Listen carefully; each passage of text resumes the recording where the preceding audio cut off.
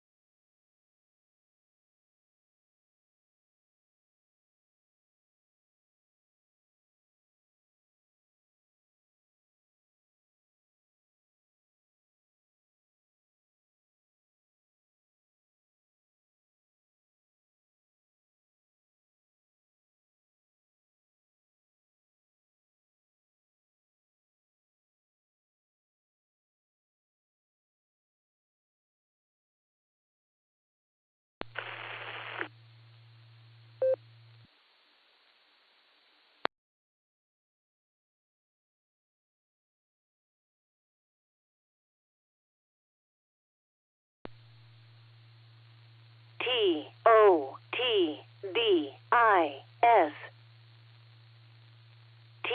TOTDIS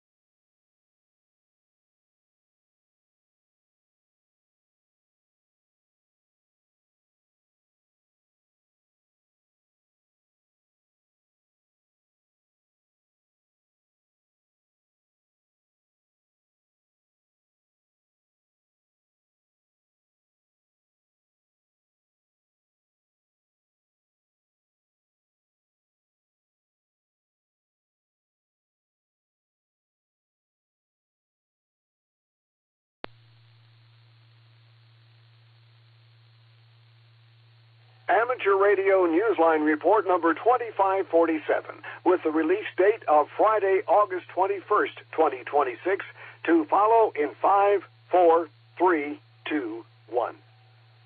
The following is a QST.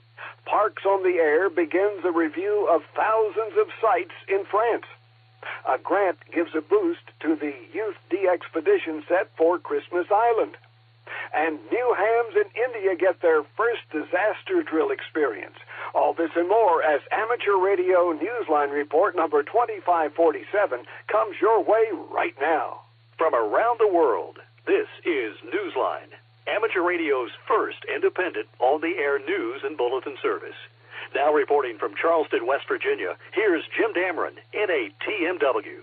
We begin this week's report in France, where sweeping changes are expected to affect a vast number of parks' continued eligibility. Jeremy Boot, G4NJH, brings us up to date. In a statement that has been stirring global controversy, the POTA board has said that it has begun a review of thousands of French SNIEF-recognized parks, which, according to board members, may not be qualified to continue under POTA's rules.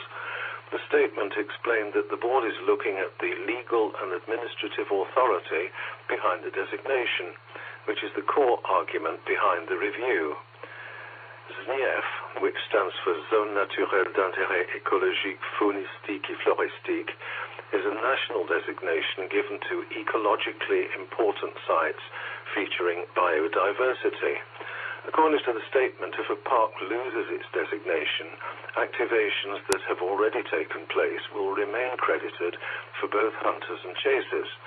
The POTA board said, however, that it has no intention of continuing to maintain former status for any parks that do not meet POTA's eligibility. The statement said, quote, historical operating credit can be preserved without requiring an ineligible reference to remain active indefinitely, end quote. POTA said that France is not being singled out, as some public statements have suggested, although different nations have different government frameworks and manage their parks differently. Other countries' parks could likewise come under the same scrutiny. The board said that, quote, the challenge is making sure that growth occurs within a framework that can be applied fairly and sustainably around the world, unquote. This is Jeremy Bucci for NJH. Meanwhile, in the U.S., Rhode Island may be the smallest state, but next month it will have the biggest ambitions, at least as far as Parks on the Air is concerned. Cell MB KB3TZD explains. How do you activate all 61 Parks on the Air designated parks in the state of Rhode Island?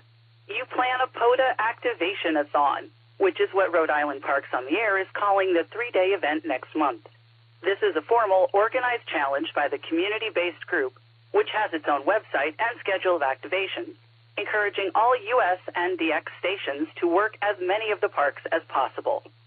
The activity will be focused on September 11th, 12th, and 13th, but some operators will be on the air as early as the 10th. Those watching the action will be able to monitor a real-time dashboard of who is on the air and see what parks will be activated next. Visit the website ripota.org for details. Or if you happen to be in Rhode Island that weekend, be sure to register. This is Cell MB, KB3TZD. At churches and chapels in the UK, the US, and elsewhere, a popular event returns next month, blending the ecumenical spirit with some electromagnetic strength.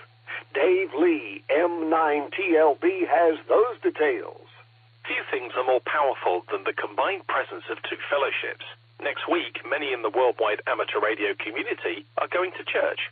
They are calling CQ on the second Saturday of September, just as they first did in 2013. The popular event, Churches and Chapels on the Air, has its roots with the Huddersfield South Methodist Radio Club, G3LQK. It was there that the Reverend Arthur W. Shepherd, G3NGF, created an organization that later came to be known as the World Association of Christian Amateurs and Listeners, an ecumenical group with the call sign M1CRA. So many years later, the tradition continues. Outside the same venue in communities where congregants often bring their faith and their prayers, hams will be setting up portable stations on the 12th of September from 10 a.m. to 4 p.m. local time. Event organisers are encouraging amateur radio operators to talk to their vicars, ministers and church elders and request permission to activate there for the day. In some years, churches have even permitted antennas to be installed temporarily on their towers.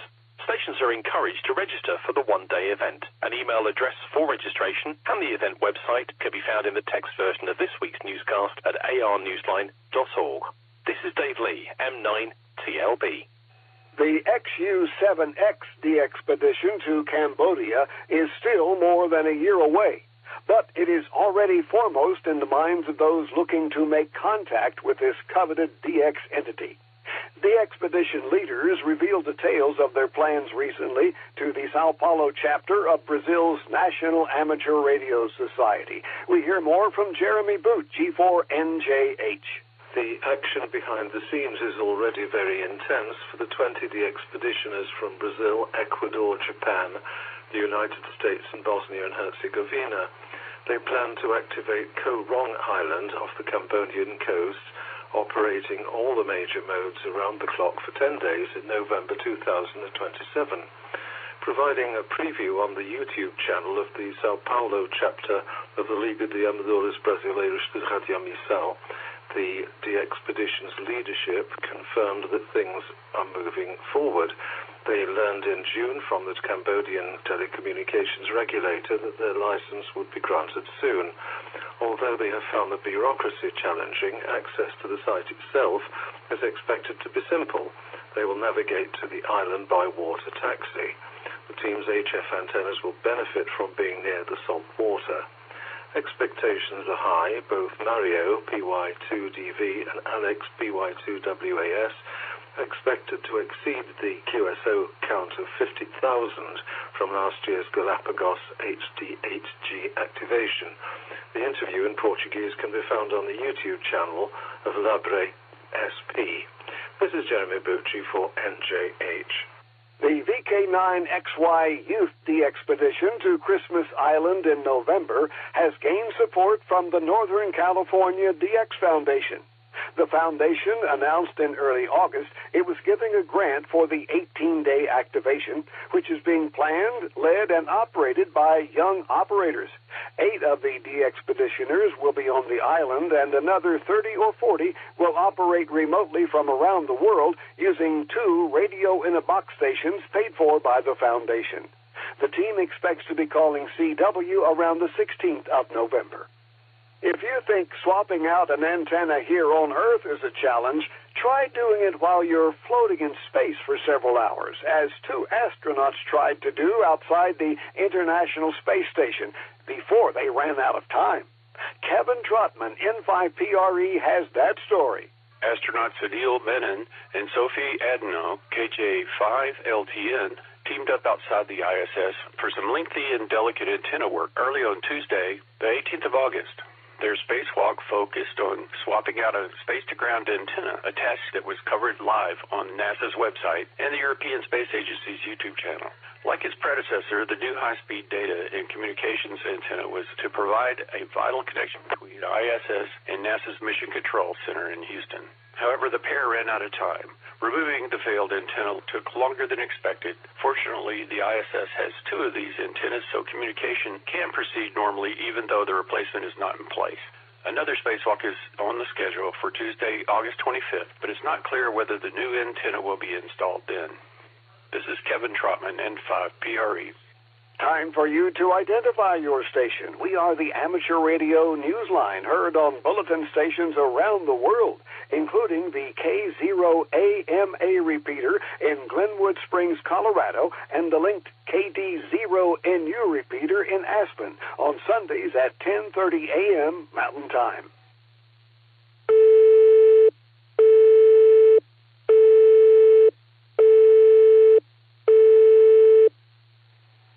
Some of the newest amateur radio operators in one part of India got the best training tool they could want, a scripted emergency drill. Jim Meachin, ZL2BHF, tells us how it went.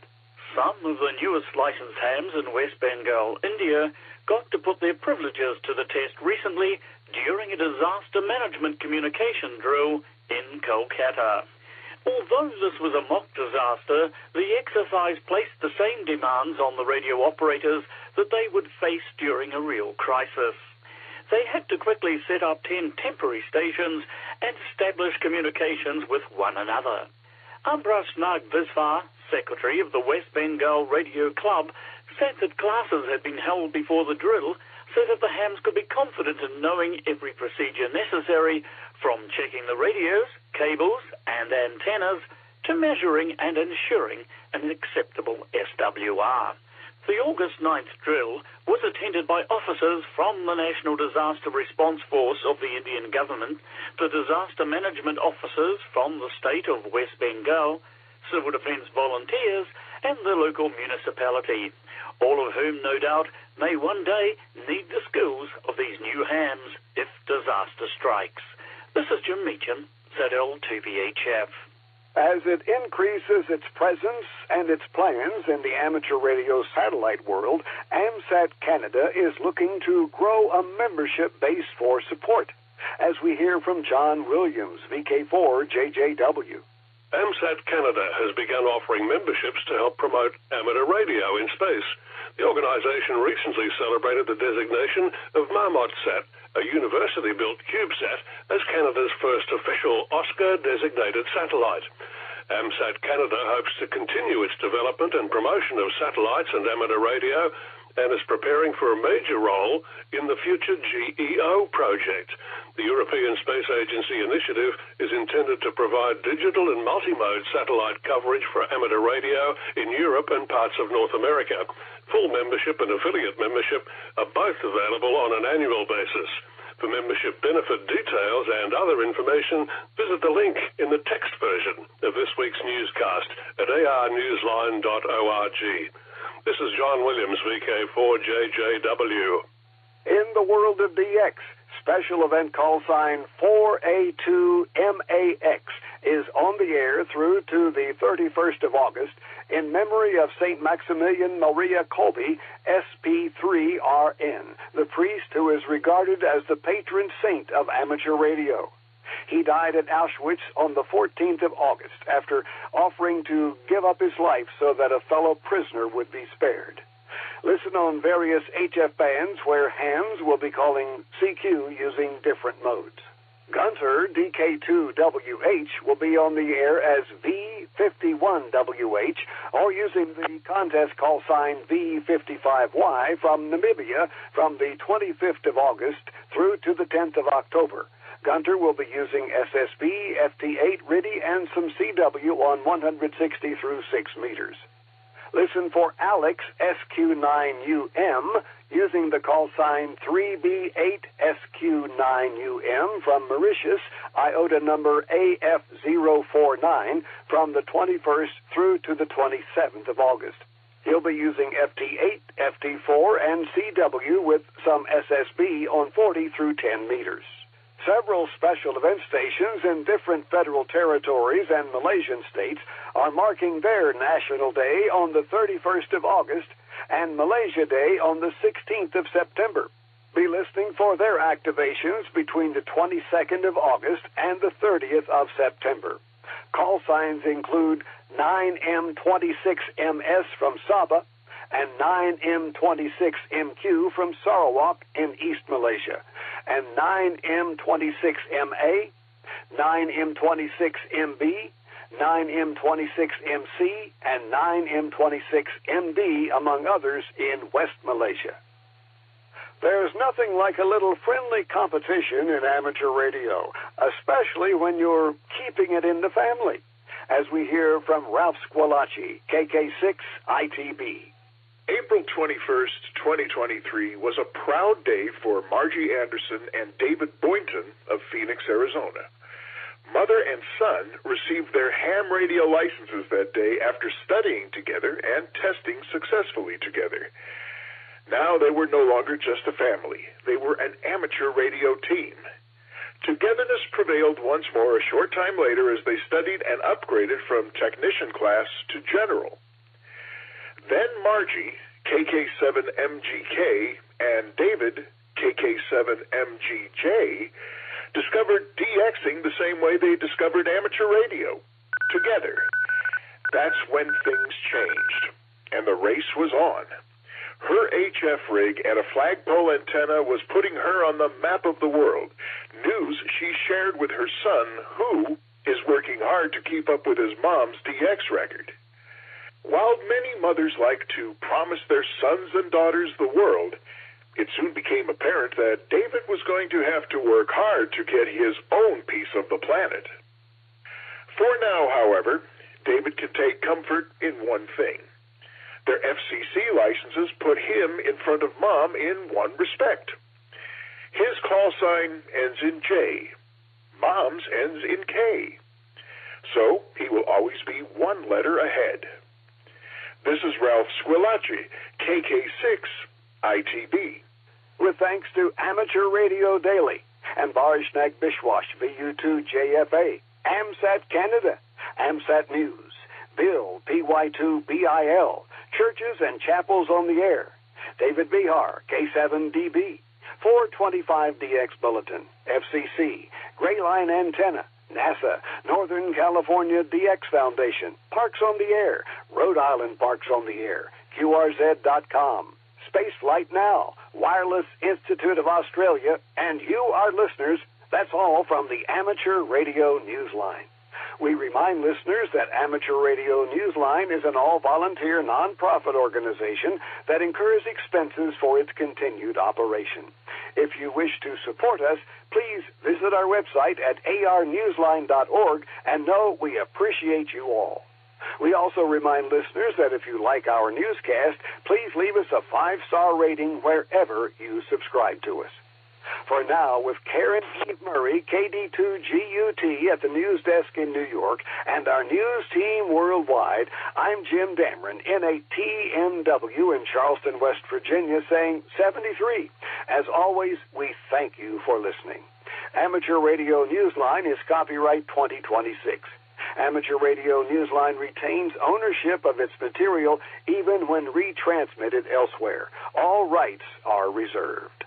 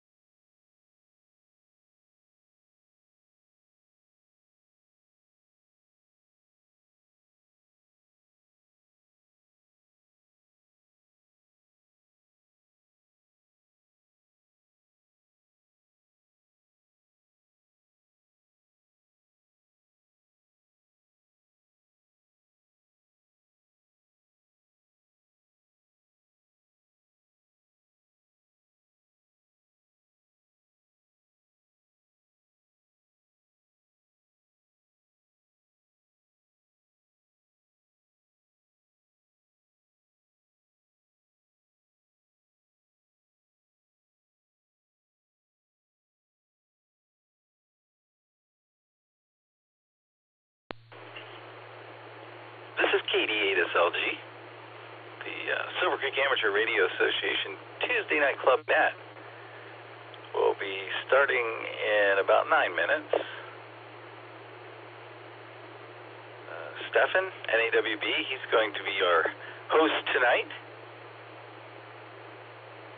And he has a NetLogger session open for those of you who like to play along at home. This is KD8SLG. I'll be clear until net.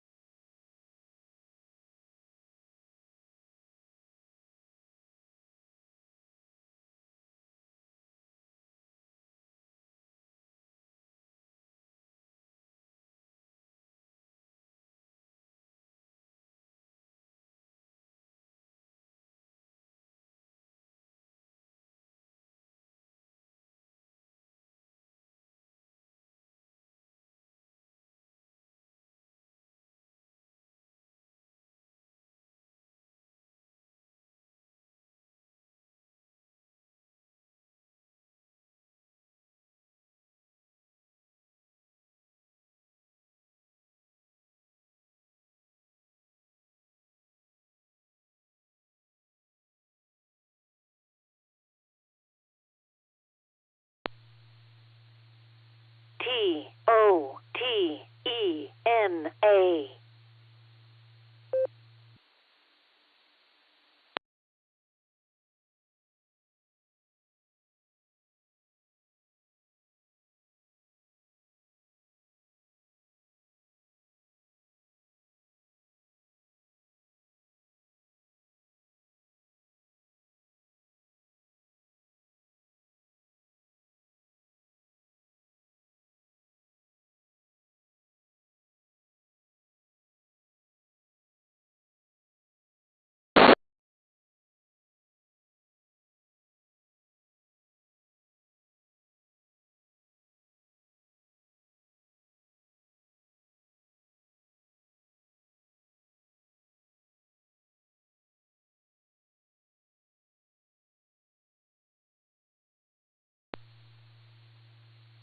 The weekly Serenet, featuring club news, trivia, and check-ins from some of the nicest hams in the universe, starts in 5 minutes.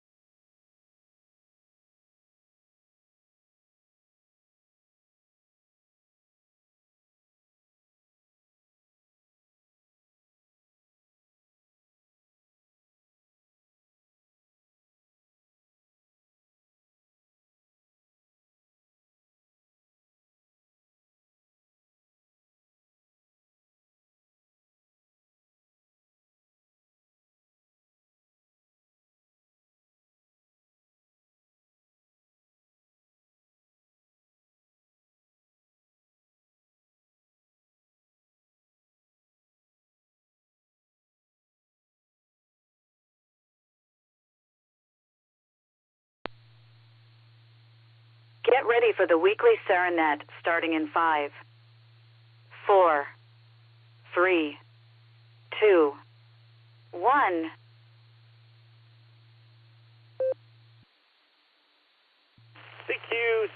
CQ. This is November 8, Whiskey Bravo calling CQ for the Silvercreek Amateur Radio Association's Tuesday Club Net. Net control this evening is yours truly, Stefan. Sierra Tango Echo Papa Hotel Echo November. My call is November 8, Whiskey Bravo. This club net uses the call sign Whiskey 8 Whiskey Kilo Yankee, or WAWKY for all traffic. This is a controlled net, and all traffic must pass through net control. Emergency traffic may break into this net at any time. Sarah meets on this repeater every Tuesday night at 8 p.m. This net is open to all licensed amateurs, and any amateur is encouraged to check in and join us. The frequency is 147.390 with a PL tone of 114 Mark 8. Also, Allstar Node 48496 and Echolink W8WKY-Romeo-R. We'll go through some announcements, followed by a round of in and out check-ins by counties. And then we'll move to regular check-ins, also by counties, and then for our trivia question this evening. Break for time.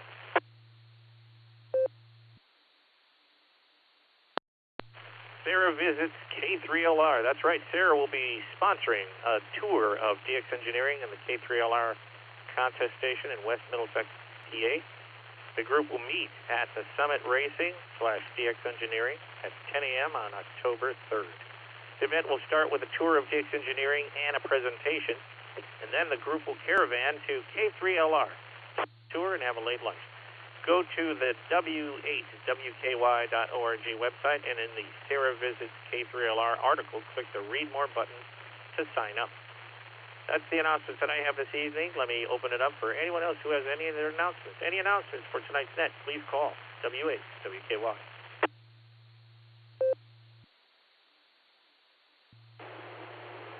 W8WKY, this is KD8SLG. KD8SLG. Go ahead, my friend. Just Nick.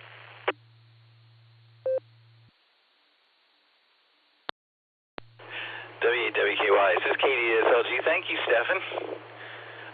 September 13th, we've got the family picnic coming up, 1 to 5. It's at the Wadsworth Pavilion there where we have our meetings. And we're going to burn burgers and dogs, and we'll find some other protein to throw in there, and hopefully everybody will just bring some potluck stuff. And we'll see if we end up with 10 different kinds of baked beans. Sometimes it happens, sometimes it doesn't. But get that on your calendar. It'll be a good time for sure.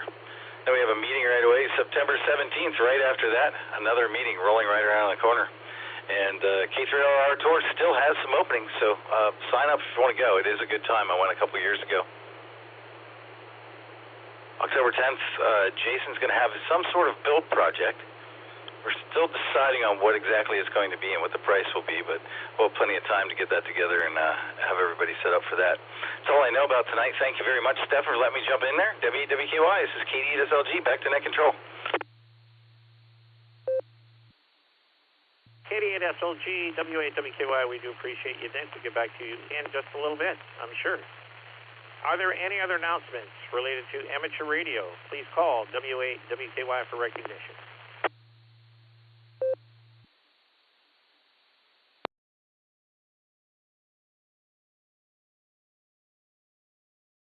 Nothing heard. I'll be using the NetLogger software found on netlogger.org. Look for the Sarah Tuesday Club Net, 8 p.m.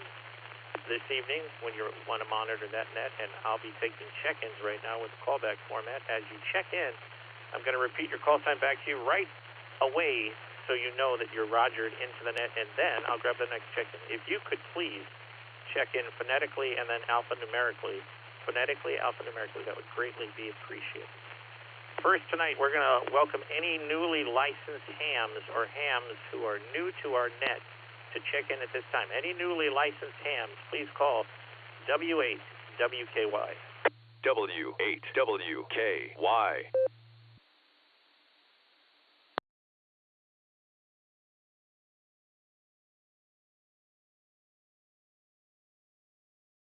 All right, nothing heard at this time, but newly licensed hams, we know we've We have a few of them, and there's going to be a few more, believe it or not, coming up. We have another session in October, for Saturday in October, the same day as the K3LR tour. So if you need to get your license or want to get an upgrade date and you're not going to go to that, that's fine, because we'll be over at the fire department in Rittman doing our normal test sessions. So that's where we do and help people get their license. We'd like to take in and out check-ins now, and to reduce some collisions, I'd like to take in and out check-ins by county, and this time we'll take in and out check-ins from Medina County.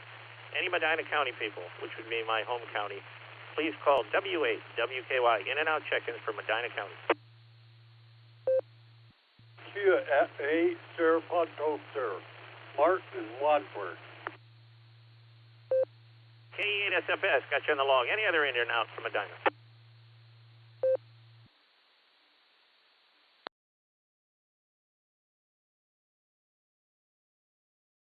Last call for in and out Medina.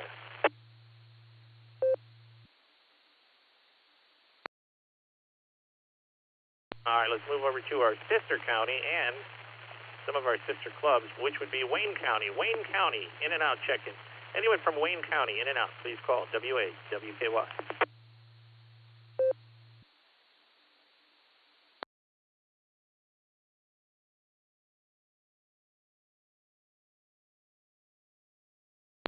Kilo Echo 8, Tango Lima Bravo, AE8 TLB, Randy and Rittman. I'm in my beautiful Radio Shack. I'll be in and out, and everyone have a great evening. 73 in Club Pass. K8 TLB got you Wayne County. Any other Wayne counties, please call in and out.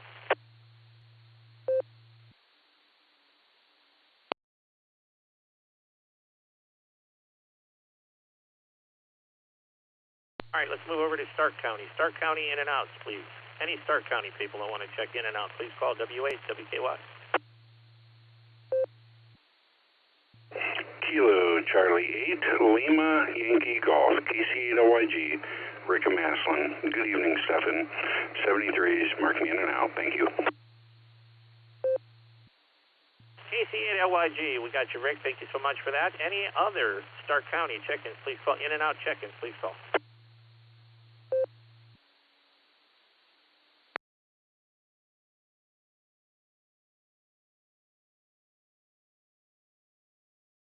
Last call for Stark County. Last call for in and out Stark County.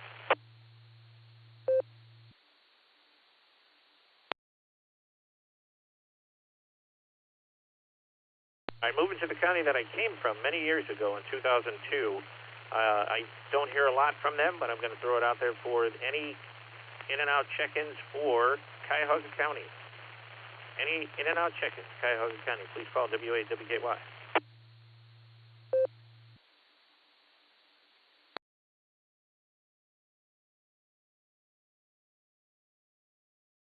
Last call, Cuyahoga, in and out check-in.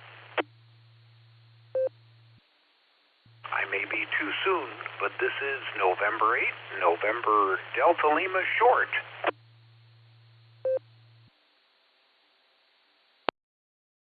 Dr. Jack, a little bit too early, but I'm going to move you down the list. So that way you want to be for the regular side. I believe you wanted to add a comment or two, you said. But last call for Cuyahoga County in and out check-in.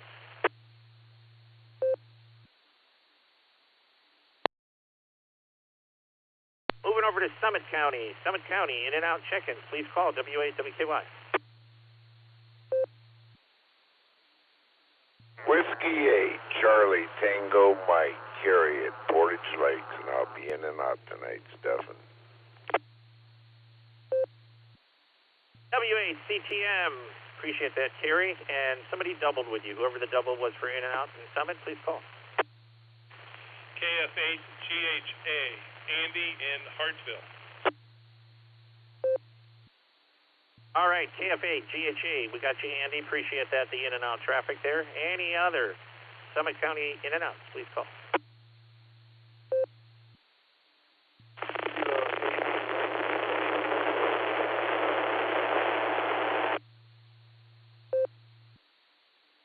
There was a lot of QRM there, but I got the Kilo 8 if you'd like to try it again. Not sure if I heard the rest or if anybody else did, but K8 I got. Kilo 8 Mike Romeo Echo. K8 Mike Romeo Echo, we got you there. Thank you so much, my friend. For the in and out traffic you were, correct? No, I'm actually going to stay in. I wasn't following. I apologize. Not a problem, man. We have fun on our nets. No worries, my friend. No worries. We got you. We got you covered. And last call for Summit County. Any Summit County in and out check-ins, please call. Kilo Foxtrot 8, Echo Charlie Golf, Tim and Stowe. Whiskey 8, Whiskey Kilo Yankee. Whiskey Alpha 8, Kilo Oscar Charlie, W8 KOC, Fred in Akron. I'll be in and out this evening, Stephen. You have a great net. You always do a fine job. 7-3 to you and everyone else. WA8 KOC got you on the log. Thank you. Any last Summit County in and out, please call.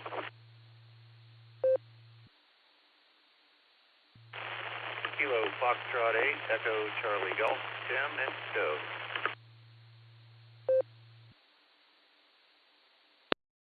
All right, Tim, I think I already got you on the log, but no worries there, my friend. So, do got you.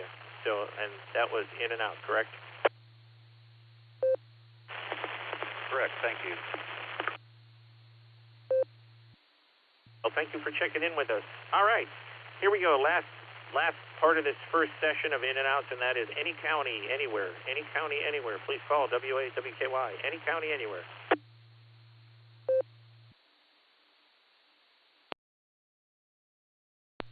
Kilo Echo 8, Victor Oscar X-Ray, KE8, Rio X, Scott, Erie County, Vermilion Township, in and out. K8 VOX, got you, Scott. Appreciate that. Any county, anywhere. WA, WKY, please call.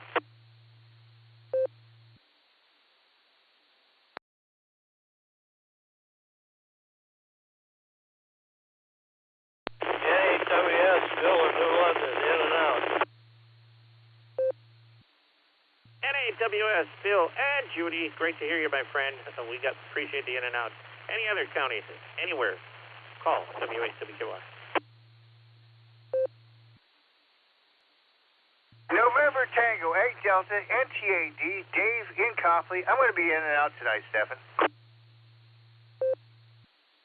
NTAD got you on the log. Appreciate that, my friend. Thank you, and be safe. Any other ones, please call. WA, WKY, in and out.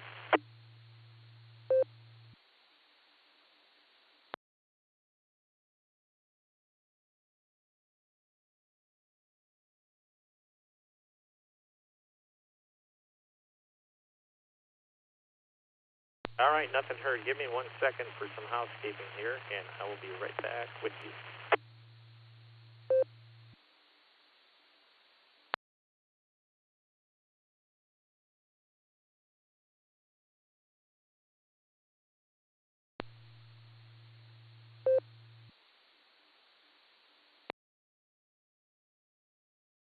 All right, I got a few people on the early log, but we have one person who is going to be short time, and that is going to be NHNDO. But let me take some regular check-ins for the trivia side of the net. If you'd like to tell us how your day was going or where you're at, please check in this side of the net, and that we will get you going there. So we're going to take Medina County and Medina County check-ins. For the trivia side of the net, please. Medina County check-in, please call. WA, WKY.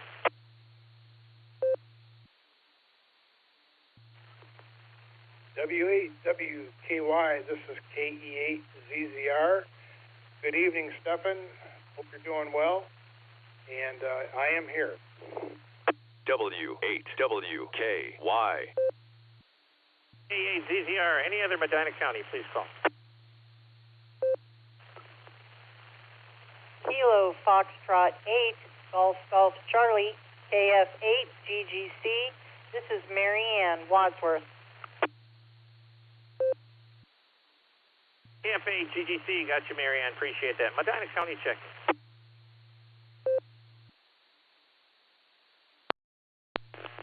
KC8YL, Kilo Charlie 8, Yankee Foxtrot Oscar, Andy, Medina. KC8 YFO, Medina County, please.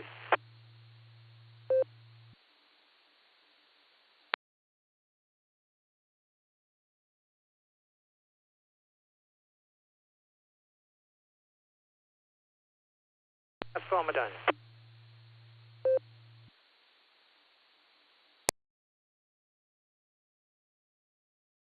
Wayne County check-ins. I already got KD8 SLG in the log. Any other Wayne County people, please call WKY. Wayne County.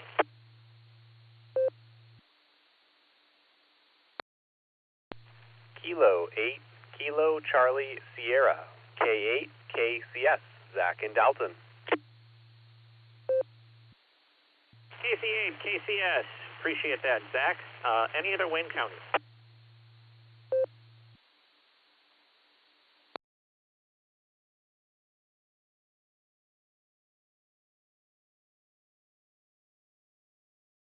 Last call, Wayne County check-ins.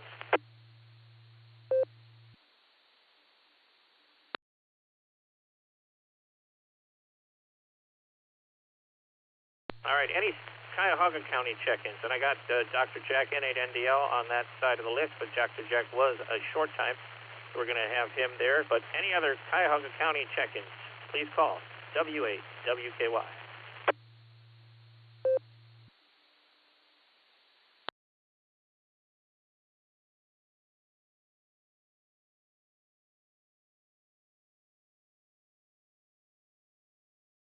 All right, nothing heard. We're going to move over to Summit County. I already got a couple people from Summit. I had KAH, LYJ, KMRE, and WO3X. If you heard your name, you don't need to check in. We got you on the log.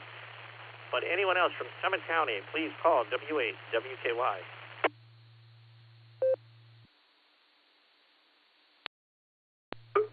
Whiskey 2, Juliet Lima Sierra John W2 JLS in Fairlawn. W2 JLS, we do appreciate that. Any Summit counties, please call. W8WKY, this is Kilo Echo 8 Victor Quebec X-Ray KE8 VQX Joe in Akron. KE8 VQX Joe, we got you on the log. Thank you so much, my friend. Any other Summit counties, please call.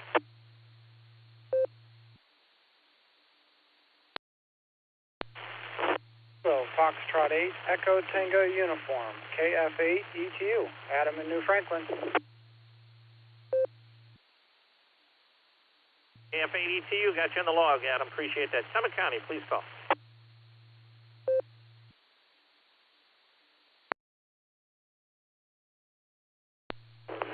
Kilo 8, Papa Julia Whiskey, K8 PJW, Philip in Twinsburg. PJW, Philip, great to hear you. Good to see you the other day at the meeting, too, my friend. Any other Summit counties, please call.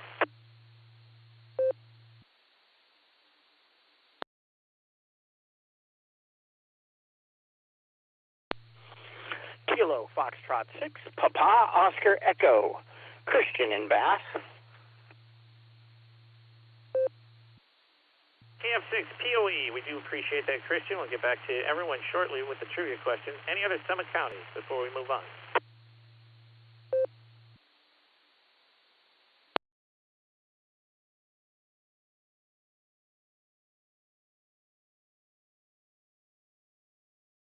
All right, nothing heard. Now, any county anywhere, if you'd like to check into the Silvercreek Amateur Radio Association Tuesday Club Net, you are at the right spot. And if you're in any county anywhere, this is your chance to call in. If I didn't call your counties, please call W8WKY for admission, and admission is free. Please call.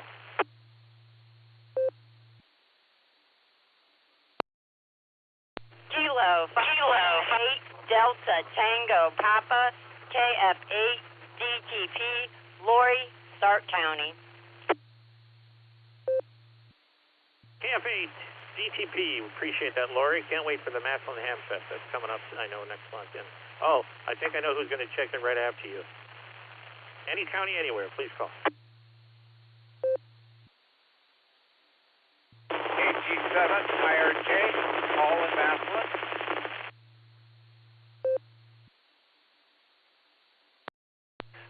copy. Kilo Echo 8 Uniform India Bravo KE8 UIB John Maslin. KE8 UIB, we do appreciate that check-in. There was an IRJ station, and I lost the first part of your call sign. Read that to me a couple times, or once phonetically, slowly. The IRJ station, you had a little bit of QRM with you. QSL, Kilowatt Germany 7, Italy Radio Japan, Kilowatt Germany 7, Italy Radio all in that one. All right, KG7 IRJ, we do appreciate that, my friend. Thank you so much. And we had K8 UIB right after. Any other check-ins, please call. Try to copy. King Charles 8, Fox Queen Victor, Mark Aurora, Portage County, KC8 FQV. KC8 FQV, I don't think it's really hard to copy anyone named Mark, trust me. Any other check-ins, please call.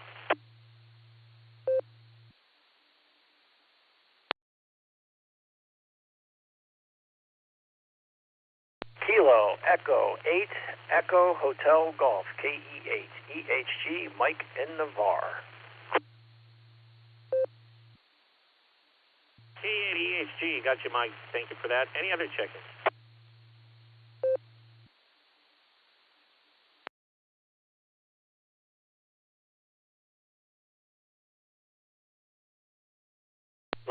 Last call for check-ins.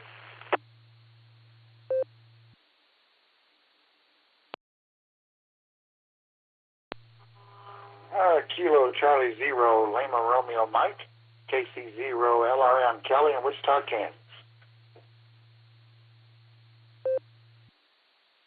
KC 0 LRM, we do appreciate you, Kelly. I know you've checked in once when I was running it before. It was great to have you back, my friend, from Wichita. Any other check-ins, please call.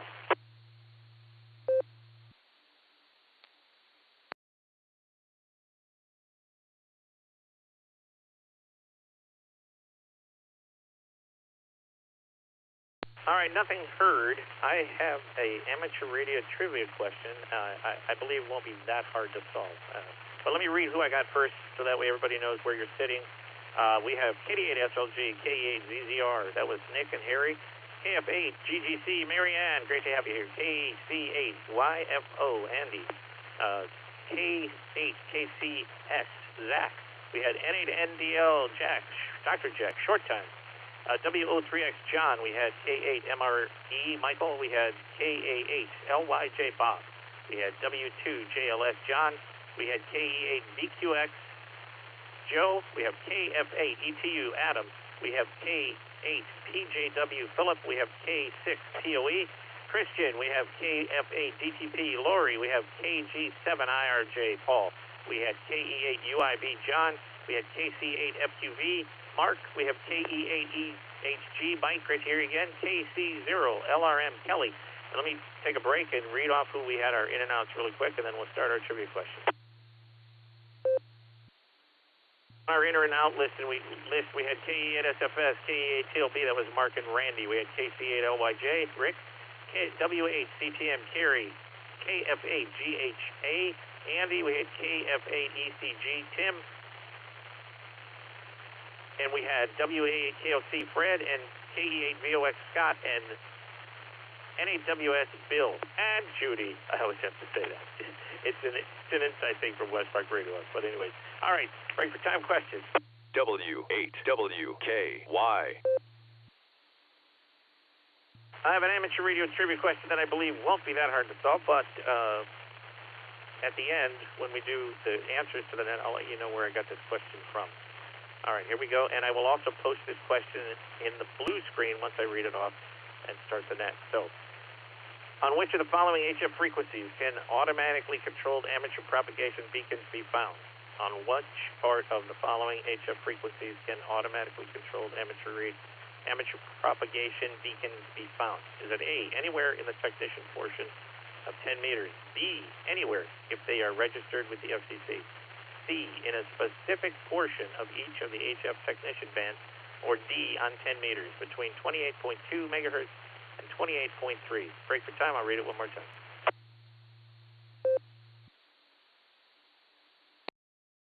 On which of the following HF frequencies can automatically controlled amateur propagation beacons be found? Is it A, anywhere in the technician portion of 10 meters? B, anywhere if they are registered with the FCC? C, in a specific portion of each of the HF technician bands? Or D, on 10 meters between 28.200 megahertz or 28.300 megahertz? All right, I'm going to post that in the window in just 1 second, and I'm going to take the first person in giving just a half a bleep.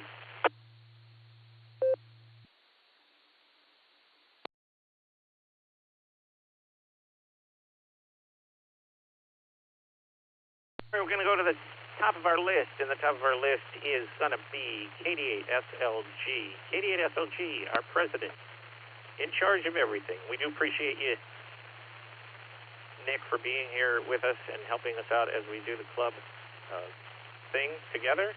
Great job, all you've done in your start this year, but I think we're going to have a great time ahead. What do you think today's trivia question answer is, and how was your day? It's great to have you here, by the way.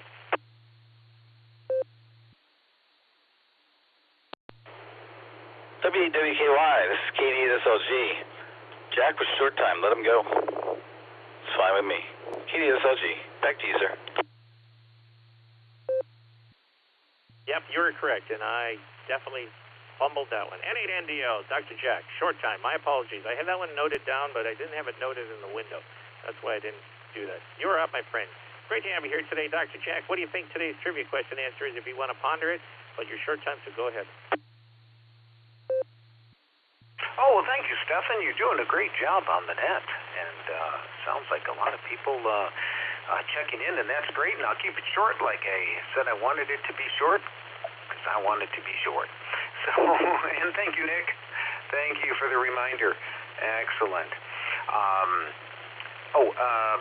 We've had some great summer days, some pretty windy ones. Oh, my goodness. I hope everybody was safe that was up by the lake, because there were quite a few days with some strong northerly winds coming out of the north and a lot of undertow.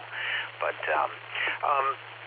what have I been doing? Well, you all know what I'm doing. I've been if 40 meters is exciting to anybody, how do I say this without it being an advertisement? Well, 40 meters can be a lot of fun at any time of the cycle. So it's a great band. I've heard a lot of people say if you could have only one band, well, 40 meters. So anyway, wouldn't it be cool if you could have 40 meters inside the house, inside the attic, and be very effective and not 65 feet long like a dipole at 40 meters? You know, something very reasonable. Well, you know where to look. Thank you, Stefan. Great summer. Let's keep it going. N8NDL, back to you, Stefan, and thanks again, Nick. N8NDL, W8WKY, do you care to take a stab at the question so we have a response?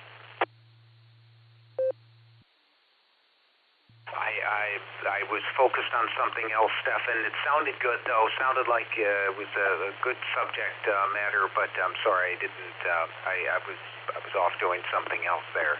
I apologize. All right, so take care. N8NDL, I'll be clear.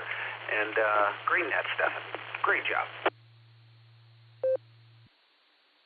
KD8SLG, we appreciate that, Dr. Jack. N8NDL, and people that don't know, Dr. Jack is the owner-proprietor of Compact Antenna, and he's probably out building more antennas for all of us to use and dream about. So I think he's like the little cobblers that do the shoes we heard in the stories years ago, and the little elves that make the gifts for Christmas time. So we do appreciate that, my friend. Thank you so much. KD8SLG, W8WKY. Great to have you here this evening.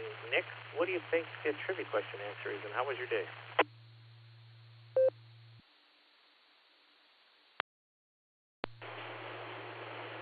W8WKY, this is KD8SLG.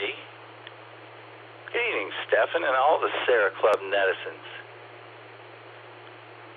Great to be here. I had a glorious day. Digging this weather. reason to get out on the bike and do stuff. Been outside a lot. Got the lawn mowed over the weekend, so that was off the list.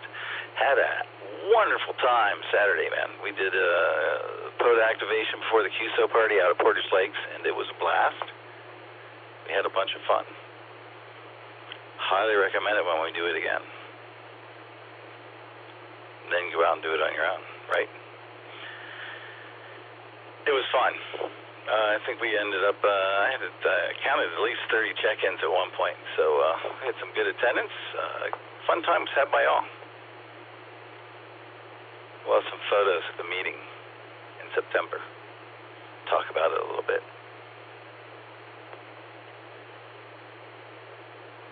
Family picnic's the next big thing. So September 13th, put it in your calendar, decide what to bring. We'll have some fun. Yeah, K3LR tour is the same day as a VE session. When we have this many events, things have started to double up on each other. But hopefully nobody's conflicted over that. If there's a VE who wants to go that day, I bet there's another VE out there that could take its place. I'm going with Delta for tonight's trivia question. I remember looking for the beacons way back in the day when I got the HF rig, and I think that's where they were, that little Delta space right there. I could be wrong. We'll see who follows me down the rabbit hole tonight. Thanks, Stefan. Fine business. It's KD8SLG. Back to net control. KD8SLG, W8WKY, we do appreciate you being here. Yeah, a lot of events coming up. A lot of events for Sarah. And all those events can be found on the W8WKY.org website. You go over there. And even how to get information how to get licensed. If you're listening to us, you're one of our shortwave listeners or just somebody listening on a radio who wants to get licensed, all that information is available right there under the Get Licensed tab. So we do appreciate you, Nick, being the president, and I got you down for Delta. K8ZZR, W8WKY. Harry, you're up, my friend. It's great to have you here this evening. What do you think the trivia question answer is, and how was your day?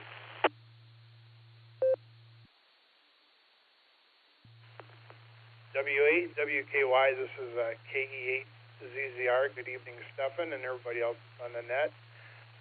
My day was pretty uneventful. I did attend lunch with the Wayne Aries group at Arby's, and then from there we went over to the comm center there and gave those gentlemen a hand with taking down one of their antennas that was on a pole, cable mounted to the side of the building. I got a problem with the antenna. And came home, and that's about the extent of my day. So it was a good day. Getting ready to head to Elkhart, Indiana next week. We leave Friday. We'll be going to the Grand Design National Rally. So we'll be gone starting Friday. Trivia. My trivia question, I think I'm going to go, there could be two possible answers here, but I'm going to go with D. This little mind of mine is kind of slipping here, so I think it's D, thinking back to my technician days here. So with that, I'll turn it back to you, Stefan. You're running a good net here. This is KE8ZZR. W8WKY. KE8ZZR, W8WKY. We do appreciate you, Harry. Thank you so much. Got you down for Delta. Boy, I wish I was traveling. I definitely want to do that. I'm trying to figure out how to get on the camping road myself so I can put some radios in a car, put my laptop in, all my Bible software, and go out there and study a bit, work radio a bit, and fall asleep a bit. But not necessarily that order, but yes, in that order. Camp 8, GGC, W8WKY. Marianne, it's great to have you here this evening. What do you think the trivia question answer is, and how was your day?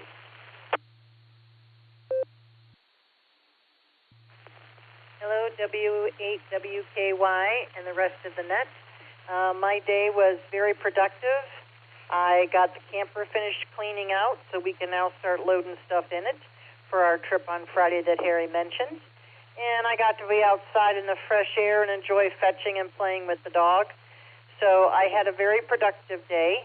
I attended the QSO party on Saturday and had a great time with the guys.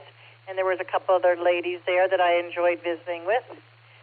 So it was good all around, and I look forward to the picnic.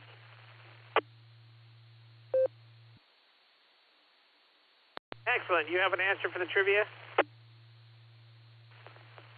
Sorry about that. The answer for the trivia, I'm thinking between two different ones, but I'm going to go with D also, and this is KF8 GGC clear.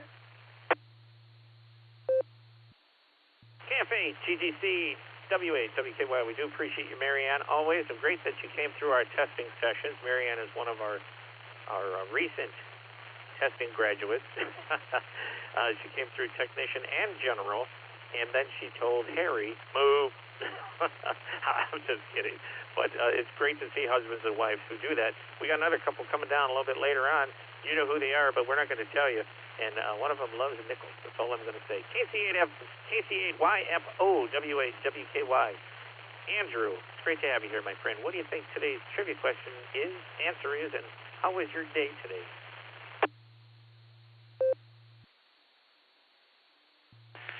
All right, Stefan. Hey, thank you so much.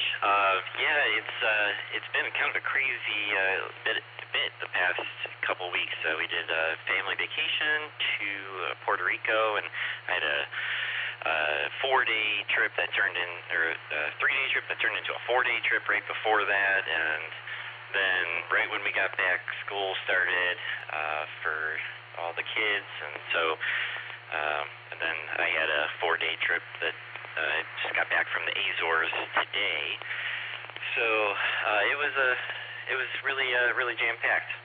All good stuff though. For the trivia,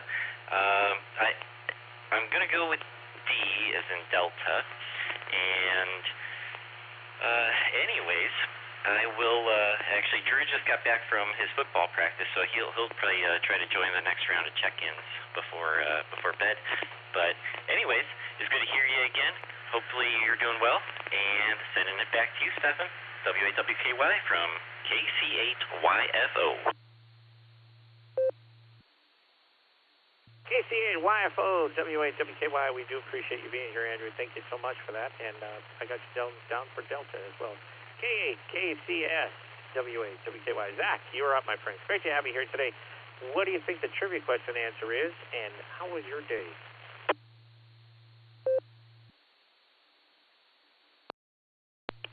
W8WKY. Good evening, Stefan, and everyone on the net. This is K8KCS.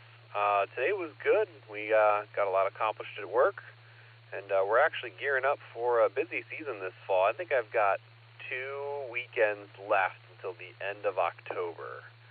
So we've got lots of work planned for this fall. It's a good thing, though, to be busy. It means business is doing good for us. So that's always exciting. We'll take plenty of days off midweek and make up for it. But anyway, that's all I really have. We'll answer trivia as D Delta, and we are just outside enjoying the nice, calm evening here and listening to the net. So we'll send it back. This is K8KCS. KCS W8WKY. We do appreciate you being here, Zach. Thank you so much. We had N8NDL. And I had you down, by the way, Zach, for Delta. N8NDL was a short time with us. We do appreciate Dr. Jekyll always checking into the net and for the great products that he makes through Compact 10 and WO3X, W8WKY. John, you're up, my friend. Great to have you here today. What do you think the trivia answer question is, and how was your day?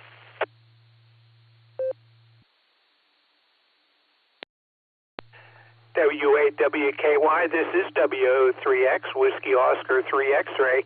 John here in Cuyahoga Falls, Ohio. Doing pretty good.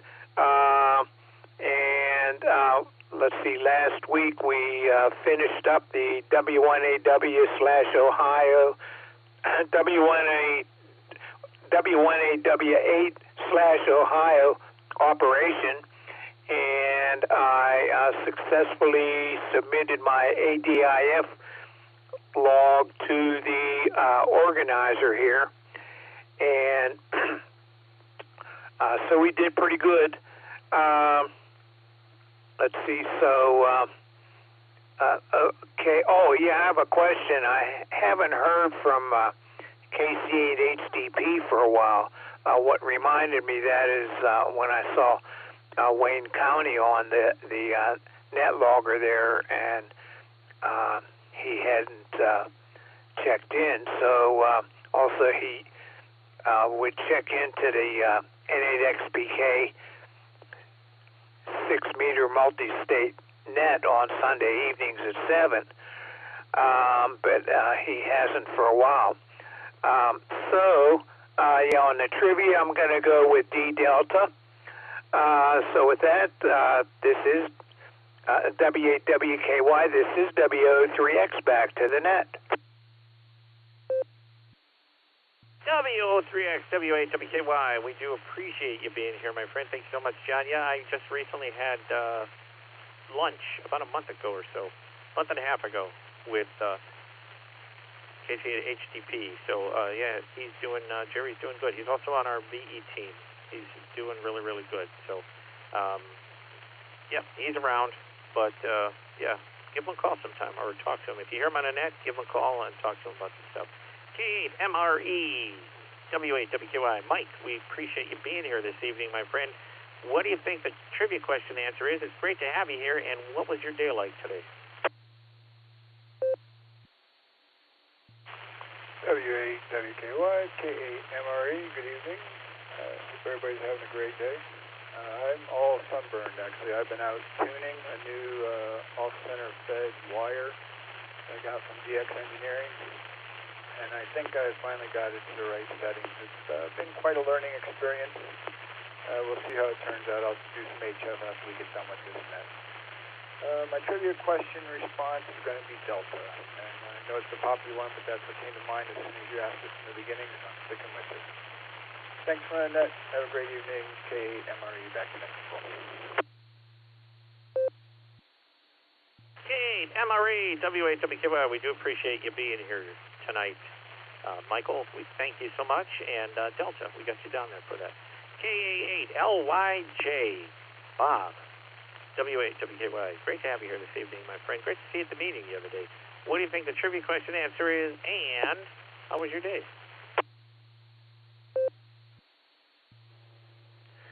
W8WKY, this is K88LYJ. Hello, Stefan. Hello, Club. Day was pretty good. Got a few things done in the morning, chasing down a really cute feature story about a local construction company that rescued a kitten out of one of their pieces of equipment. Gave it a wee little safety vest and wee little hard hat. It's just adorable. You got to see the pictures. Then had a meeting this afternoon and spent the rest of the day just kind of relaxing. For the trivia, like a couple other people, I was torn between a couple, but in the end, Delta seems to be the most plausible. And with that, I'll give it back to you. This is K88LYJ. W8WKY. K8LYJ, W8WKY. We do appreciate you being here, Bob. Great to see your family the other day at the meeting, and great that you're part of this club. So thank you. Got you marked down for Delta. W2JLS, W8WKY. John, you're up, my friend. Great to have you here this evening. What do you think the trivia question answer is, and how was your day? Whiskey 8 Whiskey Kilo Yankee, and my friend Stefan.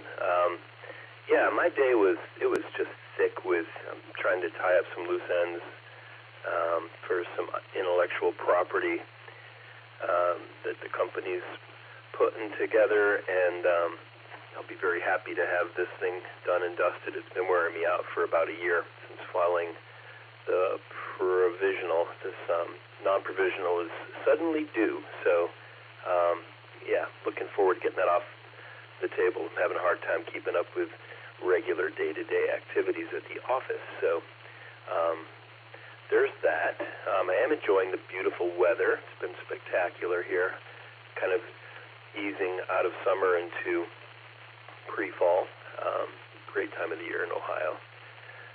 The trivia question, let me see here.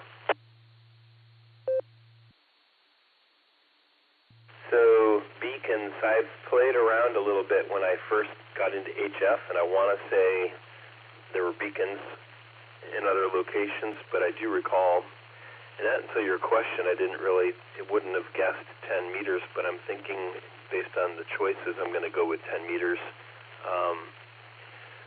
and I don't recall the particular fraction of the band that you spelled out, but I'll go with choice D. So anyway, thanks for having me tonight, Mr. Stefan, and a very good evening to you on your ears and to all the listeners. I will also mention if President Nick, KD8SLG, is still listening, if you could steer the whiskey to the Skyhub net after Club net tonight, I'd appreciate it for the joining the Colorado Astronomy net, which will then be already in progress. W2JLS passing it back. W2JLS, W8WKY, we do appreciate you, John, being here. Thank you. Got you marked on for Delta, D Delta. And yeah, Nick's a great guy, and he can help with all kinds of stuff. Trust me.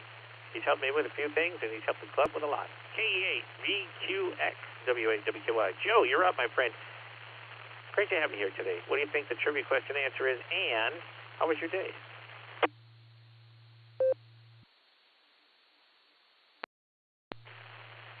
W8WKY, this is KE8VQX. Good evening, Stefan and the club netizens.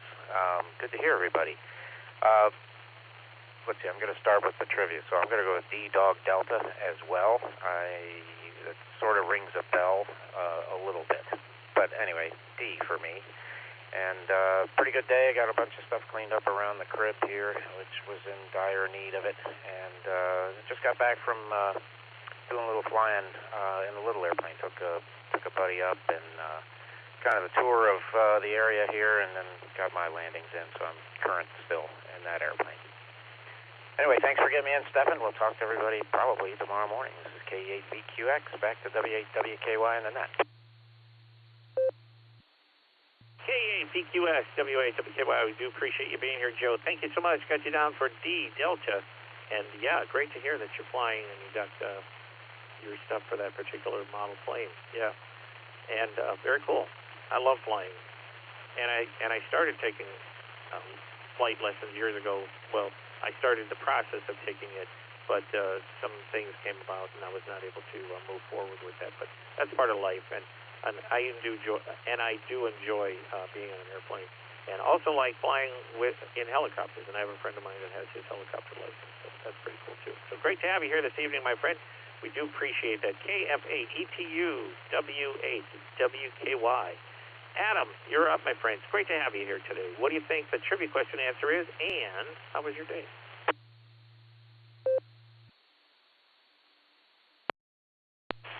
W8WKY and an 8WB. This is KF8ETU. I'll start with the trivia question. I just got my journal in April, and I vaguely remember this being one of the questions in the pool. I believe the answer is D Delta.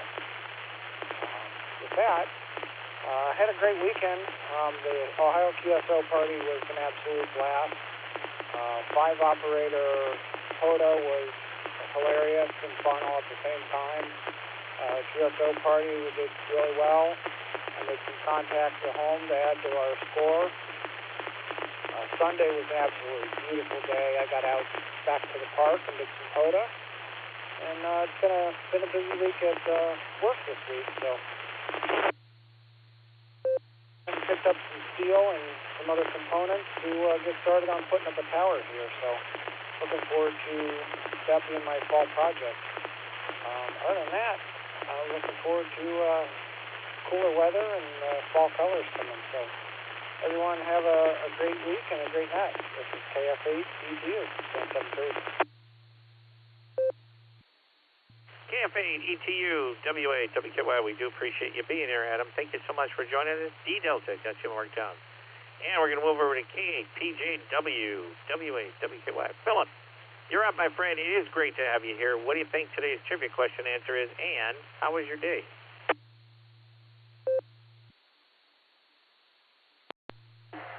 This is WAWKY, KPTW. Good evening, Stefan. Good evening, everyone on the net. Sort of come on the net back there. You got a few things done on the home projects, but other than that, just keeping up with everything, making appointments for tomorrow. So anyway, I'm going to go with detailed time with everyone else. I'll just be the sheep today, I guess. So with that, I'll hand it back to you, Stefan K at TGW. Back to the net.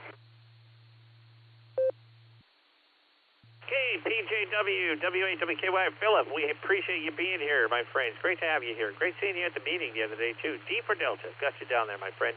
We're moving over to KF6POE. WAWKY, Christian, you're up, my friend. It's great to have you here today. What do you think the trivia question answer is, and how was your day?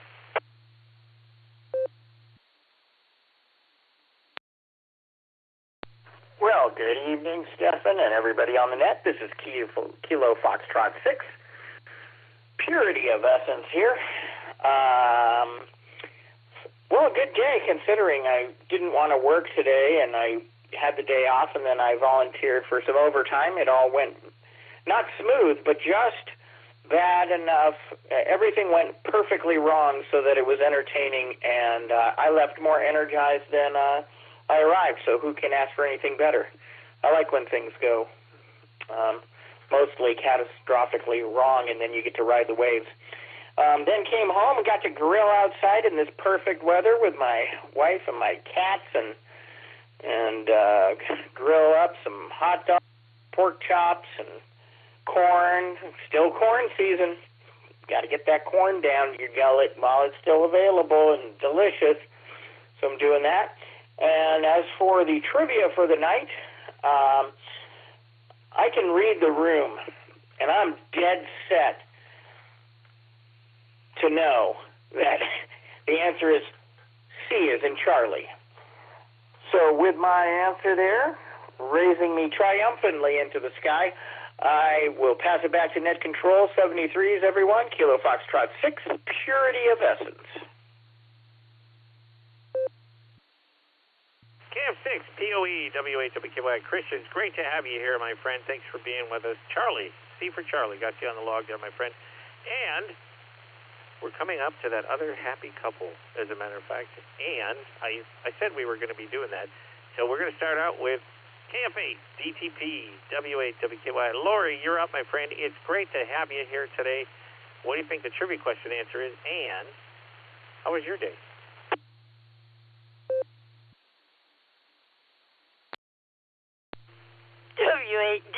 WAWKY from KF8 DTV. As you can tell, the comedy never stops with us. I'm just going to give you my answer. I'm going to go with D Delta. And John has some news for us for Friday night.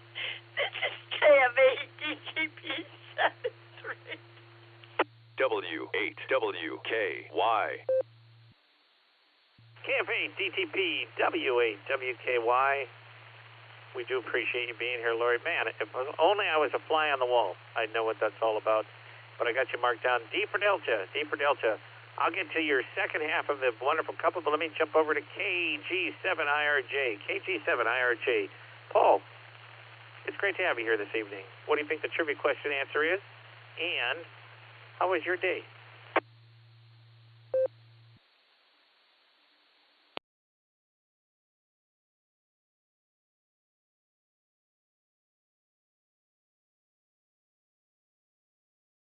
KG7IRJ, if you're still there.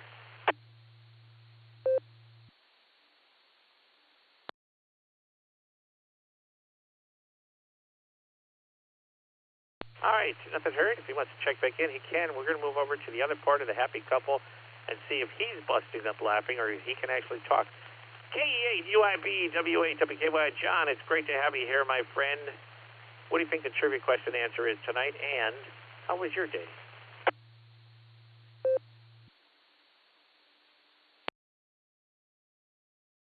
W8WKY from K8UIB along with KF8DTP. Well, Stephen, I thought I was going to get away from laughing, but the dog decides he wants to come in here and kick his toy up at me, so hey.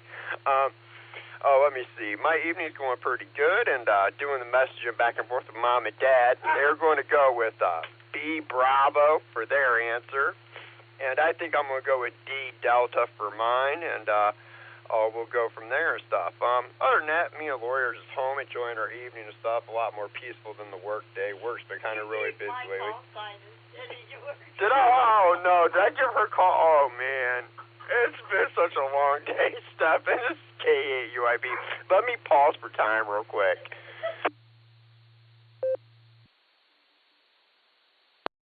Oh man, they need to take me away to the funny farm. That's for sure. But it's been a long day, and let me see. This Friday night, you guys, Lori and I have the Mosley net. So if you guys really want to see us mess things up, make a haywire things, check us out on the 147.18 repeater this Friday night at 8 p.m. on the W8WMP net, and we'll really mess it up, you guys. So hey, you know, it is what it is. Somebody got to keep a comedy show. We are probably the FCC's most wanted. So with that, you guys, this is K8UIB along with KF8DTP.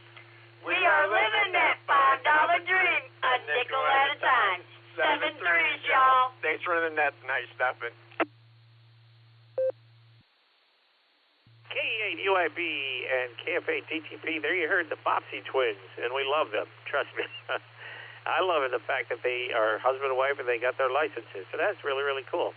And if you haven't heard about it, maybe coming up soon, they'll be announcing the Maslin Ham Fest.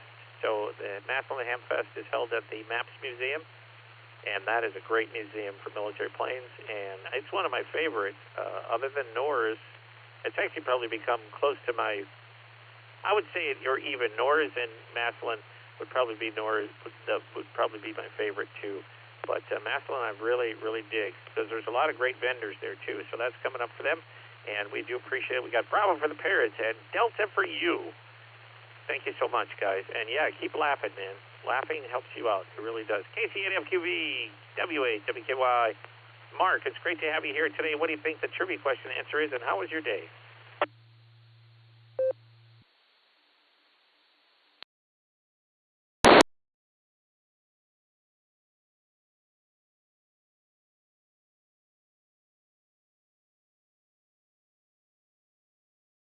KC8MQV.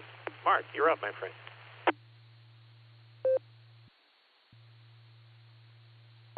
Yeah, I was moving clothes and doing things. I'm going to say Delta. I'll take Delta for the thing. Yeah, and I'm also fighting the lows and the go low. That happened this morning. I'm not using that phone. I'm using the older phone. It don't have the app on the older one for the Dexcom. Yeah, the Dexcom's on the new phone.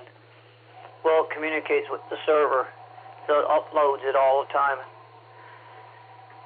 And it also lets me log anytime I drink regular pop, because when I'm low, when I gotta drink regular pop. So I put it in there so that we know what we did when we were low.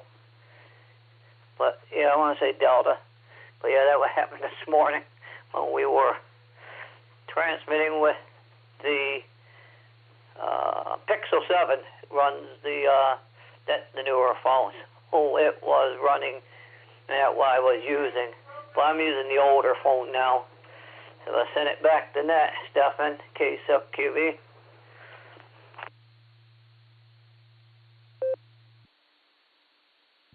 KC8MQV, W8WKY, we do appreciate it. Mark, got you D for Delta. Thank you so much for that, and thanks for being here. K8EHG, Mike, W8WKY. It's great to have you here today, Mike.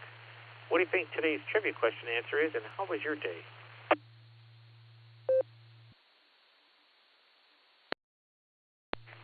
Good evening, Stefan. Good evening, everyone on the net. Trivia, I was looking it over, and I'm just taking a wild guess. I'm going to go with D because it's more specific. When I say that, it usually comes out Pacific, but specific. So I'm going to try D, Delta. I saw that kitten story. Absolutely, I'm a cat guy, so I absolutely loved that story. They put a little hard hat and him or her, or they named it. What did they name it? Sue. That's right, because of the machinery it came out of. But that was awesome. We found a kitten, which she's my new shack cat. We found her in a Mustang. So you never guess what her name is. Sally. So Sally's my new shack cat. Unfortunately, Herbie is passed, but it's probably been about 2 years now. He was my first shack cat, but she is a shack cat in training. She's doing well. I got plenty of pictures. So what I do? Did a bunch of mowing, fixed a few things, and all this net. Football season, we're 0-1. We got beat last week, 14-21. We played Chippewa, so that's up in your neck of the woods there. So we'll see what happens there. But I enjoy high school football. Absolutely love it. I don't care who it is in that, and as long as it's a good winning streak, that's great. That's great. I'm happy for the teams, that. So, but all right, I'll go back to net there and have a great evening. KE8 EHG back to net. KE8 EHG W8 WKY. We do appreciate you being here, Mike. Thank you so much. From Navarre. Yeah, actually went down there a couple times with Bob Reese, not far from there, to buy some cheese down there. There's a little old milk shack down near Navarre, and he loves buying lunch meats and cheeses and pickled things, and I love going there now too. But appreciate that. Got you down for Delta. D Delta, thank you so much for being with us, my friend. And we're going to move down to KC0 LRM W8 WKY. Kelly, you're up, my friend. It's great to have you here down in Wichita, Kansas. That's great. And Wichita, Kansas. Wichita Lineman. There you go. From Glenn. Great song. So we're going to ask you, what is the trivia question answer, do you think? And how was your day?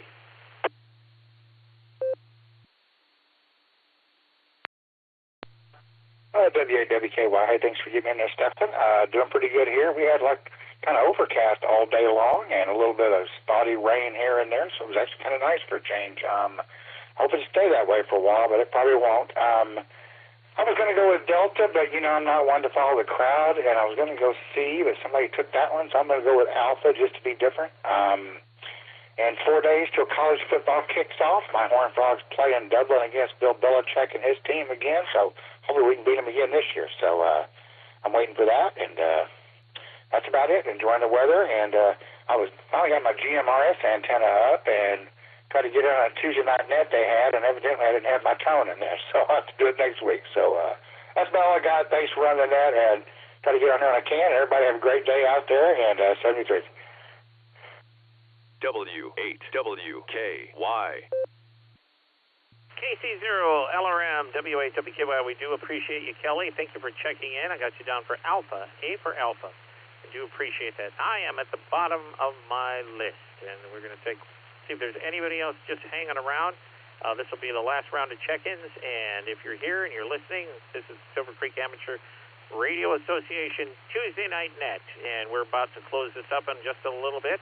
And if you give me a call, I'll put you on the log, and we'll run whatever last ones we have, and then we will give you the answers for the trivia questions.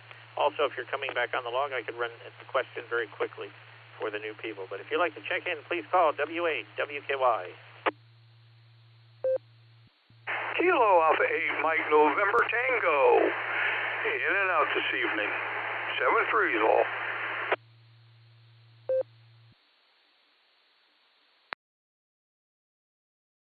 Kilo Fox 8 Hotel Charlie Papa.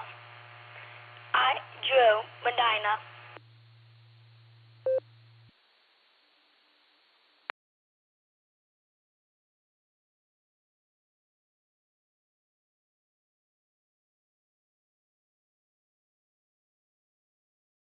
All right, let me pick it up there. We had KA8 MNT, and we had KF8 HCP, Thomas and Andrew. Give me 1 second. I'll read this one question for Andrew. And believe it or not, this question did come from this year's technician pool. And Andrew if you're the Andrew that I think of, and I'll come right back to you right after I read this question. Andrew was our 7-year-old amateur radio technician licensee. First time I've ever had anyone that young, and I do appreciate him coming over with his dad.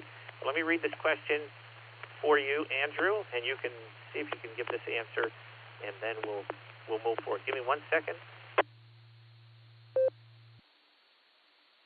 On which of the following HF frequencies can automatically controlled amateur propagation beacons be found? A, anywhere in the technician portion of the 10 meters. B, anywhere if they are registered with the FCC. C, in a specific portion of each of the HF technician bands. Or D, on 10 meters between 28.200 and 28.300. I'll read it one more time for you, Andrew. On which of the following HF frequencies can automatically controlled amateur propagation beacons be found? A, anywhere in the technician portion of 10 meters. B, anywhere if they are registered with the FCC. C, in a specific portion of each of the HF technician bands. And D, on 10 meters between 28.200 and 28.300. Andrew, you're up, my friend. It is great to have you here today. What do you think the question answer is for this trivia question? And also, how was your day?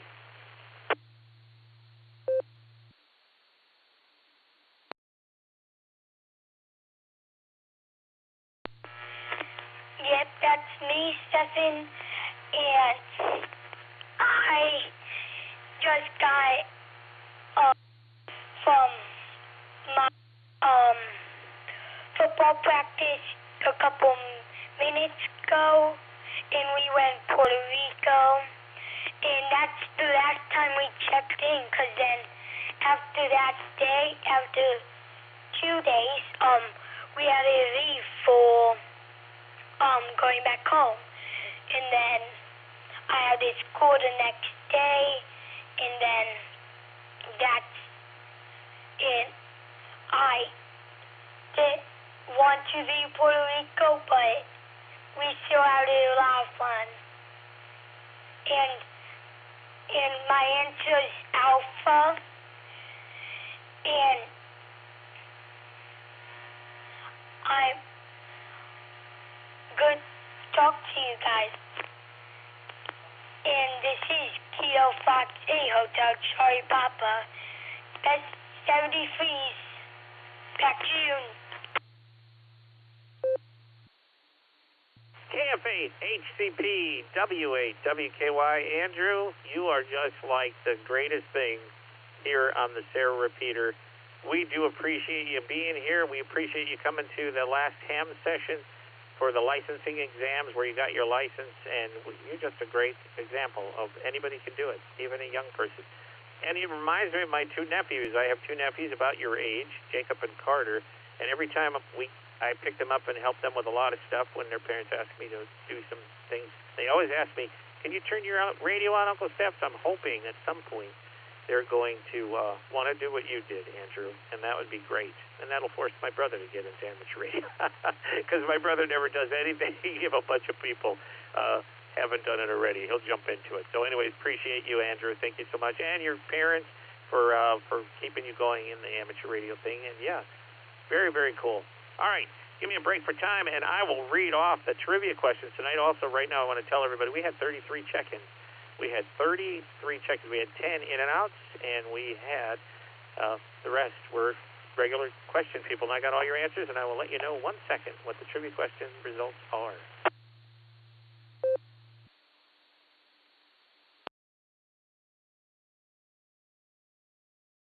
All right, so the question was question T1A06 from this year's technician question pool. And the question was, on which of the following HF frequencies can automatically controlled amateur propagation beacons be found? A, anywhere in the technician portion of the 10 meters. B, anywhere if they are registered with the FCC. C, in a specific portion of the HF technician bands. Or D, on 10 meters between 28.2 and 28.3 megahertz. All right, A is wrong because while technicians do have privileges on portions of 10 meters, automatically controlled beacons are not permitted anywhere in that technician segment. They are restricted to a narrow, specifically designated slice of the band. claiming unrestricted use within the entire technician 10 meters allocation is incorrect under the rules. B is wrong if the beacon operation is not allowed on any frequency simply because the station is registered with the FCC. Automatic beacons must operate only in the frequencies explicitly authorized for them. Registration alone does not expand those frequency limits. C is wrong because technicians do not have HF beacon privileges spread across multiple HF bands. The only HF allocation for automatically controlled amateur propagation beacons that applies here is the narrow segment on 10 meters. There is no equivalent authorized beacon subband for technicians on the other HF bands. Break for time. D is the correct answer, and I was actually looking for a clean sweep. I wanted the clean sweep, so I was close, Joe. I was really close. The FCC rules specifically authorize automatically controlled amateur propagation beacons on 10 meters between 28.200 megahertz and 28.300 megahertz. This is the designated HF beacon segment, and it is the precise frequency range referenced in the current technician question pool. So we do appreciate everyone who answered today, and I'm going to tell you, we will tell you who got the answers right. We had KD8 SLG, K8 ZZR, K8 GGC, KC8 YFO, N8 KCS. We had WO3X, K8 MRE, K8 LYJ, I said K. I keep getting stuck with the K. W2 KE8 VQX, KF8 ETU, K8 PJW, KF6. Did not get it right, man, but it was close. It was Charlie. You were really close. You were right next to it. KF8 DTP Lori did get it right. KG7 IRJ, we're so sorry we didn't hear him again after he checked in. KE8 UIB, your parents didn't get it right, but you got it right. So there you go. Tell them how your education has moved forward. KC8 FQV got the Delta. KE8 EHG got the Delta. KC0LRM. Kelly, I understand he went with it because he didn't want to be a person that followed the rest of the crowd. And KF8, my apologies, Andrew. KF8 HCP, you didn't get it right, but you got it right probably when you took the test. That's all I'm going to say. So we do appreciate you being here, Andrew. And everybody else, give me 1 second, and I will close this net down.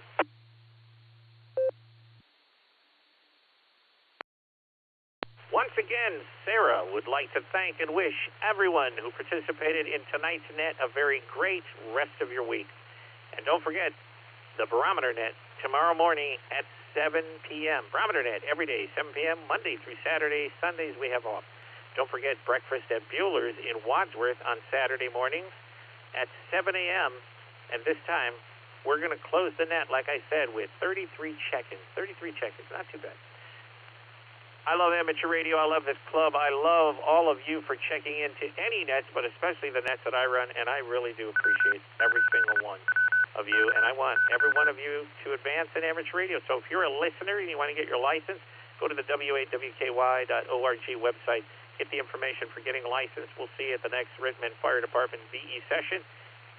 And if you want to get an update, same place, and we'll be there October. I believe it's October 3rd. Yes, same day as K3LR. October 3rd. So be there, and we will see you around. But the repeater is returned to normal amateur use. N8WB and W8WKY are both clear. 73, my friends. So much fun always. Appreciate you letting me do this, and we will talk to you somewhere down the line. 73.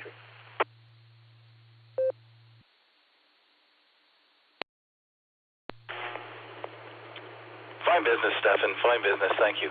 So KD8 SLG will be joining the Colorado Astronomy Net in progress now. It's KD8 SLG clear.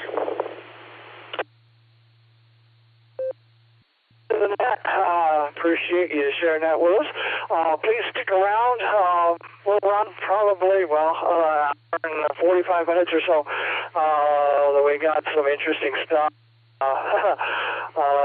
Tonight I got the local astronomical news, got some bulletins, for you tonight. We got a rocket report and a little tidbit of astronomical history as well. And then I like to go down the list afterwards, question, answer type thing, especially what everybody is observing in the skies. If you've got any questions or observation reports that you'd like to share with that. So I do appreciate everybody sharing with that from all different parts of the country, all different parts of the world for that matter. We don't have any DXers tonight, but we do get them dropping in every once in a while, so do appreciate that. Right now, I'll go ahead and acknowledge several over on YouTube tonight.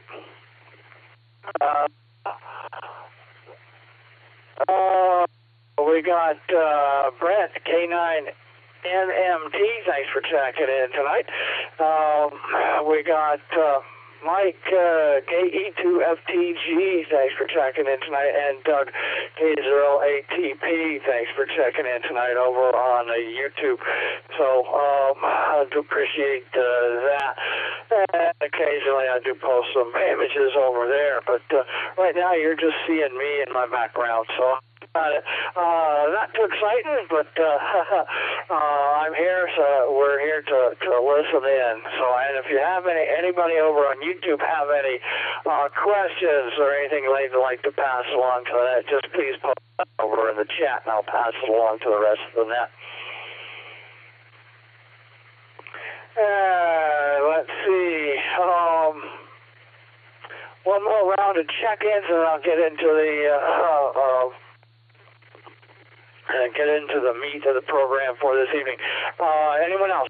Check into tonight's Colorado Astronomy Net. Please call with your call sign phonetically twice. Foxtrot 0, Zulu Mike Victor. Kilo Foxtrot 0, Zulu Mike Victor. Marcus Parker.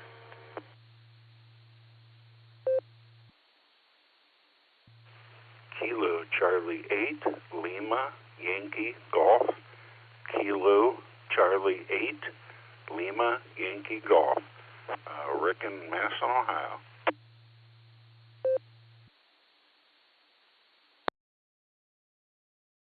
JQ, that's running in Australia. I'll be in and out. Thanks for the net.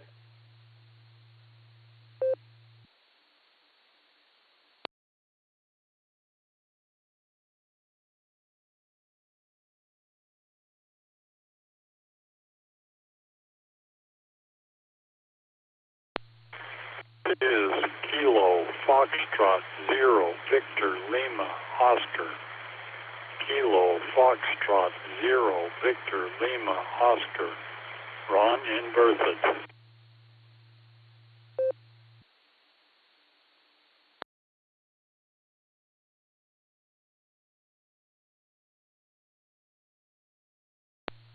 Control, please recognize Kilo Charlie 3, Uniform Kilo. That's Kilo Charlie 3, Uniform Kilo. Urban West Mifflin, PA. In and out, no traffic.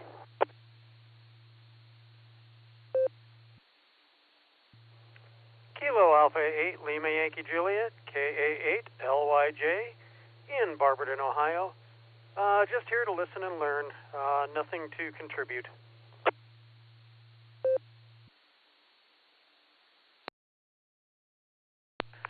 Kilo Echo 8, Tango Lima Bravo, KE8, TLB.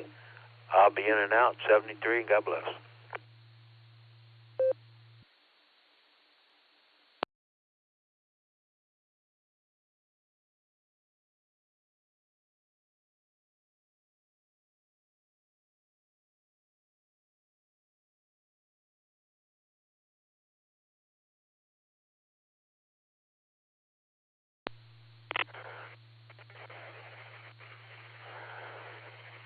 Okay, KC8LYG, we got you on the list. Let's see, there was Kilo Fox is 0.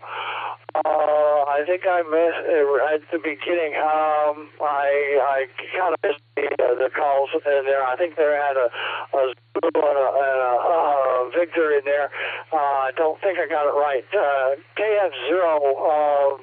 station that called earlier. If you could give me a call, a correction on your call, I'll get you on the list. Please go ahead, sir. Yes, Kilo Foxtrot 0 Zulu Mike Victor. Kilo Foxtrot 0 Zulu Mike Victor.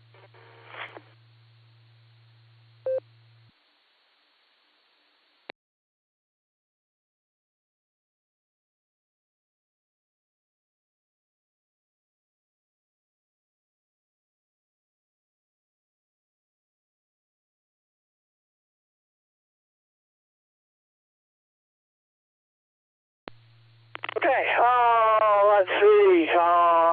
We got you on the list. KC3UUK. That's. I always like to touch base with my new callers on the list. We got Bob, KA8LYJ. Thanks for checking in tonight. And I think I got the call sign. Kilo Echo 8 Echo Lima Bravo. Is that correct?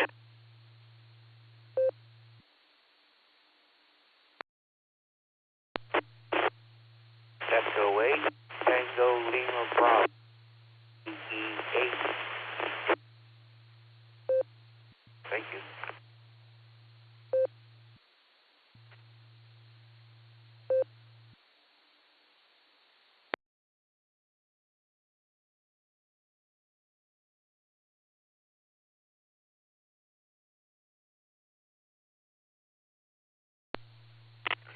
All right, I got KE8 Tango Lima Bravo. Okay, Randy, thanks for checking in. Herb, thanks for checking in. That's another new call.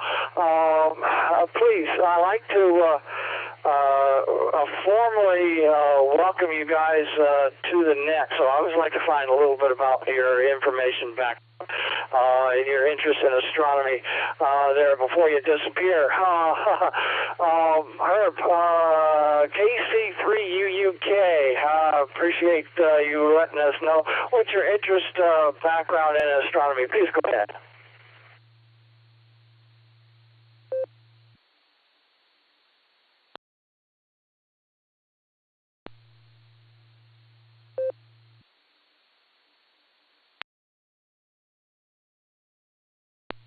This is KC3UUK. I haven't really been into astronomy since I was a young lad. I'm pretty old now. But when I was younger, I used to get involved in it. I used to like science and chemistry when I was in school. So I did a lot of stuff with astronomy also and telescope and that. But nowadays, I just don't do that anymore. I'm up in my 70s now. With that being said, KC3UUK, back to the net.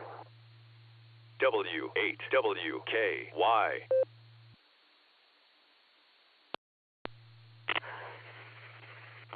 No worries, Herb. Yeah, I can relate. I'm getting up 30 years as well, so there you go. I'm not quite 70 yet. I hit that milestone next year.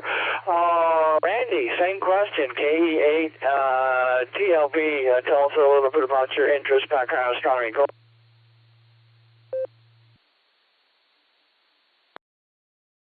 Okay, thank you. This is Kilo Echo 8 Tango Lima Bravo, KE8 TLB.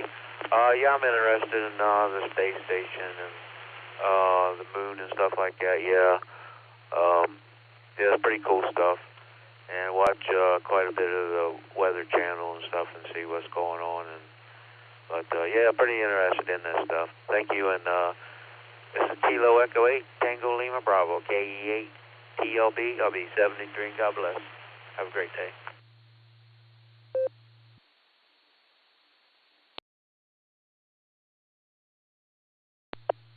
All right, thanks, Randy. You stick around. We got some of that in tonight for sure. This is KI0A, our net control for the Colorado Astronomy Net. Definitely welcome our new check-ins over there. Do appreciate it. Announcements. I publish a monthly astronomy newsletter via email and the World Wide Web. If you wish to subscribe to the email version of the newsletter, please send me an email to ki0ar@ki0ar.com and request to be put on the list. Or you may visit the website at www.ki0ar.com/astro. HTML. And at the top of the web page is also a spot where you may submit your email address and get subscribed to the email version of the newsletter as well. If you don't want to remember all that, just Google my call sign, KI0AR. You'll find a whole bunch of links, including links to the web page and the newsletter. I also volunteer with a youth group called the International Association for Astronomical Studies, a youth group that meets out at Strasburg, Colorado on Friday evenings from 4:30 until 8 p.m.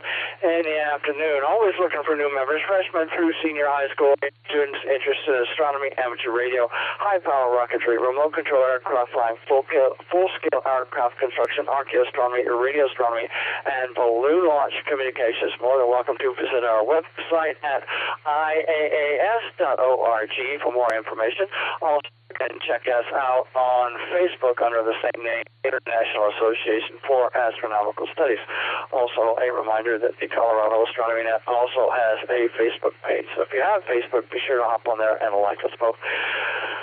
The IAAS also has our own call sign, K0AAS. So if you happen to hear them on the air, be sure to hop on there and say, hey.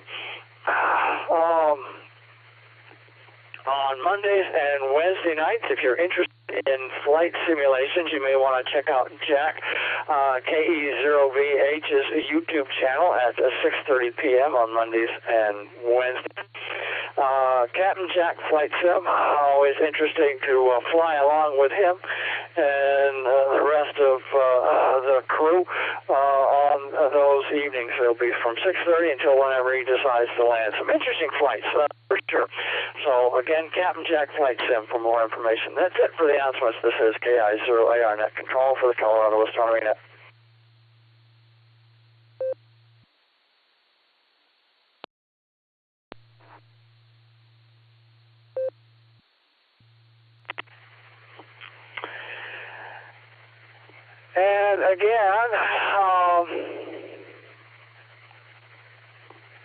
And again, I take check-ins via YouTube and NetLogger anytime during the course of the evening, but I will look for check-ins a little bit later on. I'll officially take them over the air when I call for them. So if you haven't had a chance to call in, please hold your call signs until I call them, or place your calling in until I call for more check-ins.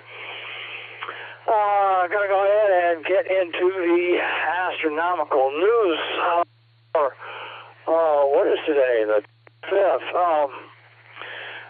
As usual, with the last quarter moon on the 5th, a new moon occurred on the 12th. First quarter moon was on the 19th, and we got a full moon coming up on the 28th. The moon was at perigee, its closest approach to the Earth this month, back on the 10th. It was 225,734 miles from Earth. The moon was at apogee, its farthest point away from the Earth this month, back on the 22nd. It was 251,133 miles from Earth.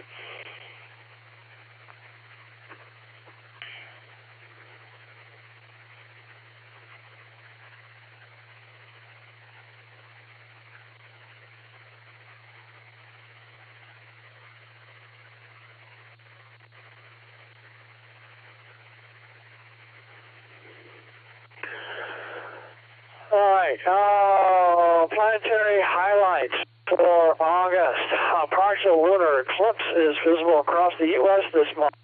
That will be occurring in just a few days on the 28th.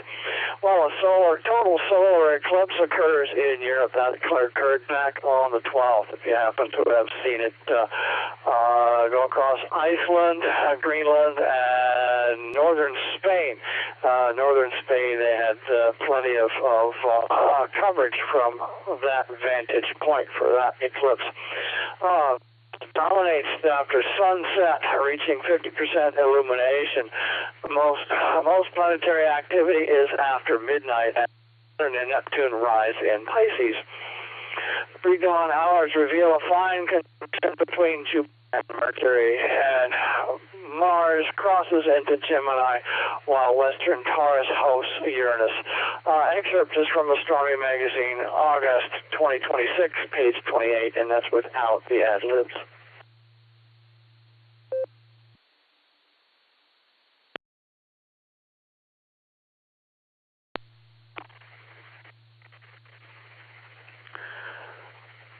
on with the planet.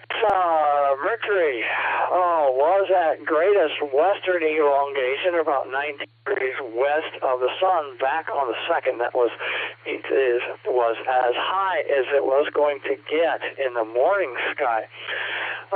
Mercury will be at superior conjunction on the 27th. So in 2 days it will be behind the sun. Mercury is now rising about 6:15 a.m. in the morning.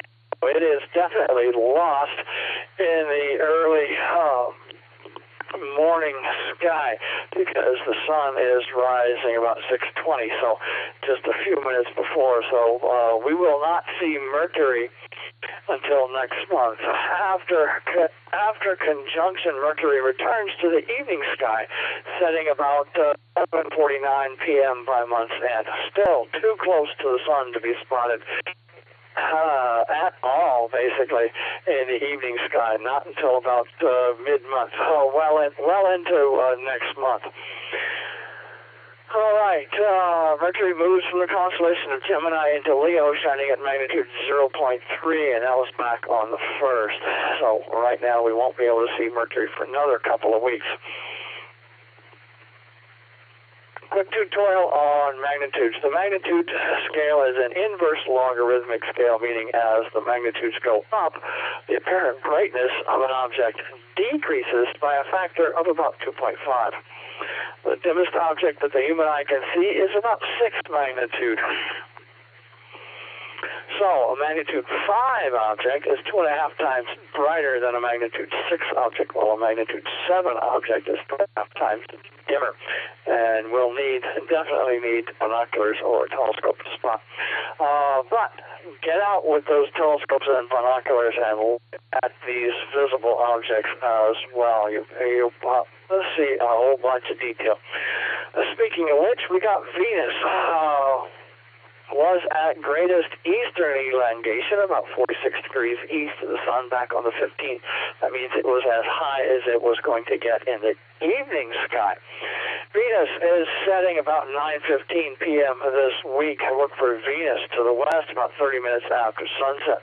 Venus is in the constellation of Virgo, shining at magnitude minus 4.4. If you do put a onto a Venus, you will see it a half of Venus. W8WKY.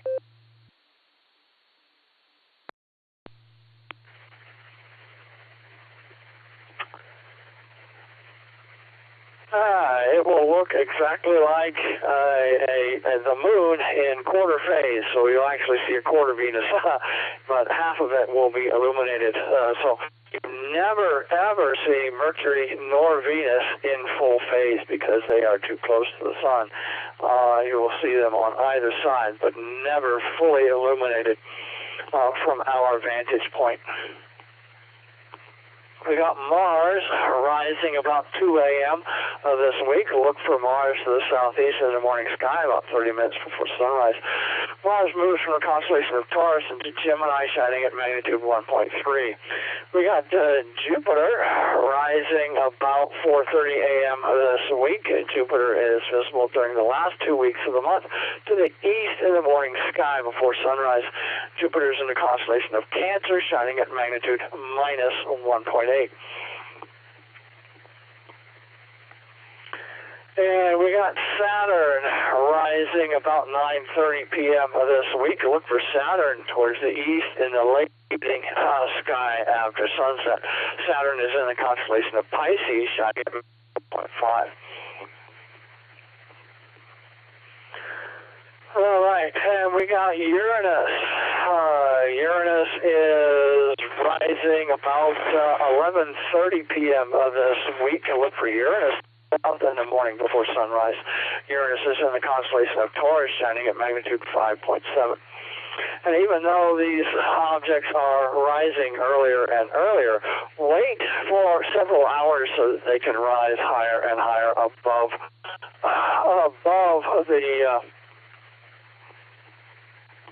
the horizon, so you'll see them much clearer.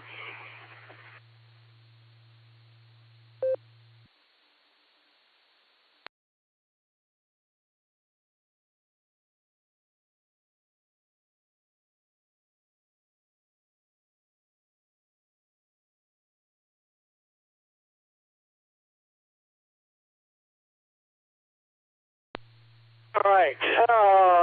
KI0AR net control for the Colorado Astronomy Net. Continuing.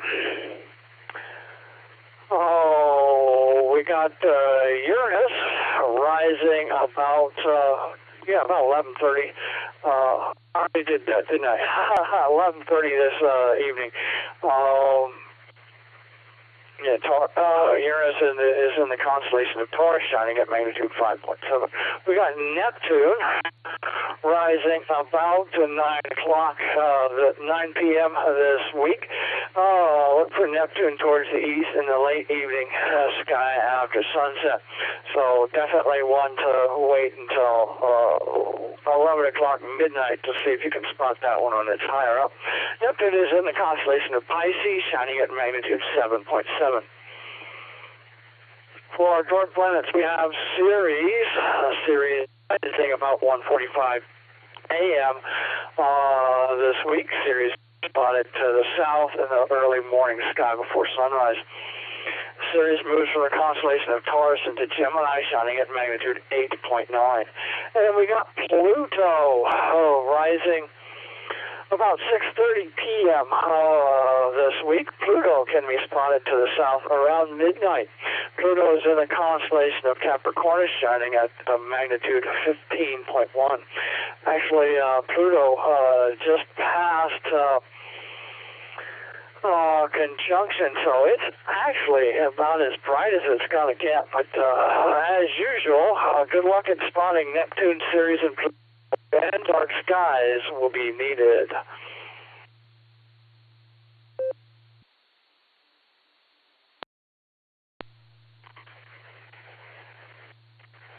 So right now, Pluto would be a challenge for any telescope smaller than 12 inches. You might see a 12-inch or larger scope to see Pluto, and lots of patience, and definitely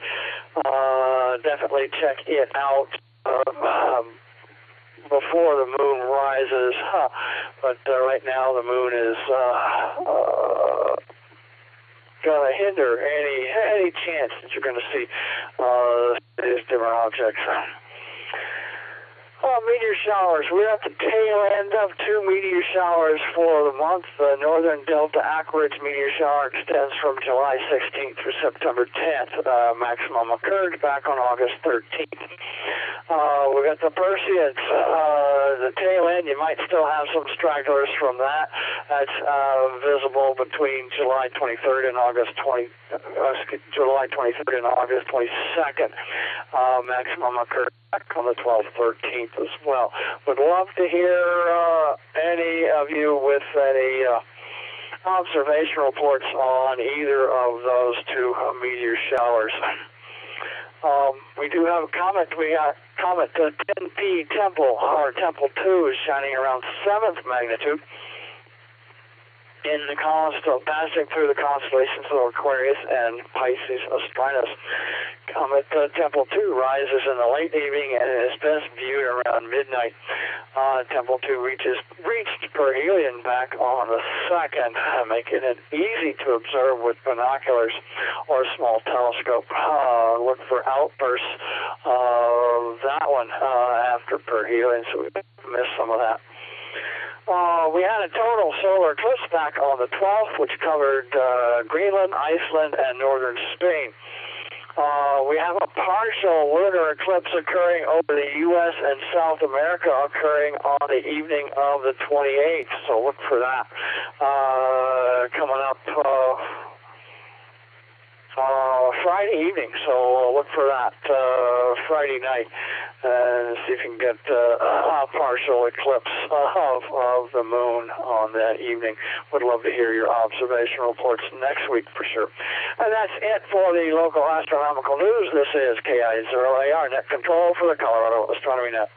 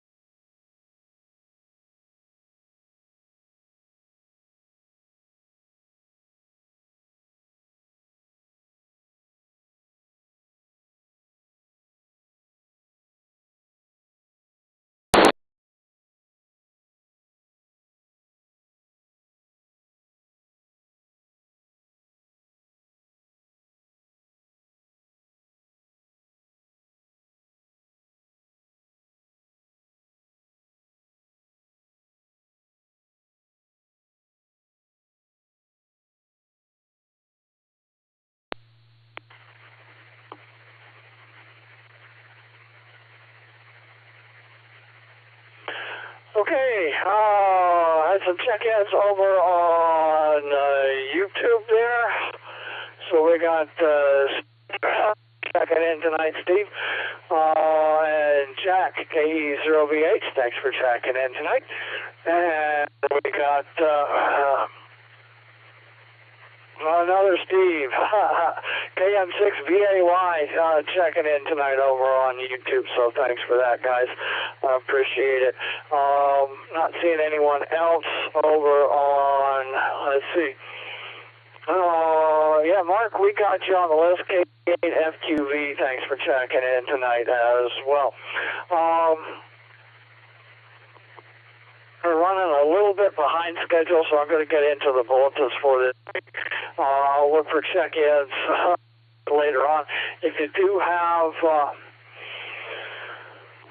NetLogger or YouTube, check in there or send me an email, ki0ar@ki0ar.com. Let me know that you're there, and I'll check on that as well a little bit later on. And we got Ed, W6RDZ, thanks for checking in tonight. Stick around for his rucker for just a few minutes. Right now, I'm going to get into ISS Pass 4 tonight. I do recommend this website, www.heavens-above.com. That's www.heavens-above.com. I do recommend this website because I just like the way they do it. I can click on a particular date for a pass over the Denver area and get a nice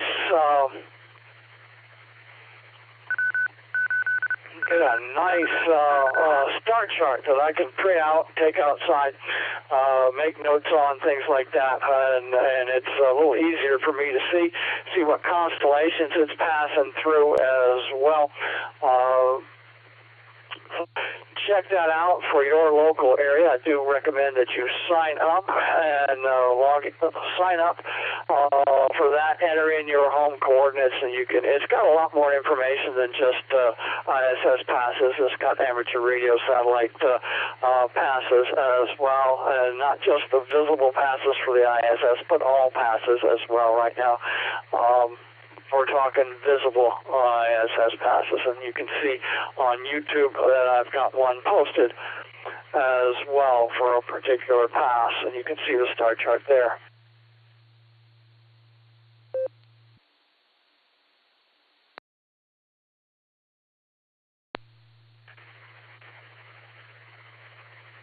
Again, that website, www.heavens-above.com. I got a bulletin for this evening. This is from Jet Propulsion Laboratory, dated August 25th. We're talking antennas tonight. I know all of you amateur radio operators out there have antennas of some kind, and those of you who may be interested in amateur radio will eventually have an antenna or whatever, for sure. I'd love to have one of these in my backyard, but I don't think so. A new next dish adds muscle to NASA's Deep Space Network. Deep Space Station 23 at NASA's Goldstone facility in the California desert is the latest next-generation antenna to be added to the network's enhancement project. The Deep Space Network facility in California is marking the addition of a brand new 34-meter wide or 144-foot wide radio frequency antenna to the agency's Deep Space Communications and Navigation System. The network uses giant dish antennas located at 3 global facilities to support more than 40 spacecraft exploring the solar system and interstellar space. The new Deep Space Station 23, or DSS-23, is located at the Goldstone Deep Space Communications Complex near Barstow and is managed by NASA's Jet Propulsion Laboratory in Southern California.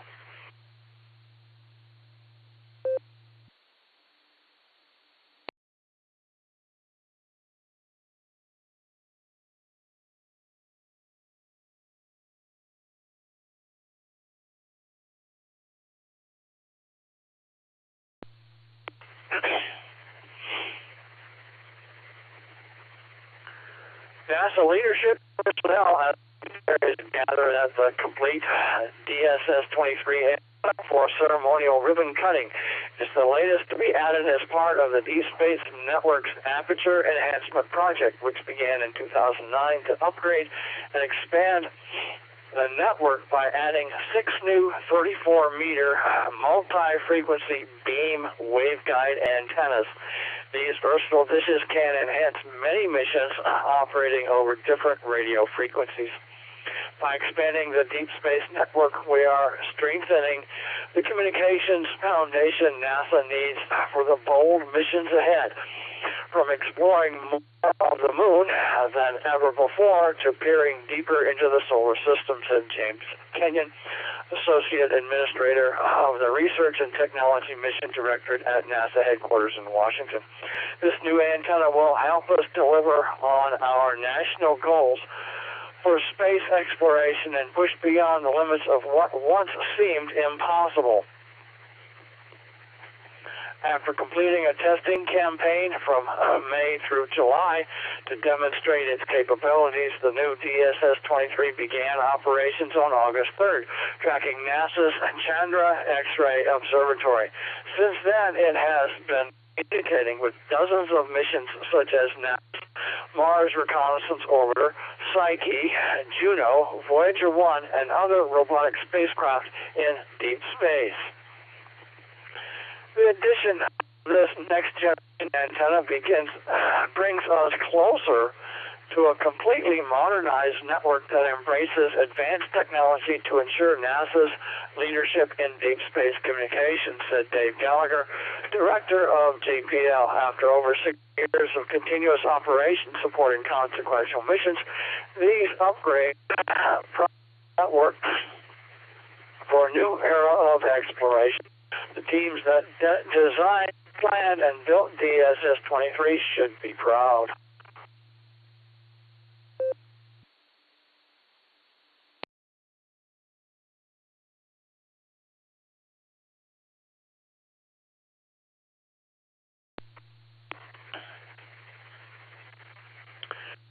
Capabilities.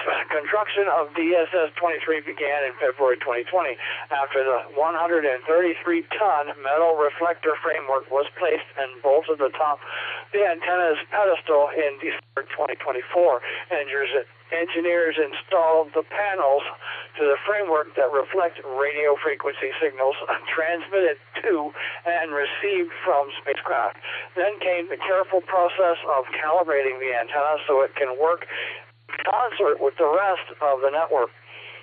It is the 5th antenna at Goldstone, joining 3 34-meter antennas and 1 70-meter or 230-foot antenna, and the 5th enhancement project antenna to join the network, which includes antennas at the DSN's Goldstone, Madrid, and Canberra, Australia complexes. Multi-frequency beam waveguide antennas direct signals down to a stable, climate-controlled underground room rather than housing heavy, sensitive electronic equipment on the moving antenna dish. In addition to offering versatility, this design allows easy access for maintenance and upgrades to the system. The biggest challenge wasn't actually constructing the antenna. It was transforming a complex collection of mechanical, electrical, software, radio frequency, and infrastructure systems into a single mission-ready asset, said Jermaine Aziz, manager of the Deep Space Network Aperture Enhancement Project at JPL. Every subsystem must be integrated, calibrated, and verified to operate with extraordinary precision and reliability before it can support NASA's deep space missions. The enhancement project will be complete when a 6th enhancement project antenna, Deep Space Station 33, comes online at Canberra facility in 2029, bringing the total number of 30-meter antennas across the network to 13.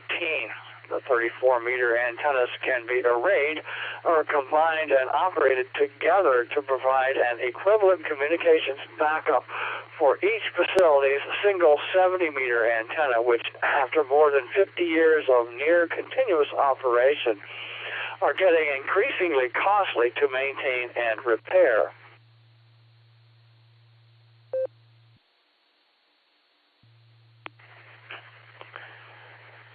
Managed by Caltech for NASA, JPL manages the agency's deep space network with the oversight of NASA's SCAN, or Space Communications and Navigation Program, within NASA's Research and Technology Mission Directorate. More than 100 NASA and non-NASA missions rely on the deep space network and near space network. They include missions that support astronauts aboard the station and future Artemis missions monitoring Earth, exploring the moon, and exploring the solar system and beyond. For more information about the Deep Space Network, visit https://www.nasa.gov/communicating-with-missions/DSN.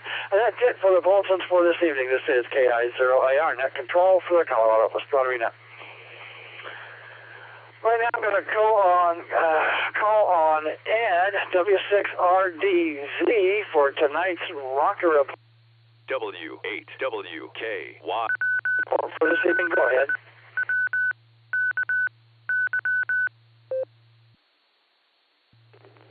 Good evening, Burnus. Good evening to the net. I did hear some of you breaking up there, but you were mostly readable. I'm wondering, am I reaching you reliably here on the net?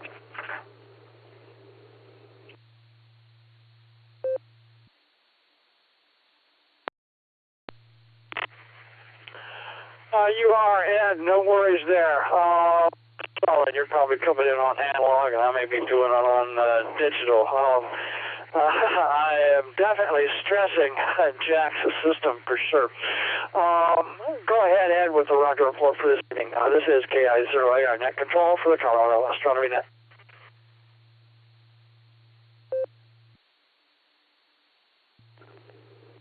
All right, Burnus. Yes. No, I'm not coming in on analog. I'm on the net.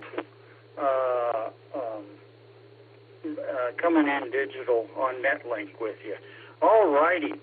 I'm going to jump in with the rocket report here.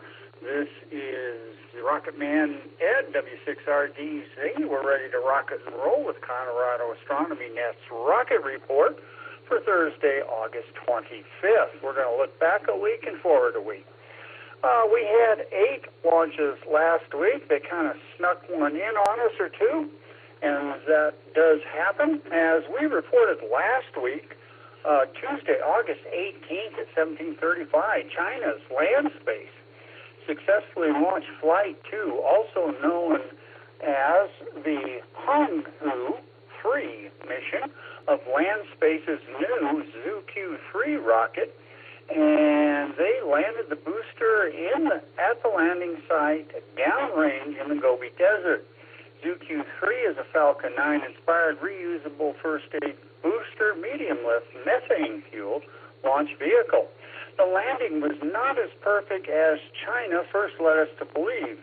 Immediately after nailing the spectacular landing, a fire subsequently developed on the rocket on the pad. The heat of the fire damaged one of the landing legs, and the rocket toppled over and was damaged. The damage may preclude reusing the booster. We have several links to the news article on that on the online version of the rocket report. I'm going to reset the repeater there.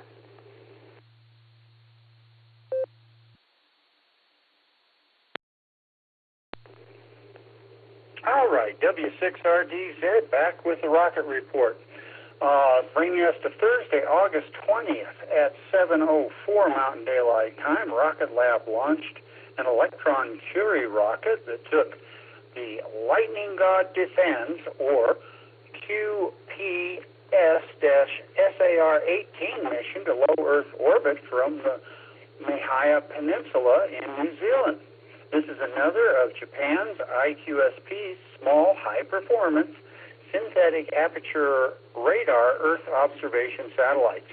It was Rocket Lab's 89th success overall and the 14th of 2026. Fourth launch of the week goes for Sunday, August 23rd at 2040 Mountain Daylight Time.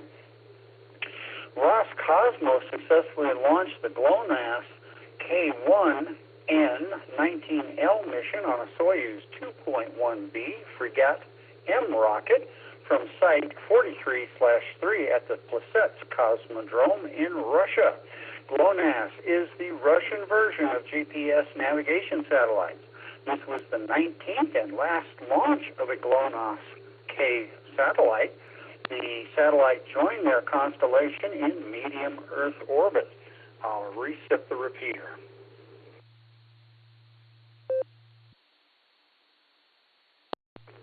W6RDZ back with tonight's rocket report. All right, that was our 6th launch. You know what? I think I missed 4 and 5 somehow. Yeah, I skipped right over. Number 4, the SpaceX launch group, Starlink group 1029 on Thursday, August 20th, but scrubbed the launch. They were supposed to launch on the 29th, Thursday, but they scrubbed the launch at T-minus 28 seconds. SpaceX successfully launched Starlink Group 1039 on the next day, Friday, August 21st at 1914 Mountain Daylight Time on a Falcon 9 launch from Slick 40 Cape Canaveral. It was Booster 1078's 30th trip to space and back home safely, reliably placing 29 payloads into low Earth orbit on this launch. Then on Saturday, August 22nd at 1:25 Mountain Daylight Time, that's in the morning, SpaceX reliably launched Starlink Group 15-20 from a fog-obscured pad at Slick 4E at Vandenberg Space Force Base in California. That was SpaceX's 700th successful launch of all time. It was a worldwide 200 orbital launch attempt for 2026. All right, and that then brings us to the Russian launch, which we already talked about, and to Launch 7. I'm going to reset the repeater there.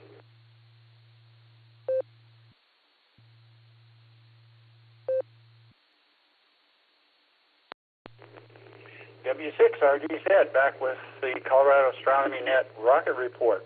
Last night, Monday, August 24th at 2120, China Aerospace and Science Corporation, CASIX, launched the 7 satellites rideshare mission on a Long March 6C rocket from pad LC-9A, Taijuan Satellite Launch Center. The payloads all went to sun-synchronous orbit, including the ham radio satellites BY-70-4 and JAMX-01. It was only the second mission for the Long March 6C rocket and the first of 2026. All right. That then brings us to this morning, Tuesday, August 25th, of course, at 03:33 Mountain Daylight Time. SpaceX successfully launched Starlink Group 10-49 from Slick 40 Cape Canaveral. Booster B-1067 set another reuse record as the first booster to launch 37 missions. Wow. It was the final planned Falcon 9 launch from Florida, with future Starlink missions out of Florida set to fly on Starship. All right. We have only 4 launches in the upcoming week that look likely. Another 4 launches are listed as no earlier than August, but without a specific launch date or time. One might sneak in, but that's not a good bet. I'm going to reset the repeater there.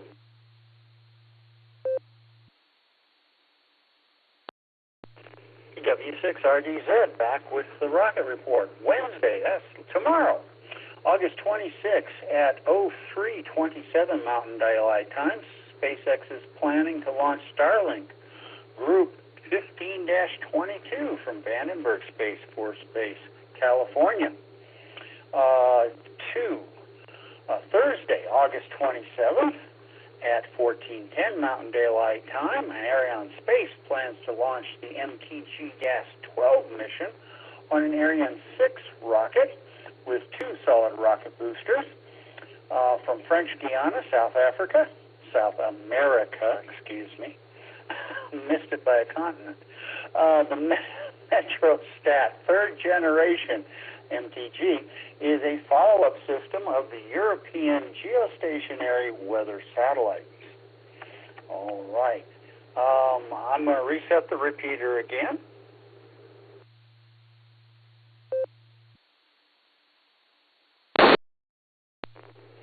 W6RDZ back for the Colorado Astronomy Rocket Report for the big launch of the week, Sunday, August 30th at 05:22 Mountain Daylight Time.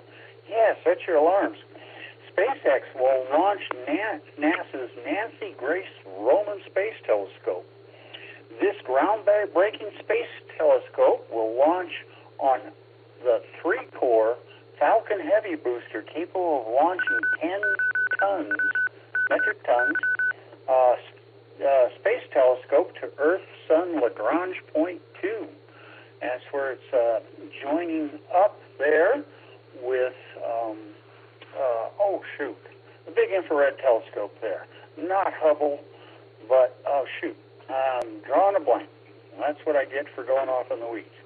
The center booster will be expended, and the 2 side boosters should return to LZ2 or LZ40 and land. This should be the 13th launch of a Falcon Heavy and the 2nd Falcon Heavy launch of 2026. The Nancy Grace Roman Space Telescope, shortened to Roman Telescope, is NASA's newest infrared space telescope. Roman is based on an existing 2.5-meter primary telescope with a wide field of view. The mirror was donated by the National Reconnaissance Observatory from the old KH-11 spy satellite program, as was the same for Hubble. The wide field instrument is a 300.8 megapixel multi-band visible and near infrared camera, providing a resolution comparable to Hubble. Over a field of view 100 times larger than Hubble. Actually, I think that's 200 times larger. I've confused something there. It's 200 times larger than Hubble. The coronagraph is a high-contrast, small field of view camera and spectrometer covering visible and near-infrared wavelengths. Roman will be able to map a portion of the sky in a month that would take Hubble over a century to do. Learn more about the Roman Space Telescope at the link there. Go NASA, go SpaceX, go Roman. You can watch the launch on NASA TV, SpaceX's Twitter feed, or a lot of online YouTube streaming tubers. Resetting the repeater.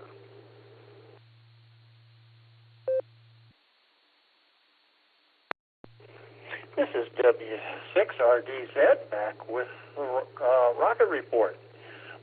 Last official launch next week that we can be certain of, or fairly certain of, Monday, August 31st. Look for Rocket Lab to launch the OWL Around the World mission on an Electron Curie rocket scheduled to depart the Mahia Peninsula of New Zealand at 0600 Mountain Daylight Time. The payload is another member of Japan's Synspective Styrex Synthetic Aperture Radar Earth Observation Satellite. All right, let's get one of these news items in. Actually, we're going to reset the repeater. The news items are fairly long.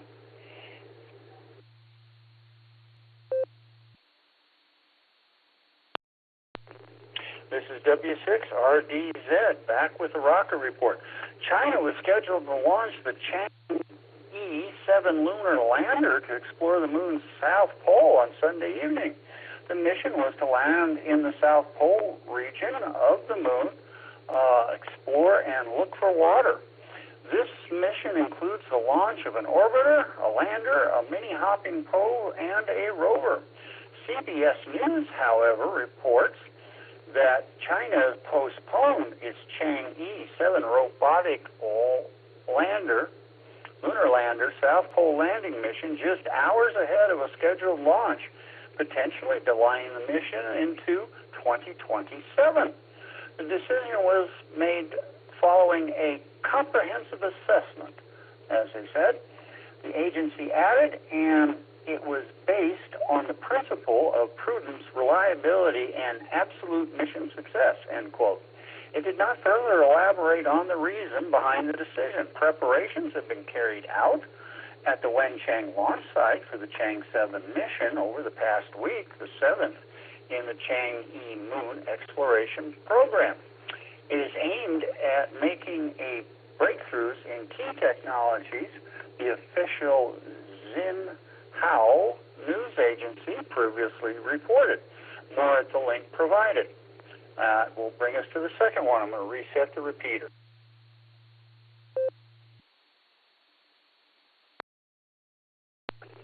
W6RDZ back with the rocket report. Second news item this week. Starship 40 recovery update. Starship 40 is still afloat after a month in the sea. It's now moored in the harbor in the lee of Christmas Island. She made it out of the high seas of the Indian Ocean. She's now waiting for a heavy lift submersible ship called Forte to load Ship 40 and bring her home. Forte should arrive about today, and I'm figuring maybe it'll take a week to load her, probably less. The voyage home should start by August 30th, and it's estimated to be around 50 days to get back to Brownsville, Texas. Of course, that depends on the weather and the route they choose, which is not certain at this time or hasn't been communicated. W6RDZ, we're going to reset the repeater.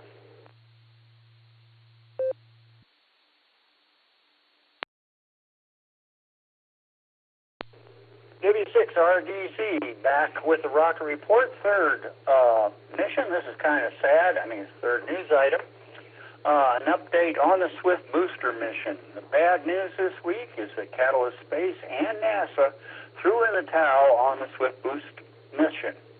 The Swift Gamma Ray telescope will not be recovered. Rather, it'll burn up in the atmosphere later this year. This very ambitious and plucky commercial mission to save NASA's Swift Observatory is officially a bust. The Link spacecraft will rendezvous with the Swift but will not dock. The Link rescue craft successfully launched on July 3rd, and all went well for about 3 weeks. Then the spacecraft started spinning uncontrollably. 2 reaction wheels were lost and thrusters malfunctioned. Catalyst Space succeeded in getting their Link rescue craft despun, stabilized, under control, and new software loaded. Link still had only one of the 3 reaction wheels functioning.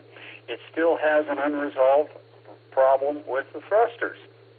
Apparently, there's not enough ion fuel left now to boost the Swift telescope to a higher orbit. Link will still chase down and rendezvous with the Swift, but it will not dock and will not reboost the telescope.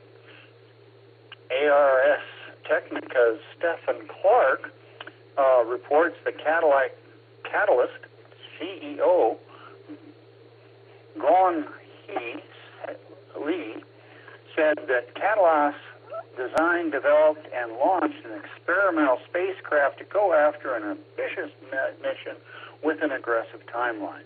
We took this high-risk, high-reward challenge and are proud of the milestones we reached along the way. We have already learned a tremendous amount, and now our job is to turn those lessons into something durable, building a repeatable repeatable playbook to inform future rendezvous and proximity operations and satellite servicing. All right. That we're going to reset the repeater here.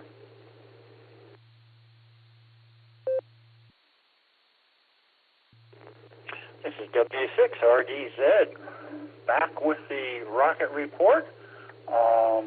Now we're going to try to update you on Starship Flight 14. Oh my gosh, everything is up in the air. SpaceX made some big changes to the Starship Flight 14 this week. Ever since the success of Flight 13, we've been told Flight 14 would catch Ship 41. Last week, we were even told that 14 would treat us to a double catch, that Booster 21 would be caught also. This week is completely different. It's reported there will be no catch on Flight 14, ship or booster. Perhaps not even an orbital mission. Everything has changed. The launch has been postponed no earlier than September 15th, with September 30th being forecast by some. No official launch date from SpaceX yet, and no explanation given for the changes. It's pretty speculative. All right, preparations continue for the launch of Starship 14 at Starbase Texas. Booster 21 completed its proof campaign and is having its Raptor engines installed. Ship 41 has completed its proof campaign, has all its Raptor engines installed, and has completed its static fire campaign. No NOTAMs or NOTMARs have been issued yet. Those are notices to aircrafts and notices to mariners of the launch. So, yeah, interesting. All right, that brings us to the last article of the week. I'm going to reset the repeater.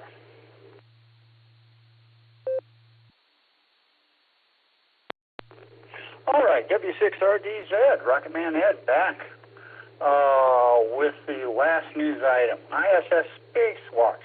Last week, NASA astronaut Emil Menon and ESA, European Space Agency, astronaut Sophia Adenauer went outside the ISS and climbed the tower, so to speak, to replace the space-to-ground antenna on the orbital complex.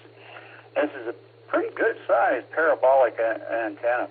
The antenna is a critical communications system NASA uses to transmit data and high-speed communication between Mission Control Center in Houston and the space station. Actually, inversely, this is the one that talks from the space station downlink to Mission Control Center. It was Sophie's first spacewalk and the first spacewalk for a French female astronaut.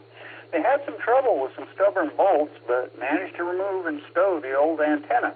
The astronauts ran out of time to install the new antenna. So this morning, a week later, the pair were back at it on EVA 96. I have confirmed that that was successful. They did get the new antenna in place.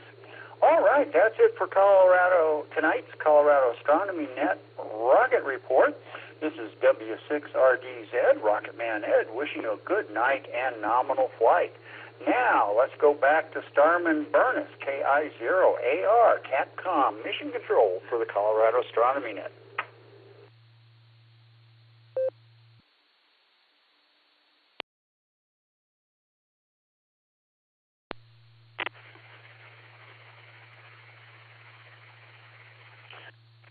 Okay, thanks for that, Ed. Appreciate you doing the rocket report for tonight. Some updates from Dave, AF0AS. I got you on the list there, Dave.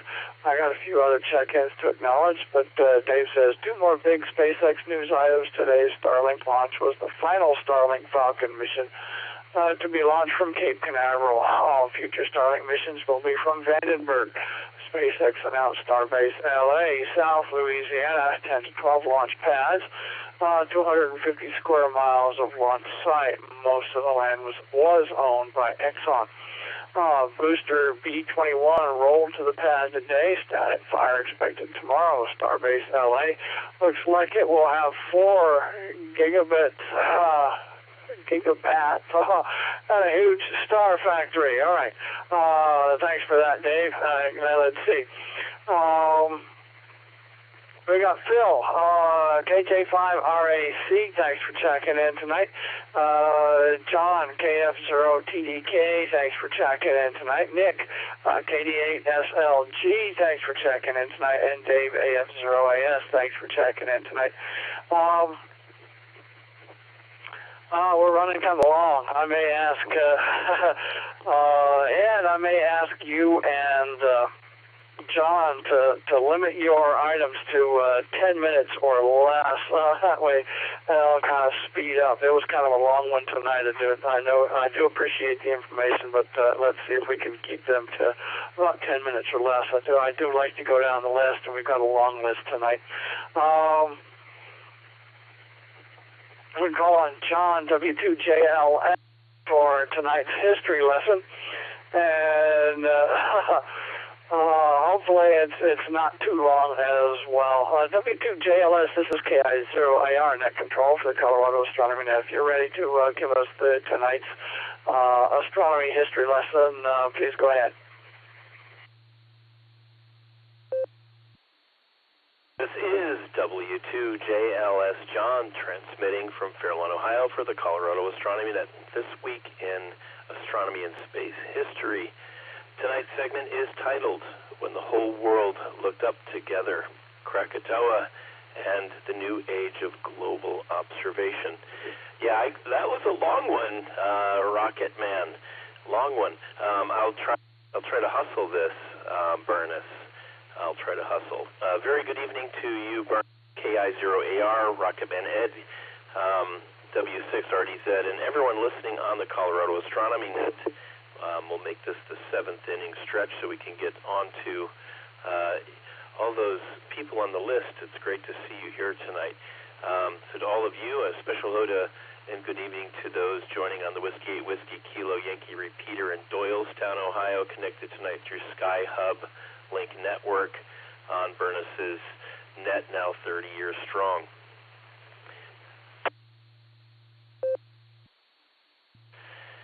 Tonight's excursion into the past begins on the streets of New York, Poughkeepsie, and New Haven. We'll say it's late 1883 and fire bells are sounding. Engines are racing toward the western horizon, but there is no burning factory, no forest fire, and no city in flames. The fire is in the sky, and its source lies half a world away.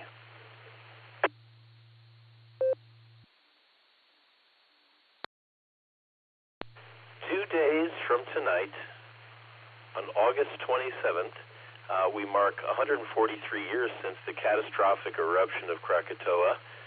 Krakatoa is the way it's pronounced. Generations of English speakers call it Krakatoa. The eruption destroyed much of an island, sent pressure waves around the planet, and killed more than 36,000 people. Yet it also produced one of the most remarkable worldwide skywatching events in recorded history. Krakatoa stood the Sunda Strait between the Indonesian islands of Java and Sumatra in what was then the Dutch East Indies. The volcano had been restless since May. Ships saw clouds of ash and steam periodically.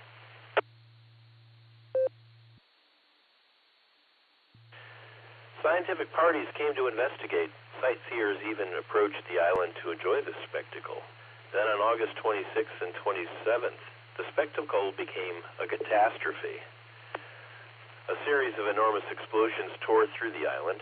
Much of Krakatoa collapsed into the sea, leaving a vast caldera. The collapse displaced tremendous volumes of water and generated tsunamis as high as 135 feet along parts of the coast. Entire communities were swept away. Most of the deaths were caused not by the eruption itself, but by the waves that followed.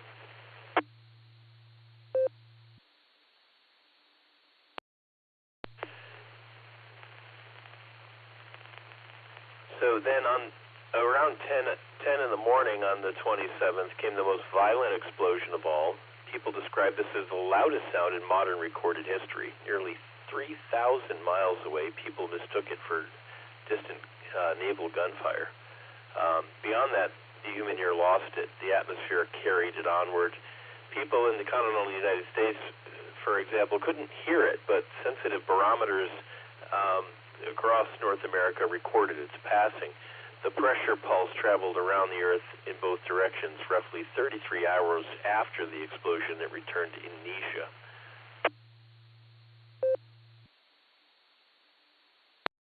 It came around, circling again and again for 5 days, instruments recording its slowly fading heartbeat.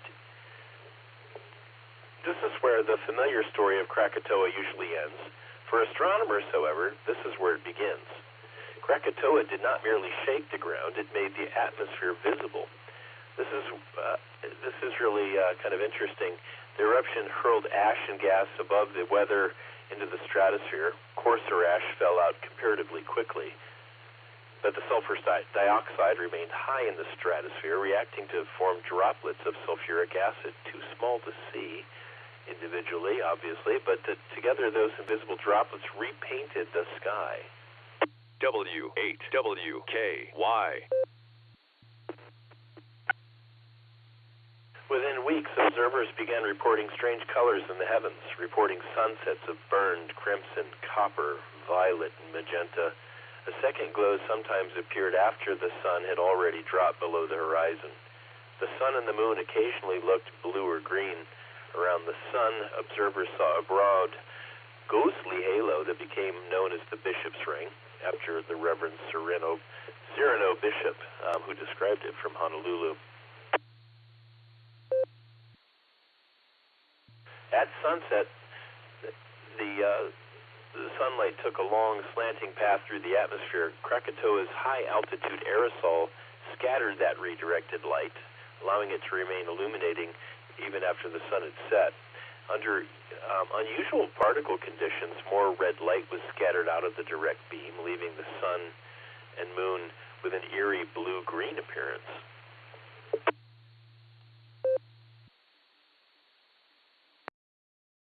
The fire engines at the beginning of this story had been chasing sunlight transformed by the chemical afterlife of a volcano half a world away.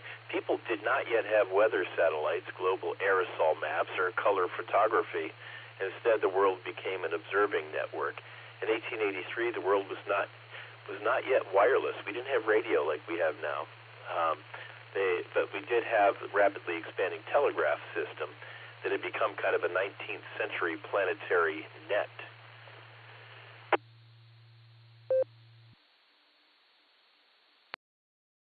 So quickly, reports of strange skies crossed oceans faster than volcanic haze itself on the telegraph system. Observers separated by thousands of miles were able to recognize that they weren't witnessing an isolated weather event. They were seeing something of a different proportion on a global scale.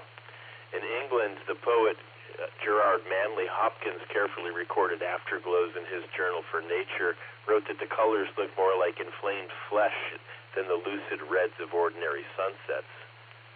His language was perhaps poetic, but his observations were precise.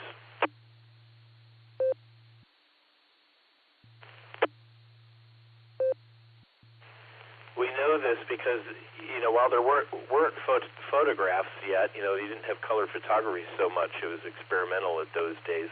But an artist, William Ashcroft, made hundreds of pastel sketches trying to capture the marvelous colors that change from minute to minute. Some of those pictures, you can get them up online, were recorded in the Royal Society's massive scientific report on this event. Obviously, it was a pretty big deal. Everywhere, ships, captains, lighthouse keepers, missionaries, astronomers, meteorologists, and citizens wrote down what they saw and when they saw it. Taken together, the reports allowed scientists to follow the volcanic haze across continents and oceans.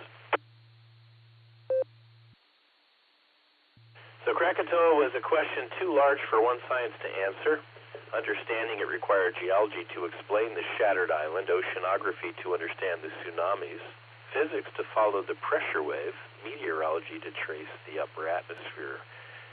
and winds, chemistry to identify the volcanic aerosols, but astronomy to explain the transformed sunlight and what happened in the sky. So Krakatoa became more than a volcanic disaster. It became one of the first major natural events to be investigated collaboratively and on a truly global scale.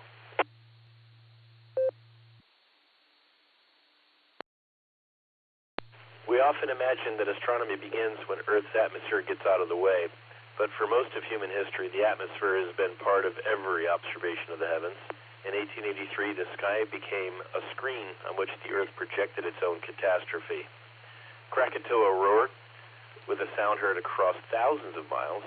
Then for months it spoke more quietly through crimson twilight, blue suns, strange halos, artist pastels, and scientist notebooks.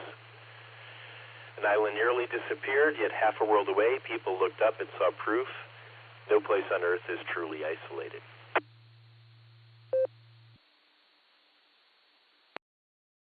So with that, 2 days from tonight marks 143 years since Krakatoa exploded. The blast lasted moments.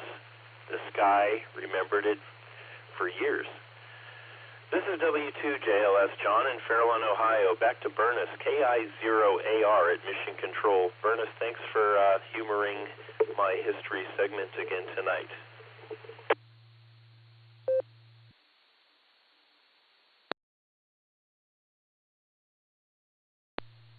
John, and John, do appreciate you sharing that with us. Yeah, I'm setting up an email, and I'll be sending that to you guys in a bit. But do appreciate you doing that. And let's see. Acknowledging, we got a few acknowledges. Let's see, D. Michael, AF0SF, thanks for checking in tonight. David, WE8M, thanks for checking in tonight. And KS, thanks for checking in tonight. Got you guys on the list. Don't see anybody else over on YouTube for tonight. But anyone that's still listening over on YouTube, if you've got any questions or comments or observation reports, please post them in the chat, and I'll pass them along to the rest of the crew. A quick pause for any more check-ins before we go down the list. Anyone else wishing to check into tonight's Colorado Astronomy Net, please call with your call sign phonetically twice.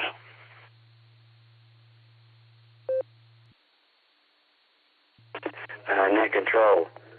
Check-in November 3, Mike Delta Charlie. My name is Michael via Echolink, located in Winston-Salem, North Carolina. This is my first time listening to you guys.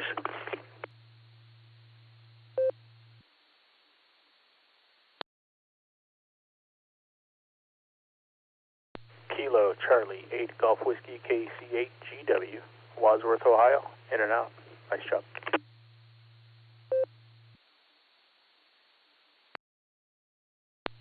Okay. Welcome, Michael. N3MDC. Thanks for checking in tonight. My name is Bernard. This is Romeo November Echo Sierra on the call sign Kilowatt India 0 Alpha Romeo. I do appreciate you checking into the Colorado Astronomy Net. We start at 7 p.m. Mountain Time. That's 9 p.m. Your time there in North Carolina. But I'm glad you stayed up with us and have been listening in. So do appreciate that. Quick base touch with you there, Michael. Your interest background in astronomy, when you're just starting out, you've been doing it for decades like I have. N3MDC, welcome to that. Well, tell us a little bit about your background interest in astronomy. Go ahead. Well, first of all, I'd like to let you know I used to live in Colorado. I lived in the town of Longmont for I lived in Colorado for 17 long years. I lived in town between Longmont and Boulder for a long time, and I moved back here to North Carolina because my sister here in Winston-Salem became a mom back in December 2013, and my niece Kalula is now going to be 13 coming up in December. That's why I live here back in North Carolina now, but I do miss Colorado a lot, and me and my mom are planning a trip to come back to Colorado maybe sometime in the spring of 2027, and I would like to see the see Colorado before I can't travel anymore. So good to be. I used to check in a lot of nets when I lived in Colorado, and I'm glad to know there's another net to check into. But I used to learn about astronomy a lot when I was still in school, and I would still like to learn a lot more about it. But good to know there's a net on here I could learn about checking into in Colorado. So good to know that. And back to control. This is N3 MDC.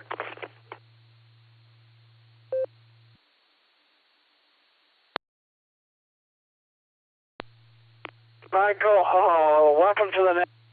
Check out skyhublink.com, skyhublink.com. We cover, you can check in quite a few ways, especially if you're missing Colorado.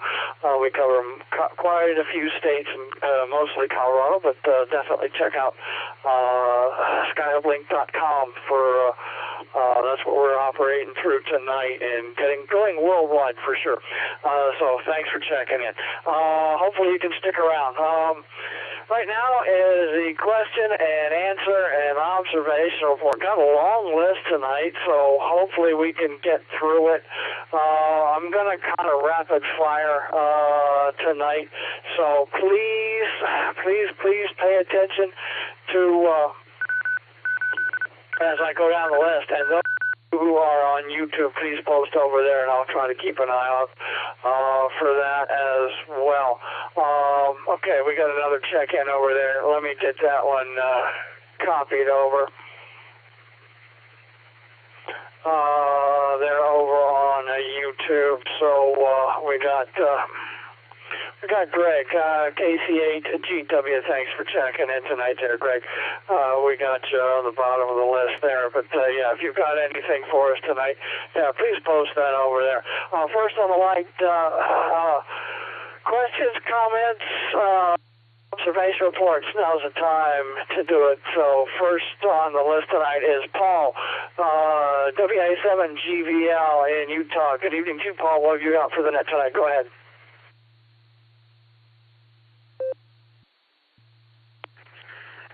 Burnett, and good evening to the net. Don't have a lot. I've got a lot of stuff going on here at the house, and I'm going to be in Washington D.C. this weekend, and England in 3 weeks after that. So I've got a lot of moving parts I'm dealing with. So astronomy is right now on the back burner. I do enjoy the net, especially the rocket report. So hope everyone has a good evening. WA7GVL. All right, Paul, no worries. Appreciate your comments. Appreciate you checking in tonight. Moy down in Texas, checked in and out. And ZIQ, thanks for that. We got Colin in Indiana. KB9CRS. Good evening to you, Colin. What have you got for the net tonight? Go ahead.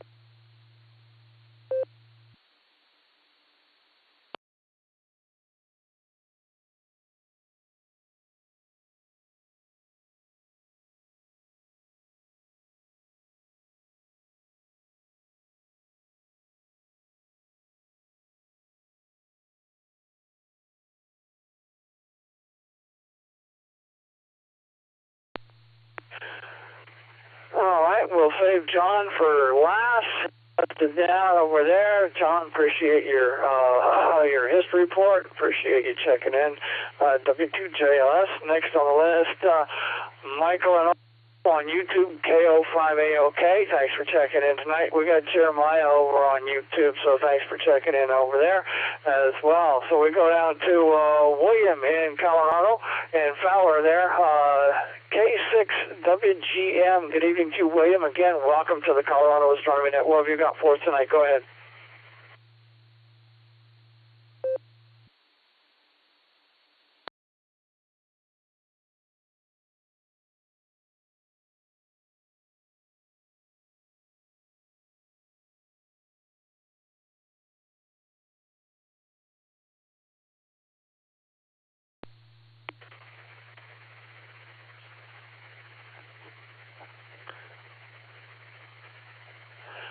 Next on the list is Greg in Georgia, KQ4AVZ. Good evening to you, Greg. What have you got for the net tonight? Go ahead.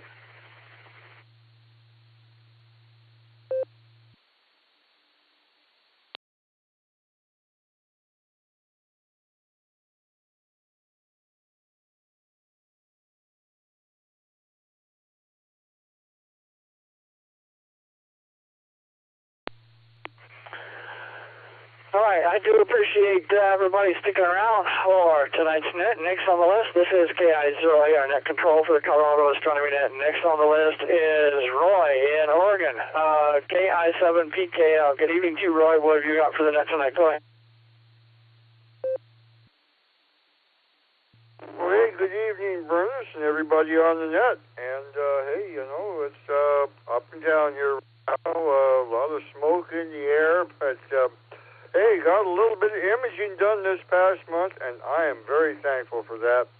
And this coming month, I'm hoping to get some clear skies so that I can finish the mosaic of the Andromeda Galaxy that I started last fall. So I'd kind of forgotten about it, but processed what I have so far. I was like, oh, yeah, I get more data. This might look kind of cool. So anyway, I hope everybody's having a good night and clear skies, and send it back to net, KI7PKL.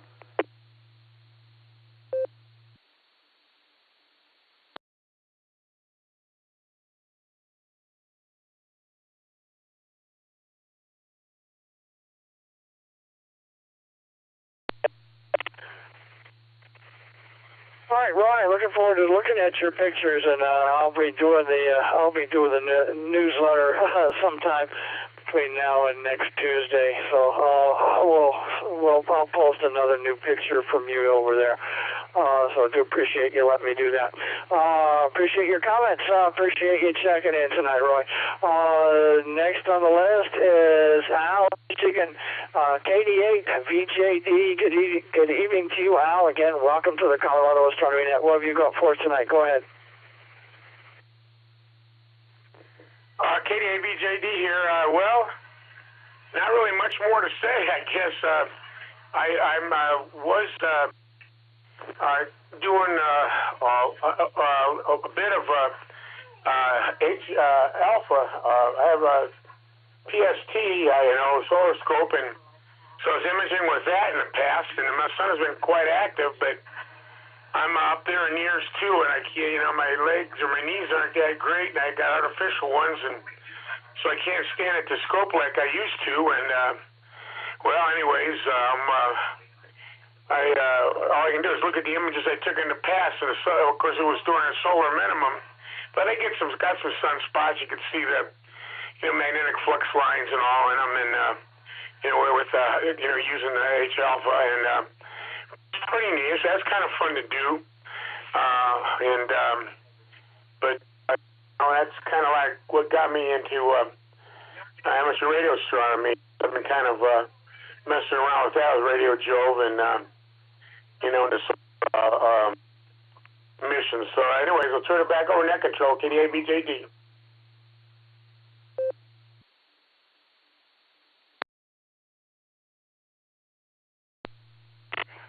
All right, Al, thanks for that. You may want to check out on QRZ K6SKI, Kilo 6 Sierra Kilo India, K6SKI. He's one of our local astrophotographers, does a lot with solar work. So you may want to check out some of his pictures. Quite fascinating as well. He's got some of them posted on his QRZ page. So check that out. And again, welcome to the Colorado Astronomy Net. This is KI0A, our net control for the Colorado Astronomy Net. I got several people on YouTube. We got Brent in Indiana, K9NMT.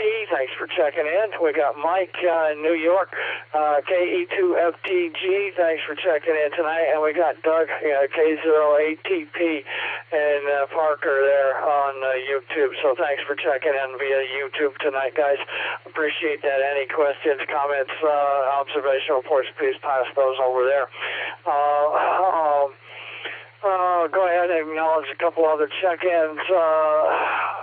Greg, KC8GW, thanks for checking in. Marty, W9EAA, and James, K06QT, thanks for checking in tonight. That was over on YouTube, so thanks for that.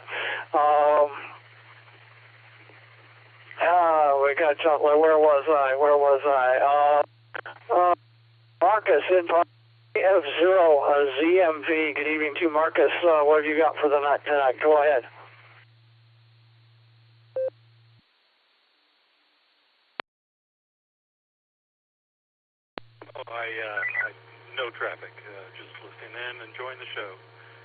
Thank you, Bryce. 73.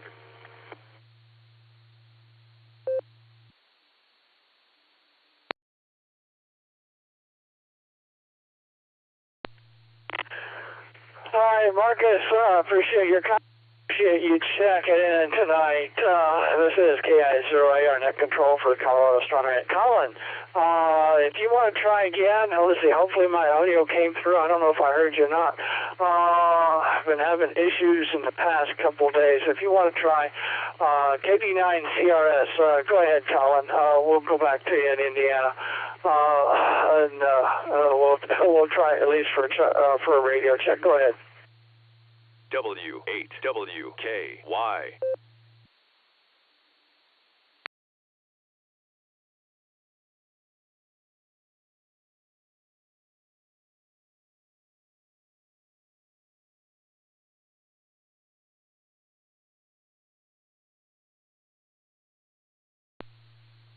Okay, we'll continue on. Let's see, where were we? We got Rick. KC8LYG, good evening to Rick up in Ohio. What have you got for us tonight? Go ahead.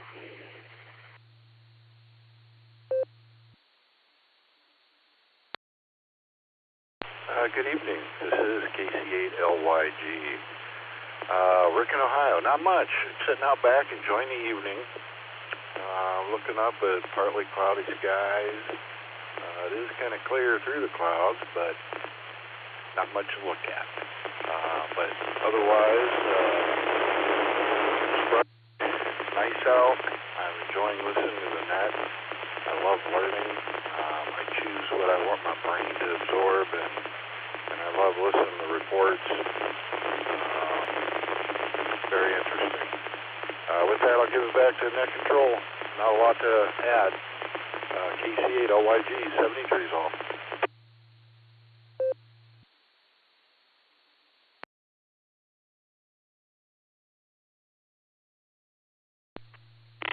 All right, Rick, appreciate your comments. Appreciate you checking in tonight. Next one was Herb in Pennsylvania, KC3UUK. Good evening to you, Herb. Again, welcome to the net. What have you got for us tonight? Go ahead.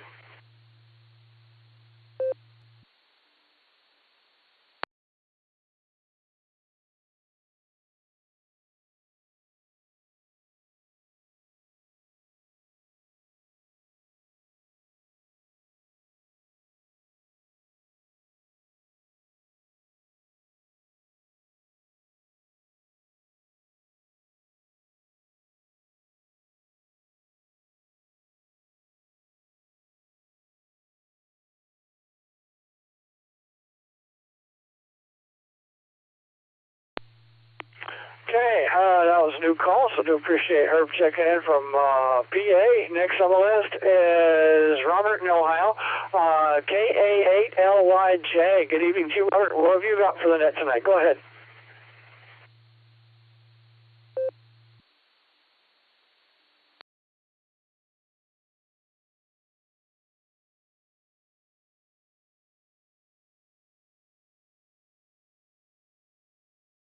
Sorry for the delay. This is KA8LYJ. Good evening, DeBurse. How are you?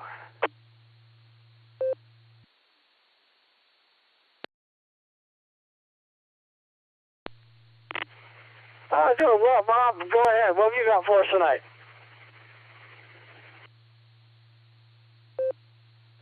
Oh, I don't have anything. I'm just here to listen and learn. Love the Rocket Report. Love JLS's history of space exploration portion. Net to just sit and listen to and learn from. This is KA8LYJ.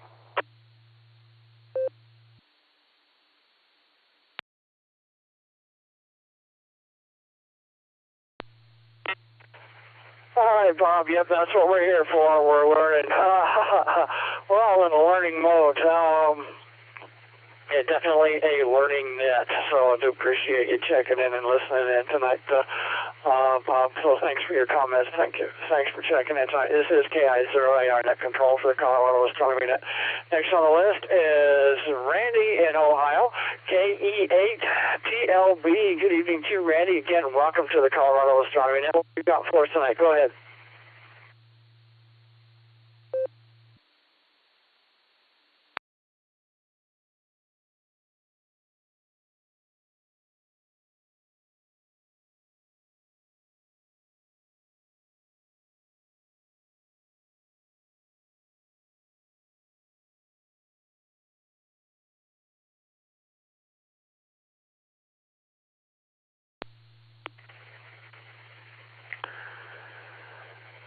All right, next on the list is Mark in Ohio, AC8FQV. Good evening to you, Mark. What have you got for the net tonight? Go ahead.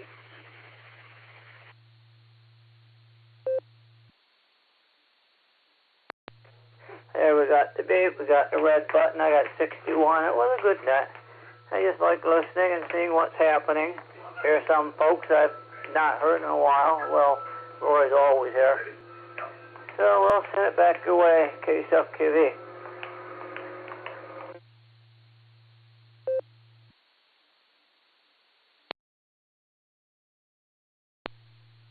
Hi, Mark. Appreciate your comments. Appreciate you checking in tonight. I do appreciate that Ohio connection. We got a whole bunch from Ohio, so I do appreciate that for sure.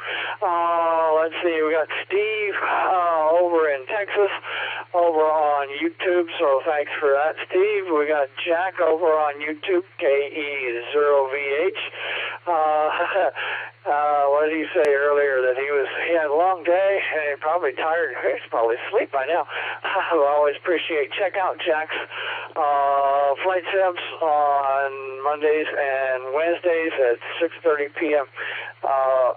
Neat flights thereabouts. So check that out on Captain Jack Flight Sim on YouTube tomorrow night for sure. Next is Steve over in, it says Fort College, but I think you're down in the Springs area. Anyways there, Steve, KM6BAY. You're usually on the air. You, Steve, what have you got for us tonight? Go ahead.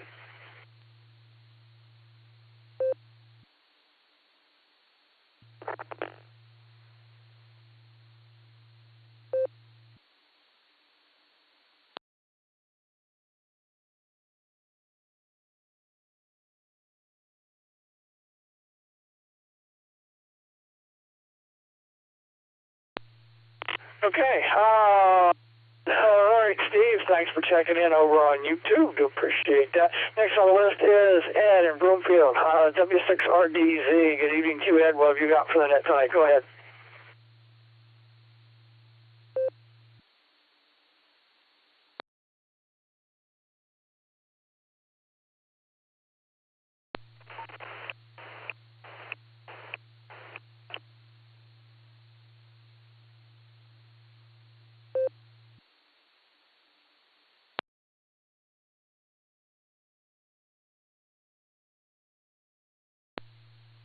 W6RDZ. W6RDZ, this is KI0AR. I don't know if that was you trying. We didn't get any audio. Go ahead, Ed.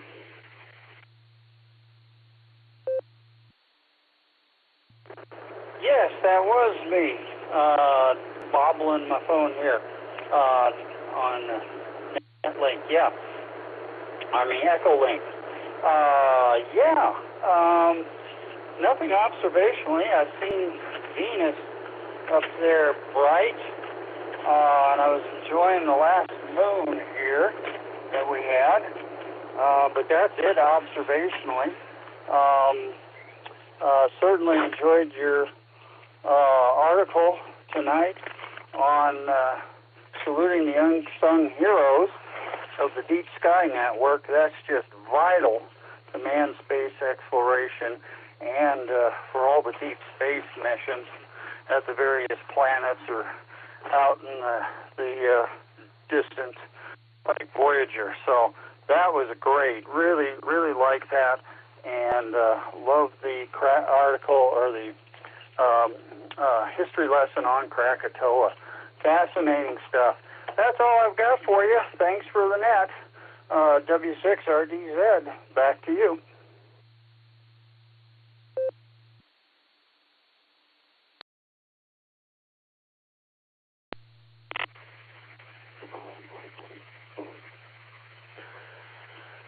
All right, Ed. Appreciate you doing the rocket report. Appreciate your comments. Appreciate you checking in tonight. Yeah, 34-meter dish in the backyard. That would be great. Or a 70-meter dish in the backyard. Even better.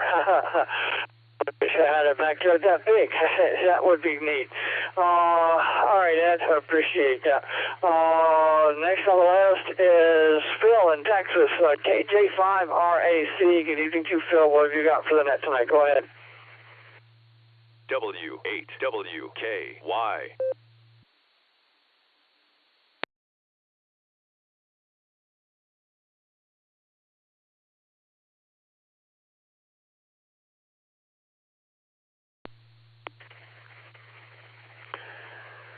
Okay, we got John up in Fort Collins over on YouTube, KF0TDK. Good evening to you, John. Thanks for checking in tonight. If you got any questions, comments, post them over there. Let's see. Here you go. Do appreciate the YouTube check-ins tonight. Quite a few listening in, and be sure to hit that thumbs up button and give me a like there. Do appreciate that for all those that are over on YouTube. So thanks for that. Next on the list is Nick in Ohio, KD8SL. Good evening to you, Nick. What have you got for that tonight? Go ahead.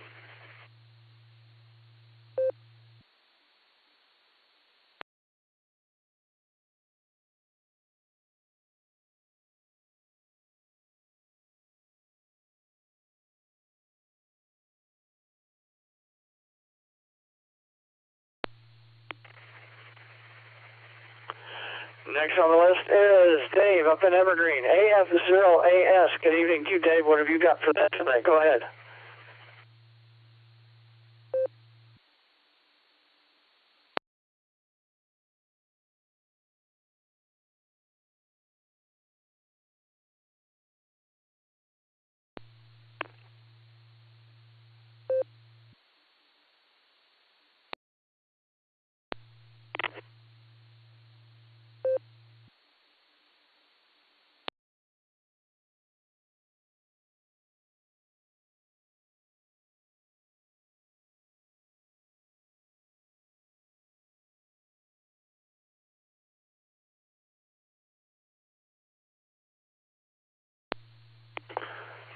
AF0AS, I heard a break in. I didn't know whether you checked in or not, or made a comment or not. Go ahead.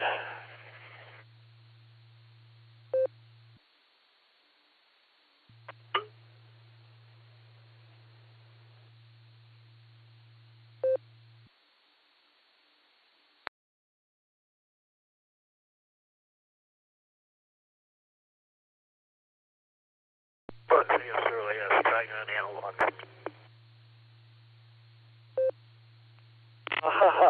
I'll make a call for anybody else with any comments or anything like that. Next on the list is D. Michael and Morrison, AF0SF. Good evening to you, D. Michael. What have you got for the net tonight? Go ahead. I'm going to pull a fast one and call back to AF0AS. I heard his voice underneath you as you let go of the PTT. So I'm going to pause. Please come back to me. I have something to share, but AF0AS, go ahead. Didn't have too much. Just going to say Glenn Shotwell was the speaker today in Louisiana event. You can find it on, probably on X is the best place to look for the state of Louisiana or SpaceX. And yeah, they're buying up a whole chunk of Louisiana shoreline to build 10 to 12 launch pads. Going to be bigger than any launch site in the world as far as I know. AF0AS clear.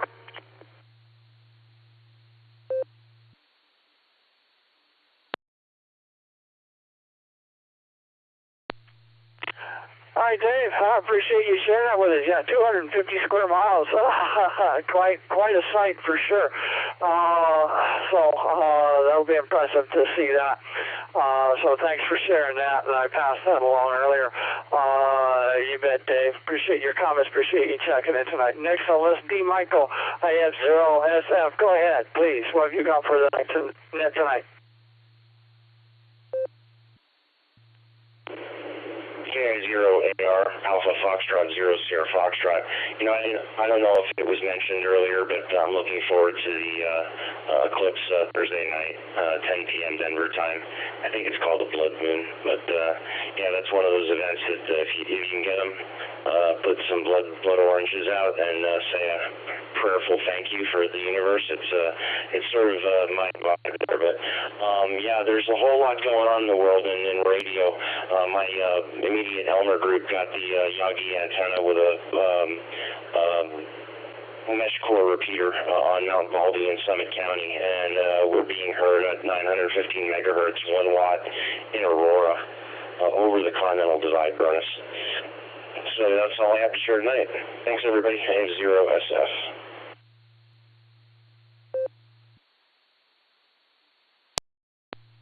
You bet. Yeah, very cool. Let's see. What time was that? 4:46 a.m. UTC on the 25th, which actually makes it the 24th for those of us here in Colorado at 10:46 p.m. Thursday night, or thereabouts, and then into the early morning. Those eclipses usually last 4 to 6 hours, so plenty of time to see that. Yeah, stay up late Thursday night and well into Friday morning then for the eclipse coming up. So if you wait to Friday night, you'll be too late. But yeah, definitely check that out. I posted another link over on YouTube. Let's see. Appreciate your comments, D. Michael. Appreciate you checking in tonight. Next on the list, David in Ohio, W8M. I think he checked in and out, just listening there. Ken, NB7SS in Nevada. Good evening to you, Ken. What have you got for the net tonight? Go ahead.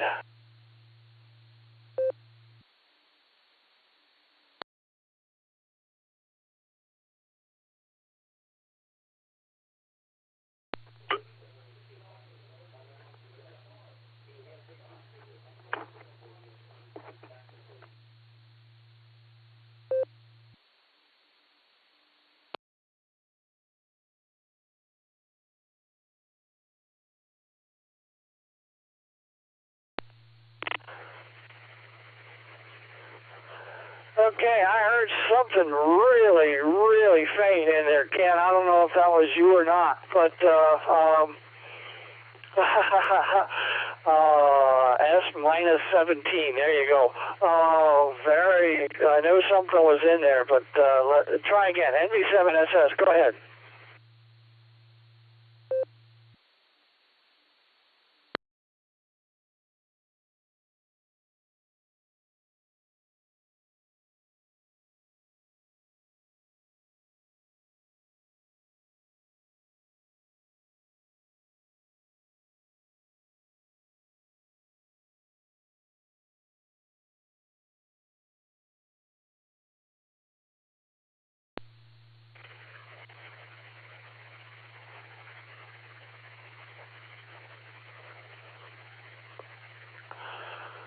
Okay, next on the list is Michael in North Carolina, N3MDC. Good evening to you, Michael. Welcome to the Colorado Astronomy Net. What have you got for us tonight? Go ahead.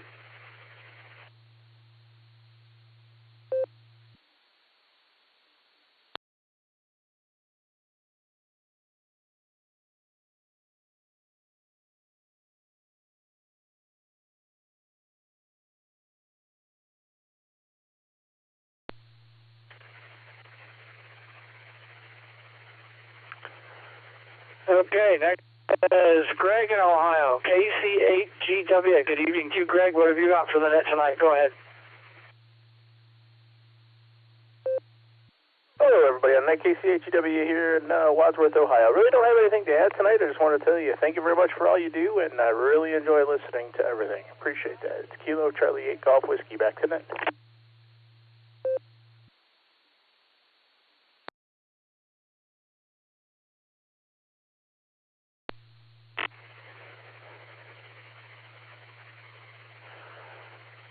All right, Greg, thanks for that. Do appreciate it. Appreciate your comments. Appreciate you checking in tonight. This is KI0AR Net Control for the Colorado Astronomy Net.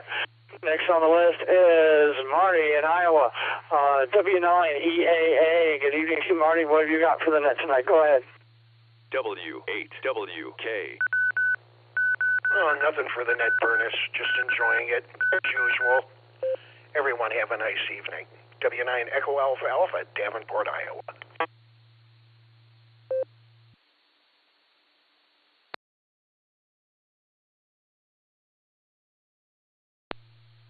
Marty, appreciate your comments. Appreciate you checking in tonight. We got James in Hawaii, KO6QT over on YouTube. So thanks for checking in over there. James, appreciate it. Got any questions or comments? From the Big Island over there, do appreciate you checking in, and it's what was it, 4:35 p.m. in the afternoon. There you go. Do appreciate it. So we are at the bottom of the list and at the top of the hour. So I'm going to go ahead and open up the net for anybody else. Questions, comments, late check-ins before I go ahead and wrap up the net for this evening. If you are check-in, please call with your call sign phonetically twice. Anybody else? Questions, comments, late check-ins, please call KI0AR now.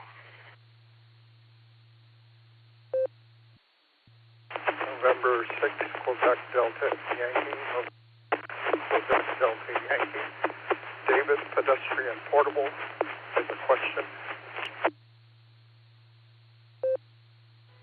Here is Kilo India 6, Whiskey Papa Kilo, KI6WPK.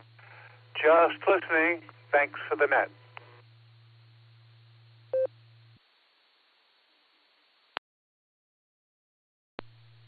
Kilo Golf 4 Lima Kilo Quebec, KG4LKQ, Ed in Titusville, Florida.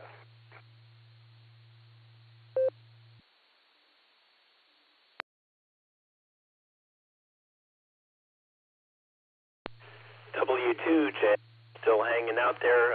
You can stick me in the bottom of the list, Mr. Burness.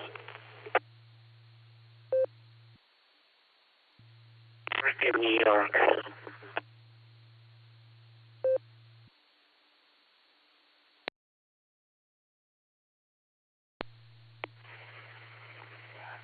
John, yeah, I forgot all about you. Let's see. David, we got you on the list. N6QDY. Thanks for checking in tonight.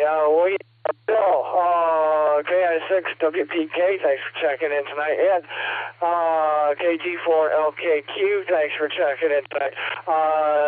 David, N6QDY.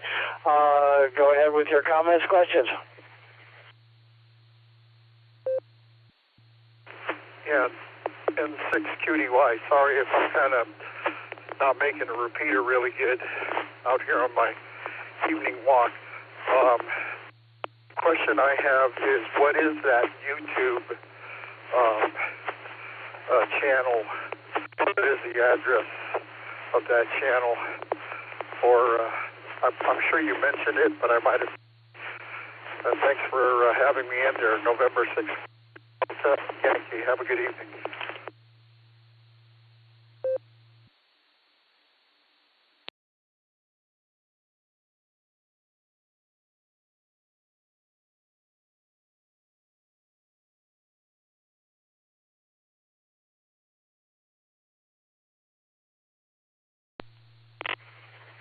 All right, David, no problem. So, appreciate your comments. Appreciate you checking in tonight. Bill, let's see. Oh, yeah, Ken, we got you on the list. KB9 JLC over on YouTube, so thanks for that.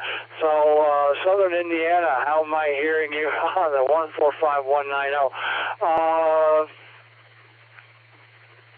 probably through the Echolink system, or I know we're connected into Ohio. You may be going through there. So check out Echolink.com for that. We're hooked all over. Bill in California, KI6WPK. Good evening to you, sir. What have you got for the net tonight? Go ahead. I don't have anything for the net. I just always enjoy listening. Maybe another time I'll have something, but for now I'm just enjoying listening in your reports. KI6WPK.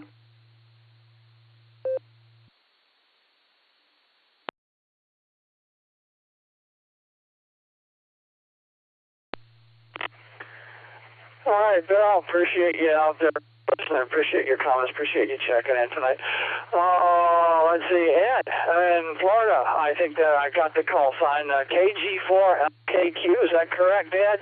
That looks like it's a new call on the list. So welcome to the tail end of the Colorado Astronomy Net. What have you got for us tonight? Your interest, background in astronomy, anything else you'd like to pass along? Go ahead, please.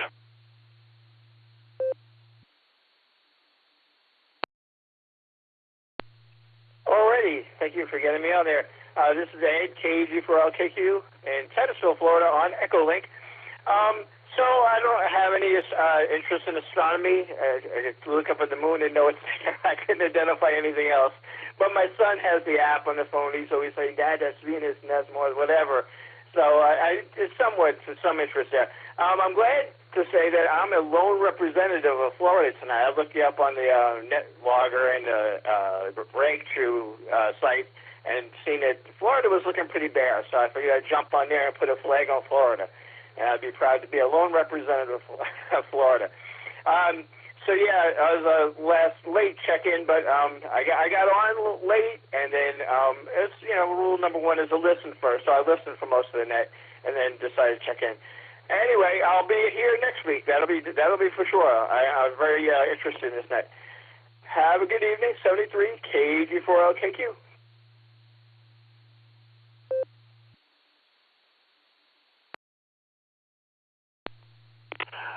All right, Ed, thanks for checking in from Florida, and welcome to the Colorado Astronomy Net. We start at 7 p.m. Mountain Time, so that'd be 9 p.m. your time on Tuesdays, so appreciate that. And we obviously for a lot longer than 2 hours sometimes, especially when we have got 38 check-ins so far tonight, so but I'm getting ready to wrap this up anyway, but I do appreciate you checking in. My name is Bernice. November Echo Sierra in the call sign Kilowatt India 0 Alpha Romeo. I've been doing the net for 30 plus. So I do appreciate you checking in tonight. Yeah, we are global. I got like 30 countries that have contacted the net. I've worked all states through the Echolink system as well. The only one I'm missing is D.C. So anybody from Washington, D.C., that'll round me out for all of the U.S. entities. That does include Hawaii and Alaska. We got Hawaii over there tonight, checked in over on YouTube. So Ed, you can check out YouTube channel on the same name, the Colorado Astronomy Net, for past recordings as well. So thanks for that. Ken over in Indiana, KB9JLC over on YouTube. That's a new call on the list. So welcome to the net, Ken. If you've got any questions, comments, or like to share with us your experience, background in astronomy, whether you're starting now, you've been doing it for decades, what have you, you can post that over there on YouTube, and I'll pass that along to the rest of the net there. Appreciate it.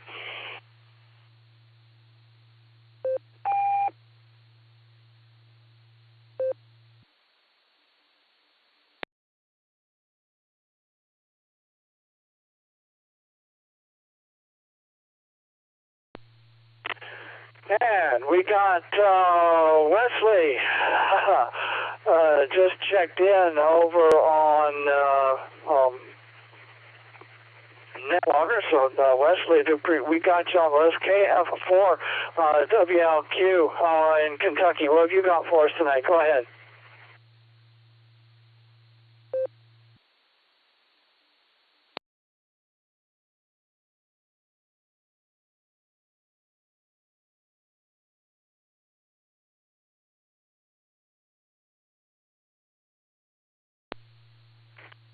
W8WKY.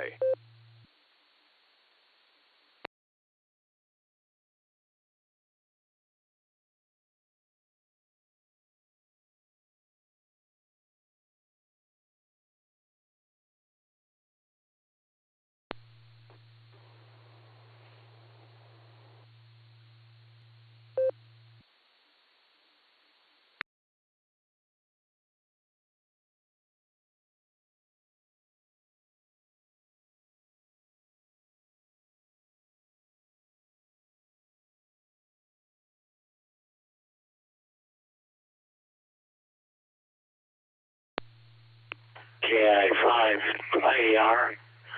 This is Whiskey 2 Hotel Alpha Zulu. Whiskey 2 Hotel Alpha Zulu. W2ATZ. Eric in Albany, New York.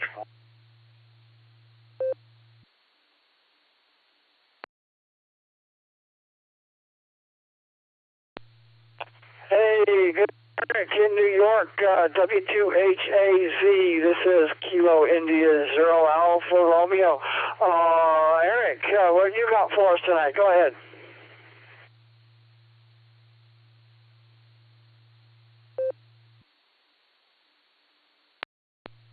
I saw YouTube about they observing a star exploding in another galaxy just recently, and it was a big deal because they haven't really been able to observe a nova or supernova, and I was really blown away that they could get such clear images from another galaxy. Other than that, I don't have anything else. So back to you, Brad. This is W2HZ.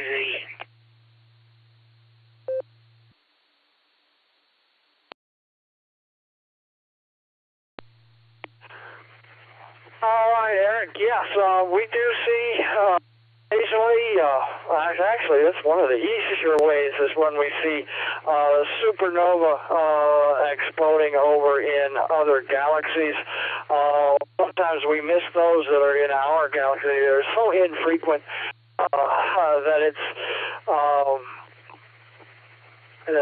But they do happen. We've seen quite a few, but that is one of the rarer occurrences. We see the supernova and regular novas as well. We're kind of keeping an eye on a couple of things that are going to happen in our own galaxy as well. But yeah. Definitely a good source for the most part. Check on that, but for sure, appreciate you sharing that with us, Eric. Appreciate you checking in tonight. All right, I am getting tired. Let's see. And do appreciate everybody checking in tonight. I'm going to go ahead and wrap up the net for this evening. I'd like to thank the 40 check-ins, 40 in a long time, so I do appreciate all of the check-ins from YouTube and a bunch of new check-ins as well, and all my regulars as well, so I do appreciate that. And Ohio contingent, coast to coast. We didn't get Alaska tonight, but we know they're out there for sure. We missed Mike up there in Alaska, but I do appreciate everybody checking in tonight. So let me see. I'm gonna let this thing reset, and then I'll go ahead and sign.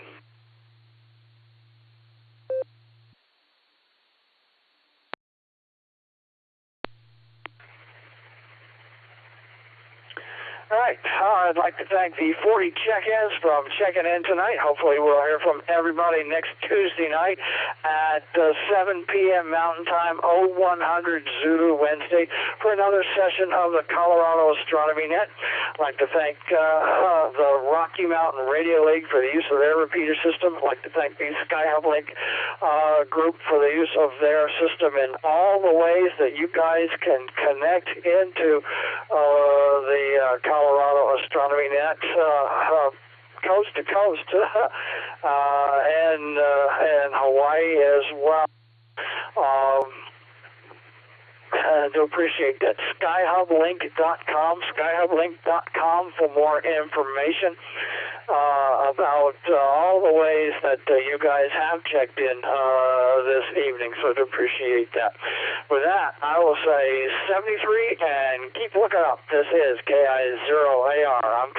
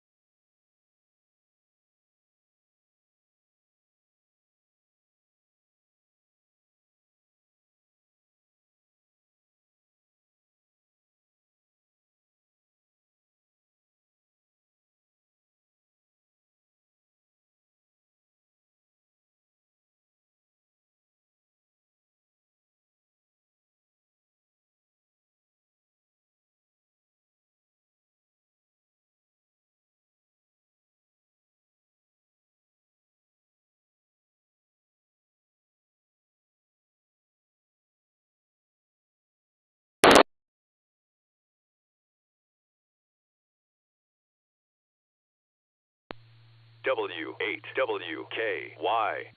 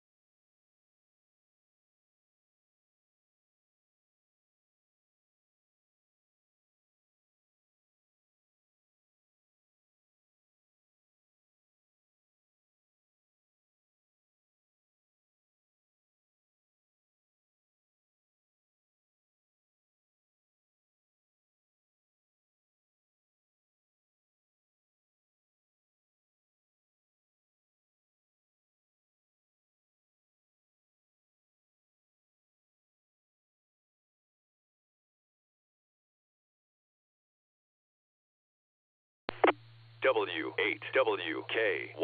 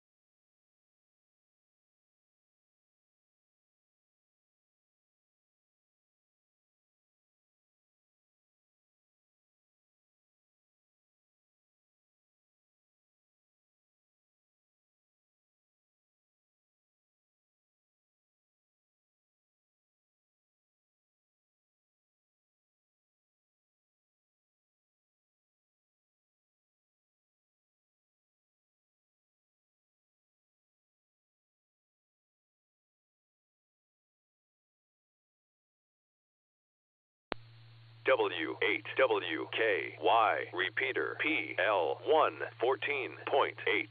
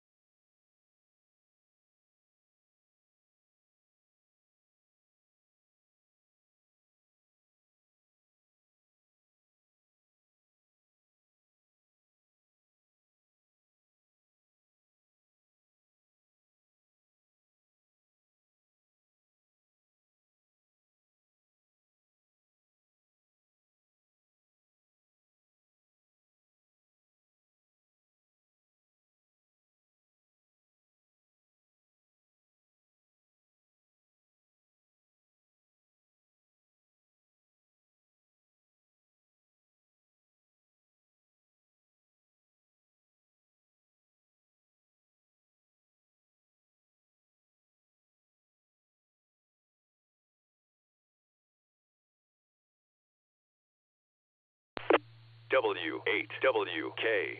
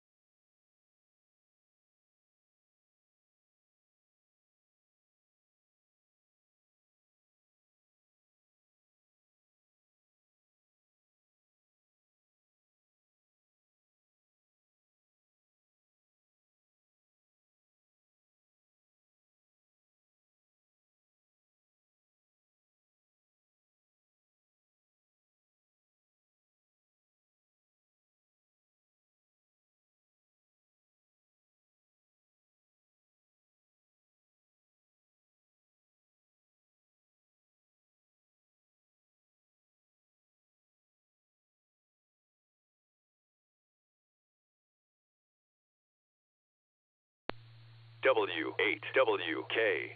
Repeater PL1 14.8.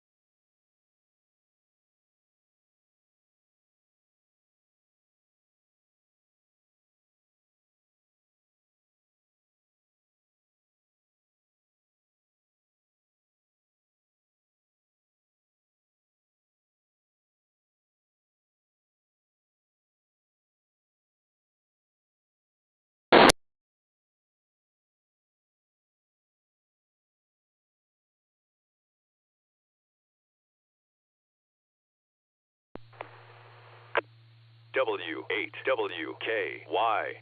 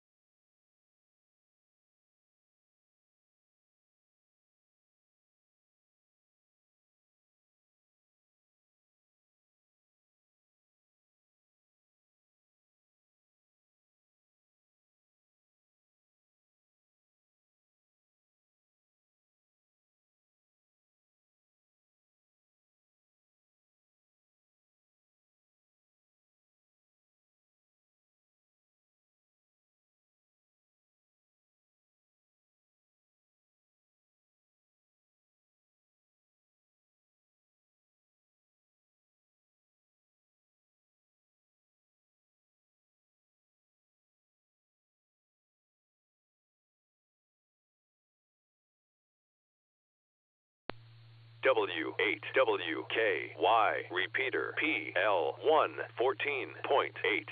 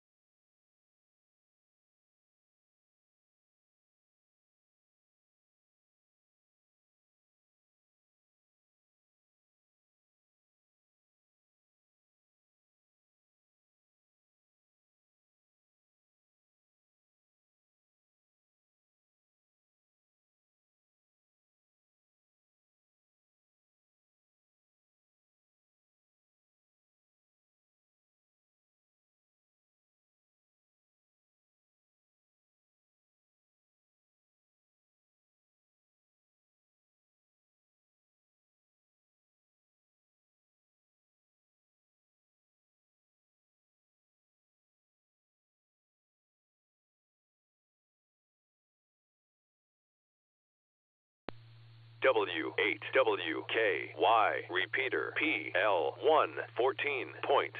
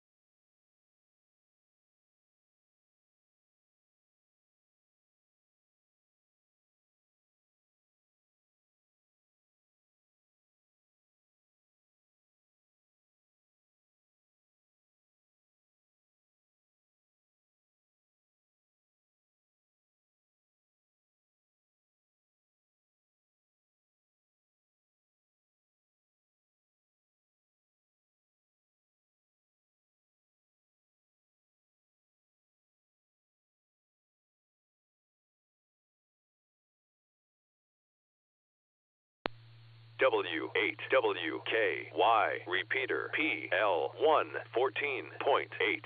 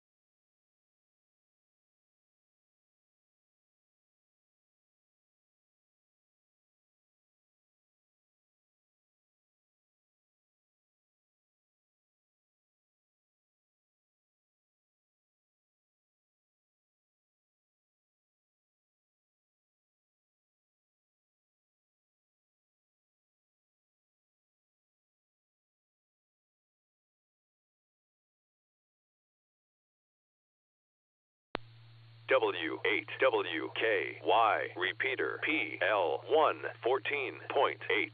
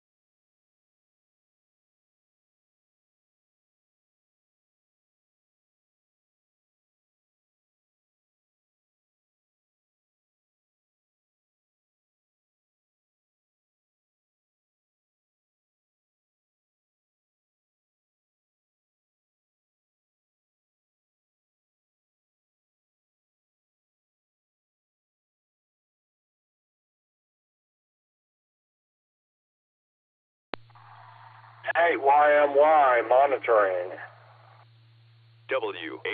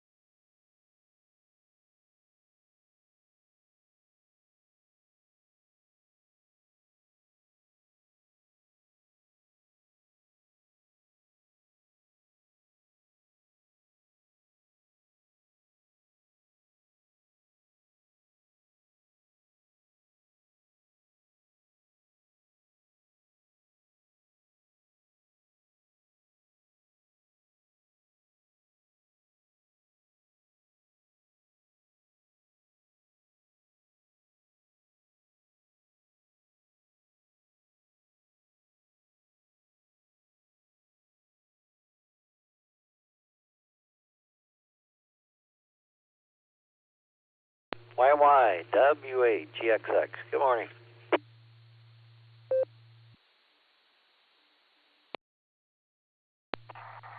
Good morning, Tom. That was a little delayed action there. How you doing this morning? Not bad.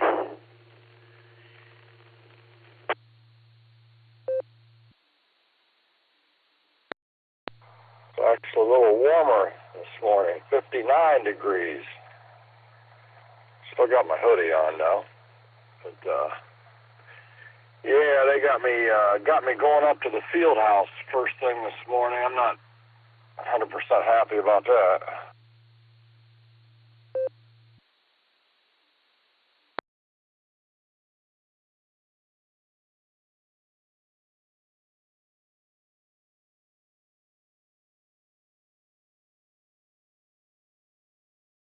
There you go. Well, we're connection up that way, huh?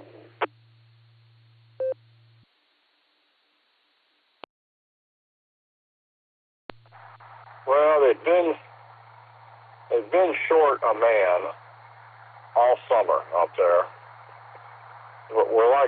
We got this restructure. I won't call it a hire freeze, but they got this restructuring going on, and they really haven't had the right guy in the position up there. So now everybody's complaining. So now I got to get up there and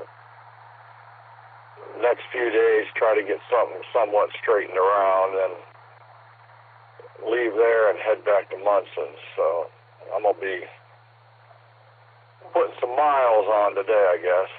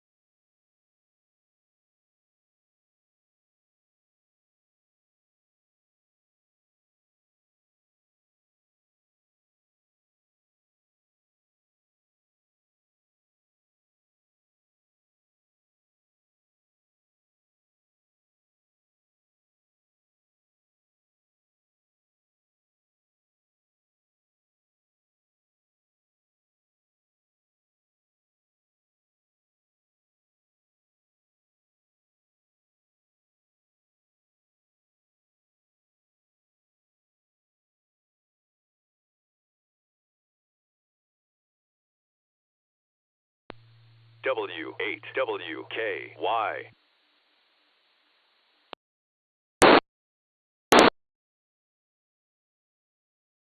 Dad, working on the white sandwich here.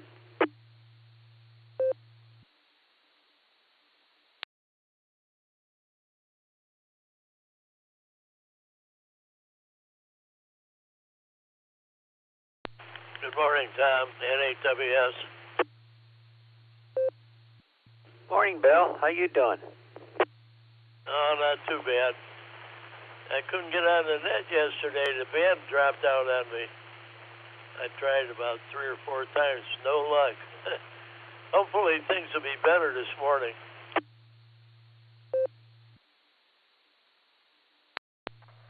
Sound good this morning. Best I've heard you in the morning. That's a good sign. Yeah, sounding pretty decent signal this morning, Bill. And John, yeah, usually comes in around 6. Yeah, good morning, John. Yeah, it just, after a while it went away, but it dropped down to about 2 bars on my radio, and nobody could hear me. So, strange conditions, I guess. That's probably all it was, though.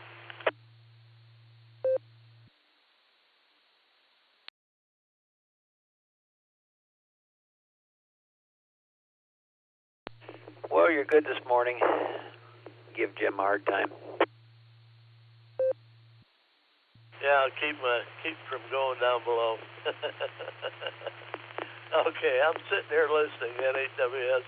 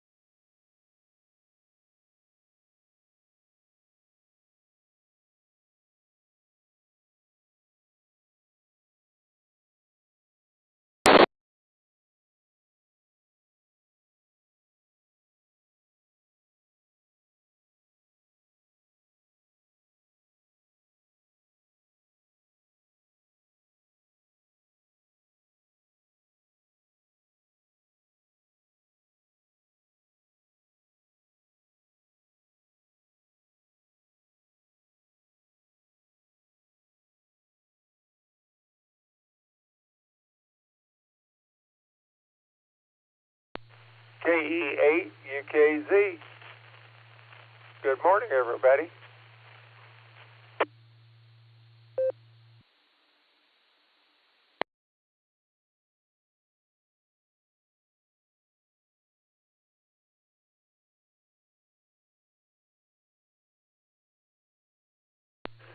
Did you get your coffee and goodies, John?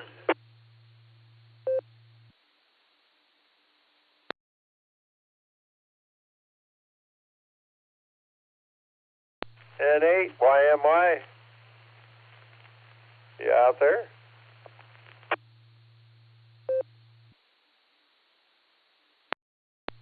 Yeah, I'm in line right now. All right. Morning, Alan.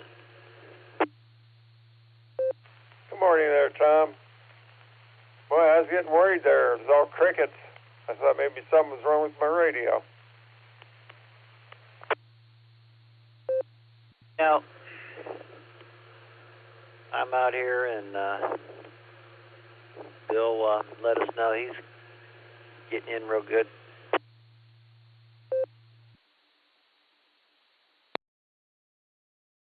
Oh, that's good. I got my tea. It's, what do they call it? Not simmering, but my tea bags are in there making tea. How's that?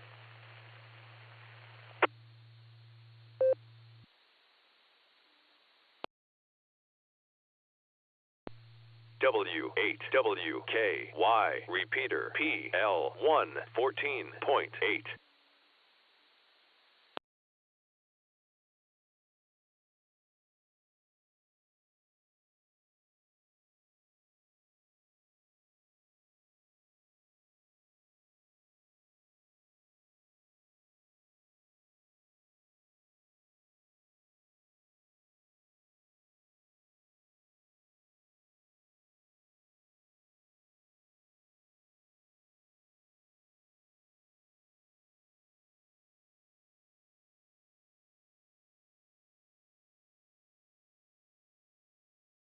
Well, today's going to be a steady day.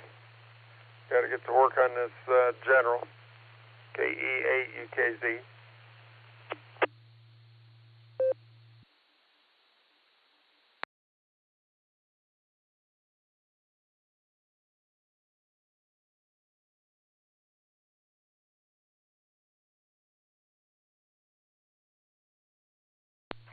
Okay, I'm back. I was in the line when you called me there.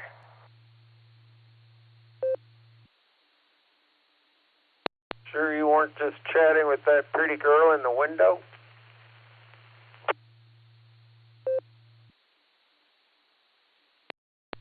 Well, I was chatting with her, but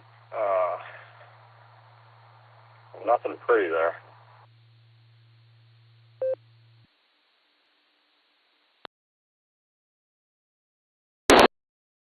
Yeah, the D&D by my place, it's usually older women that are there in the morning. Young people can't get up that early.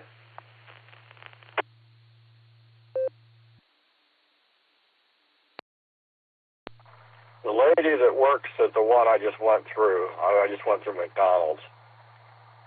She has worked at that McDonald's for 41 years, and she retired last fall. And then she came back. She came back to work. She said she went home, spent a couple weeks at home, was bored, came back to work. AB8AV.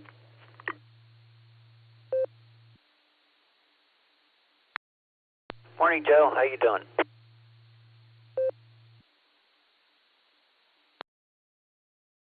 Rowan, I'm doing fine. I don't know what rotation we have. AB8AV over to someone else. W8WKY.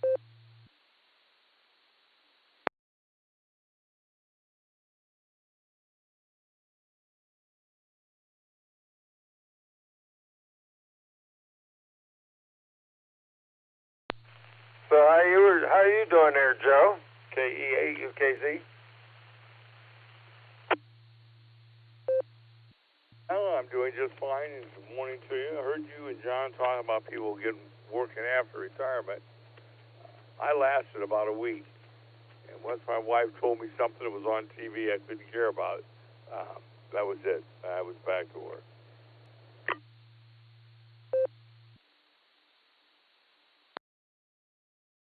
I might consider it, but I don't have time to go back to work. Honestly, that's probably the problem. I don't have time to work. I missed the socializing that you did at work. But as soon as I became too old, I didn't get rehired. So that's the way it goes. Can't prove it, but it does happen.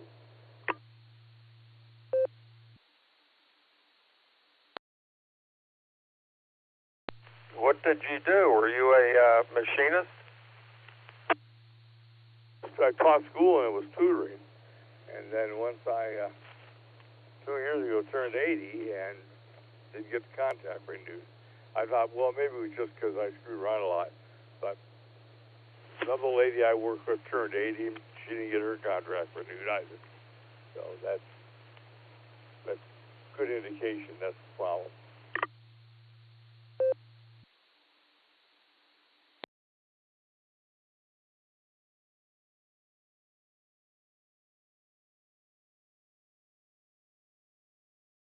Yeah, they just leave you high and dry. That's not too nice.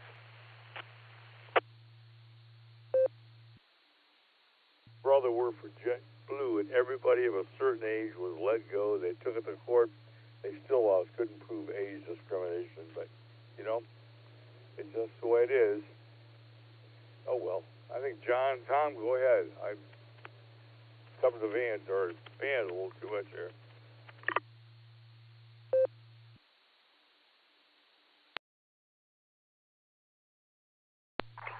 Yeah, I'm just tooling along here. I'm headed up to the field house this morning. So my morning schedule is going to be a little messed up there. Hopefully I can get back in there and catch Jim.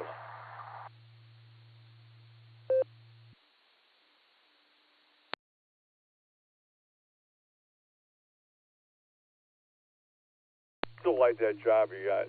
I taught landscaping, worked outside for, I don't know, probably 30, 40 years for the school board. I really liked that. That was, you were out of sight and out of mind.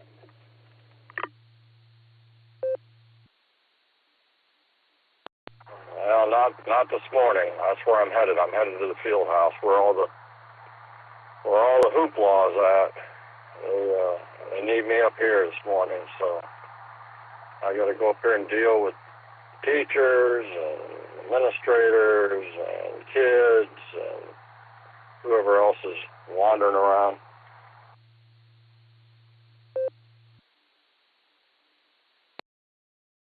Just had my work reasons to deal with it. If you were under court supervision or weren't allowed in a building, go ahead and keep your hands to yourself. They kept you outside. So it made it far more interesting.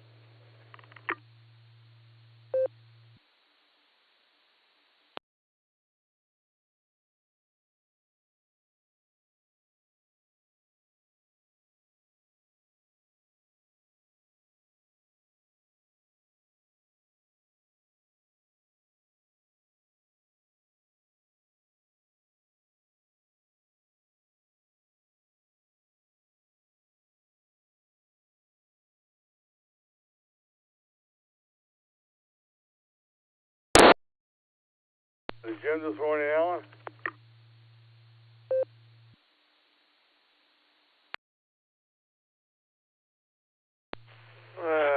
What was that again? I didn't quite catch that. I said, did you get to the gym this morning already?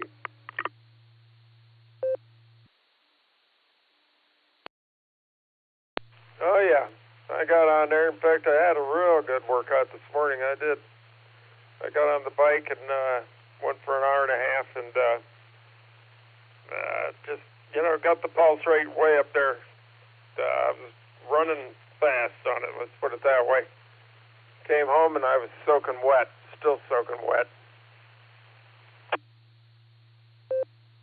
You put miles on that bike at the gym faster than I can on the road, but of course there's no trees, cars, dogs, and people to slow you down. You ride the recumbent or the upright?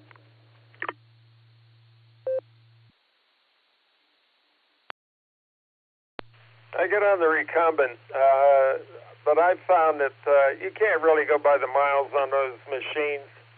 I mean, you can have two identical machines sitting there, and they'll both read a little different. I think it's more of a gives you an idea, you know, a target where you want to be. And usually I try to sit on the same machine all the time. That way, it's a constant then, you know, and I can judge what I'm doing. It says I do about 7 miles. I don't know if that's really true or not. You're on for an hour. You're at least doing 10 miles. Yeah, you're not that slow. There's a couple of electrical machines that I use, and one says 1.5 miles, 1.7 miles, and the other one for the same time says 3 miles. So, go figure.